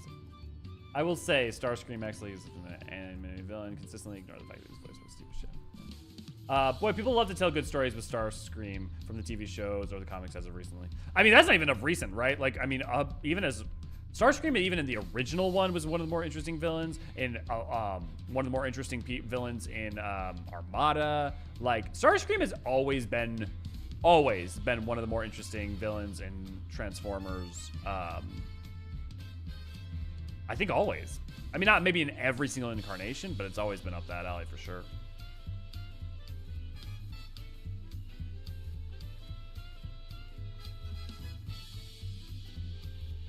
I also maybe like more like friction between Raw Soj and Papwani would have worked, because right now they didn't really have a relationship and they didn't really have that much friction between them, frankly. I mean, other than like, hey, I need you to do more quick work. I can't do more quick work. Hey, more quick work? Can't do more quick work. I can't take this. I'm leaving. And she's like, okay, that's weird. Let's go chase after her. You know, so it's like, the Moblins provided a paradise for artisans, room and board, heaps of materials, and unlimited time to focus solely on the craft. But if you ask me, nothing's more peaceful than this here shop. I myself have come to understand that while the Earthenshire has its charms, so too does Dral Sol's metalwares. I will always cherish my time as a potsworn, but I know now that I need to an environment where I can connect with the people for whom I craft. Then allow me to welcome you back to the shop upon you. Let's give it our all. Maybe the second half will be better than the first? Because the first half's kind of set up. You know what? It's funny. This quest in some ways I feel like embodies some of the critiques people have against Dondro. Papani and I need to discuss our crafting process from here on out. Give us a few minutes, would you? Scuba-dee-doo. I wonder if the second half will be better. Good to see you, Elio. Papani and I finished discussing how we might go about using our strengths to compensate each other. We came to the conclusion that together we can craft first-rate metalwares, the sort of which I've never would have considered crafting in the past. As a result, I decided to accept a special order. I heard through an old acquaintance that a palace seer was looking for an artisan to craft a censer for their ceremonial practices. Told one might be happy to oblige. It'd be a trifle to craft where it's simple censer, but seeing as it is for ritual use, I believe it will require a delicate and precise ornamentation, which is why Mistress Ralsoj and I have decided to split up the task. Thus, she shall prepare the molds, while I oversee the censer's decoration and finishing touches. That said, we're still getting used to the whole dance of tandem crafting, bound to step on each other's toes till we find a sense of harmony. What I'd like you to do is make a number of sensors to ensure that no matter what happens, we meet our deadline. The design of the sensors where you're from may look different from those in the palace, but a quality work is a quality work.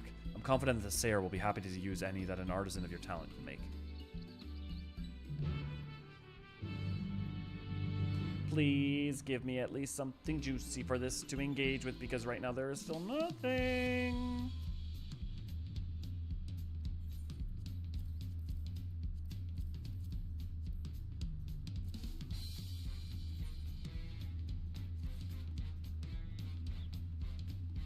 Well, I'll be damned. That may be some of the finest work I've ever seen.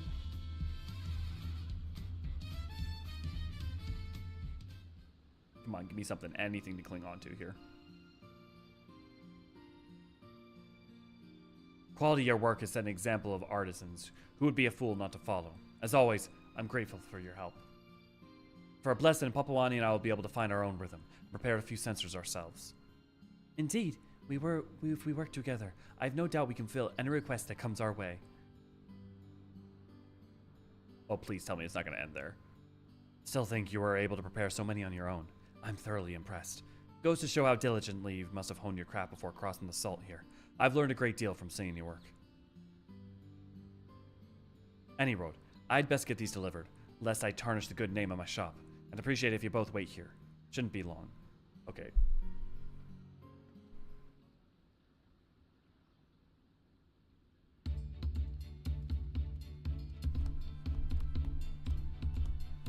I've good news, both of you. With us here is none other than the palace seer who made the order. They were so moved by the quality of the work that they wish to thank everyone involved directly.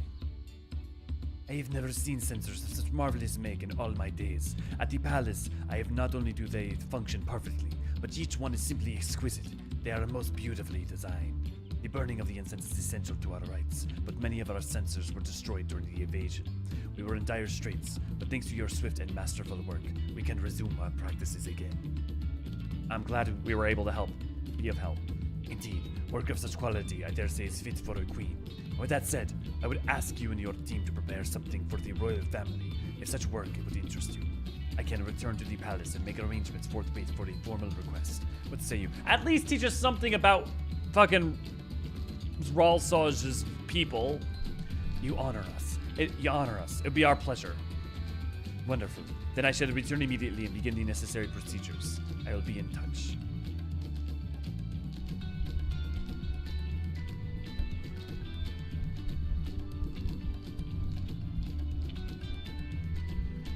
If the royal family themselves uses the metalwares we craft, wouldn't that make the purveyors to the royal court?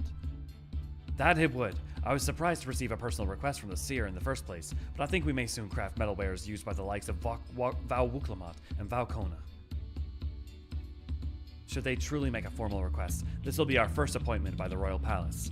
I know full well this is a job for Papwani, and I should tackle alone, but a request of this magnitude can affect the very fate of the Ralsoj metalwares. I want to deliver nothing but the very best we have to offer. To do that, I need your help. Will you stick by us for a bit longer?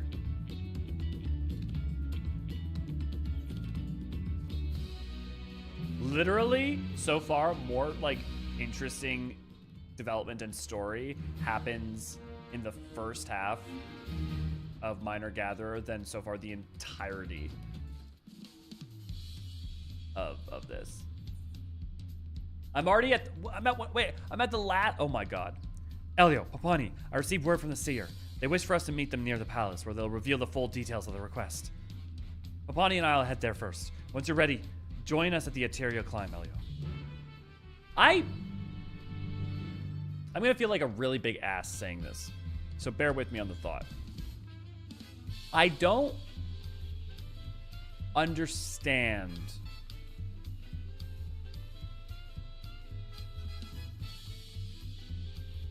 looking at this story and on the face of it thinking this is really compelling and doesn't need another pass that might be a little bit more juicy.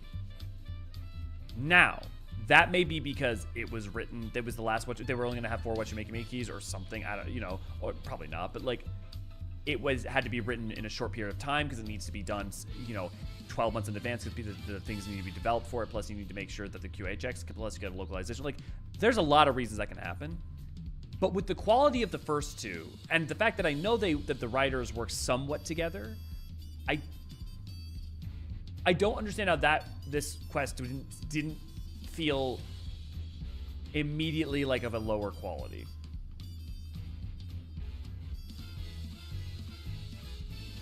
And in a way where it like could use another pass.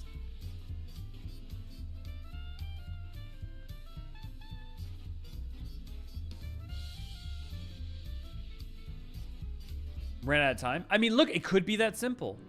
I don't want, because it's not just a problem of skill. Like, the other Wachumeqimeqis clearly show there's multiple writers on I mean, one of them is obviously Ishikawa, right? So that's like, okay, yeah, we all know Ishikawa's great. No shit. But the other one was incredible. Like, I really liked the last one. It had me tearing up a little bit at the last thing with the cactus, right? So, it's not a skill issue. I don't know if they, maybe a junior writer wrote this? Or what? I don't know. I have no idea. But I just don't know how, having played the other 2 so far, this one, seemed like it couldn't be more. Deliver something. Because, right now, it's not delivering anything. It's not really delivering anything that's, particularly tied to metalworking or, it's not the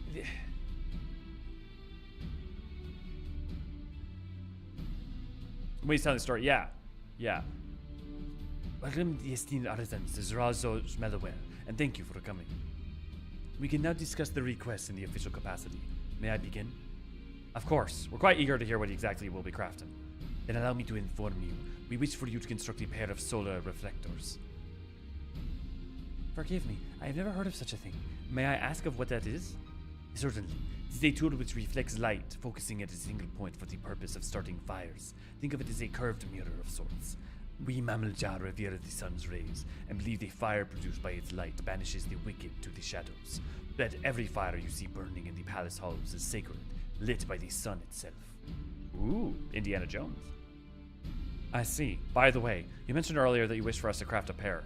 In other words, yes, now that Vauglamat and Vaukona have ascended to the throne, it is paramount they receive their own individual sun reflectors for the original purpose as soon as possible. this is good. Okay, if we had gotten more about the throne, more juicy, this is good. Some of this is good. More please. That said, they are fickle devices. Even the slightest imbalance of deformity in their construction can result in a complete lack of functionality. What more, cloudy weather extends the time it takes to reduce a flame exponentially. What may appear a simple design, in practice, it is anything but. Only the finest artisans can be trusted with a device so delicate. Will you accept our request? Raise the sun. We'll make the reflectors for you. All right, I'll stake my honor as the craftswoman on it.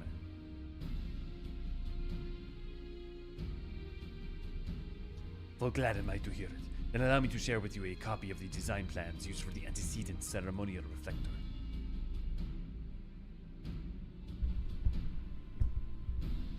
Yet know that this is how You know that this is how to be used as nothing more than a reference for the reflector we made for the late dawn servant Galul Jaja.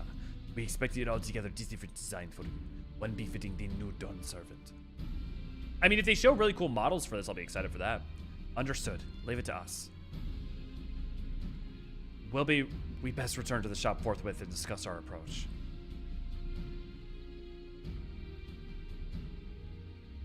Yeah, this one is definitely underwhelming. Yeah. I think what I'm actually kind of fascinated is in how demonstrable it is, how demonstrable this questline is in the things that I find when people get frustrated about pacing issues in 14. Like, I actually think that, like, I'm in some ways, I don't enjoy this, but I'm kind of thankful because I can actually now juxtapose, like I have found people talk about expansions, right? But it becomes hard because expansions have long stories, high points, low points, a lot of juicy stuff at different points, right? I believe that the mining, the gathering Wachumeqimeqi, the mining botany, and the armor smithing, blacksmithing, Wachumeqimeqi, are the most stark examples of what people like and don't like in terms of paced stories in 14. You know? Like, I think it's actually a perfect demonstrable example of what is good and what people like and what people don't like. And I'm saying that like people are like players are a monolith, which they're not, obviously. But I think broadly when I see critiques, I think that is the core crux of it. More often than not. I suspect anyways, from my observations. The plans I received from the seer are far more elaborate than I expected. Makes me wonder if the person who drafted them was a potsworm. We'll need to build the base in such a way that the device can be rotated to capture the sun's rays, with the concave reflective surface to focus the light. I haven't even started on the ornamentation. The pressure I'll make in a device the vows themselves will use is something fierce. Don't help the complexity of this device unlike I've ever crafted before. I dare say Papani and I'll have our fans full preparing just a single one between us. But we'll make the things our goddamn magnus opus, you best believe. As for the other one, you're the finest metalworker I know, Elio. I'm counting on you to make something beyond everyone's expectation. I'm sure Val Wuklamat and Val Kono will be overjoyed to receive something made by your hands. Indeed, this is why I'd like you to be in charge of the design.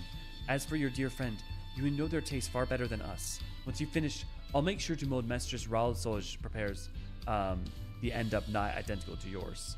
And you needn't worry about procuring any materials. I passed through Bayside Bevy on the way back and collected everything we require. Should your stock run low? But say the word. I would like rank the botany minor as an S. I would rank the leatherworking, woodworking, weaving as an S or an A. High A probably, right? I would probably rank this as a high D right now. Which is just like such a stark change.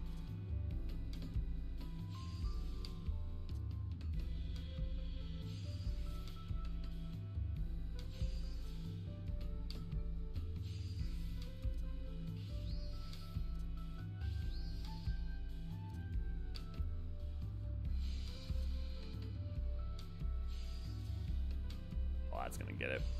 Fire God's Blessing on top of an excellent.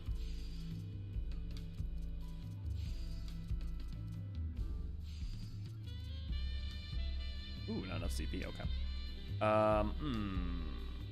Let's rapid sim.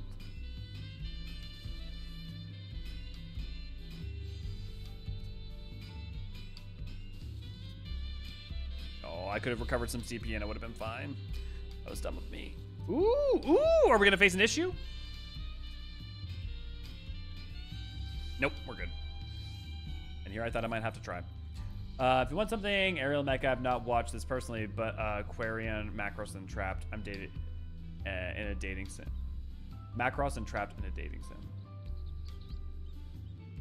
Another that's very different, but is mecha is racing IGPX. I like racing IGPX. I think the thing is that Dez would be looking for things that are kind of more away from the anime archetypes that we tend to do and be more grounded.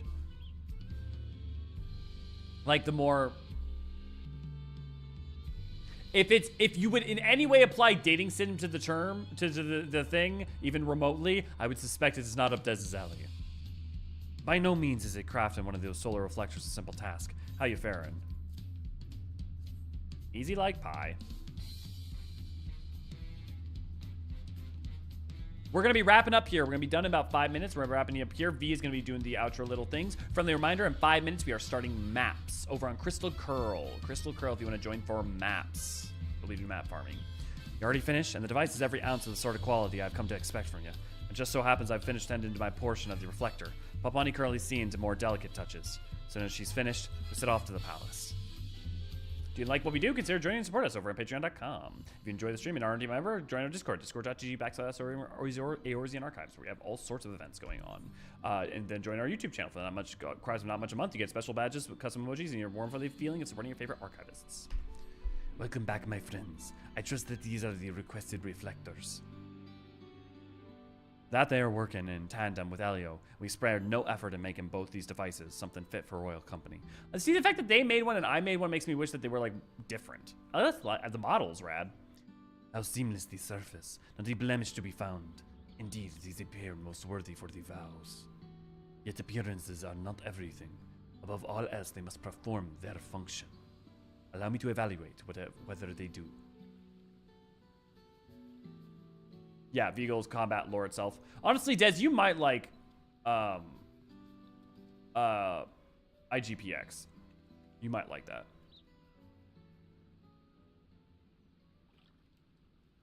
Oh shit. It works. Am I crazy? Is that fire animation running at 30 FPS? It's weird. Like, the particle effects are at 60, but it's like the fire is 30. To think that they both light flames so swiftly. What astonishing craftsmanship. It'd be so funny if they did that while it was raining. I wonder if this cutscene, like, forces it to be sunny. Or if, like, what happens if you go in at night? I am truly glad I came to all of you with these requests. The vow will most certainly cherish these reflectors for years to come. If it pleasure you, I would secure the service in more official capacity. Mr. Ras Soj, what would you say to a royal warrant of appointment? Like, if their entire goal the whole time had been to get the royal appointment, that would have been cool, right? Because then it would have been, like, building towards that. That would have been something. But, like, there's, like, 3 little mini arcs, and they all don't do much. It's the greatest honor of any artisan could wish for. I happily accept. Should the royal family ever want for metalwares equality, Jral Sol's metalwares will be happy to serve you. You have my word. It is heartening to know that such a wonderful establishment exists within our fair city. Now then, I shall see that you having your rumination and official letter of appointment sent forthwith. You have my sincere gratitude for your exemplary work this day. Oop, whoops. That's funny, Astoria.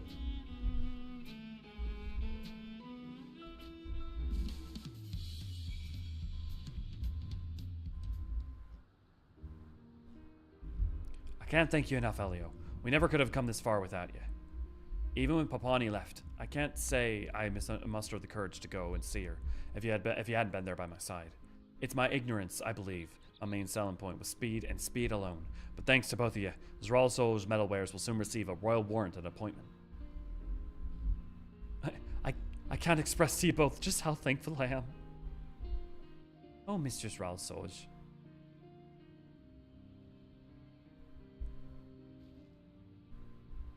I must thank you as well, Elio.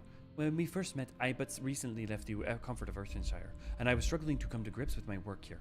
Words can ill express how grateful I am for you to helping me carve out a place for myself. From this day forth, I will continue to leverage my strengths in making the metalwares that our patrons need. As will I. In other words, Elio, I think we're finally ready to give this a go on our own. Zral Soj Metalwares will become a shop that not only excels at delivering products to our customers with speed, but at quality that you won't find anywhere else.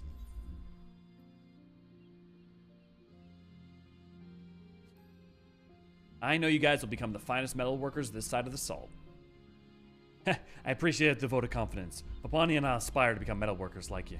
Thank you for everything. I truly know that you'll always be welcome at Zral Soj Metalwares.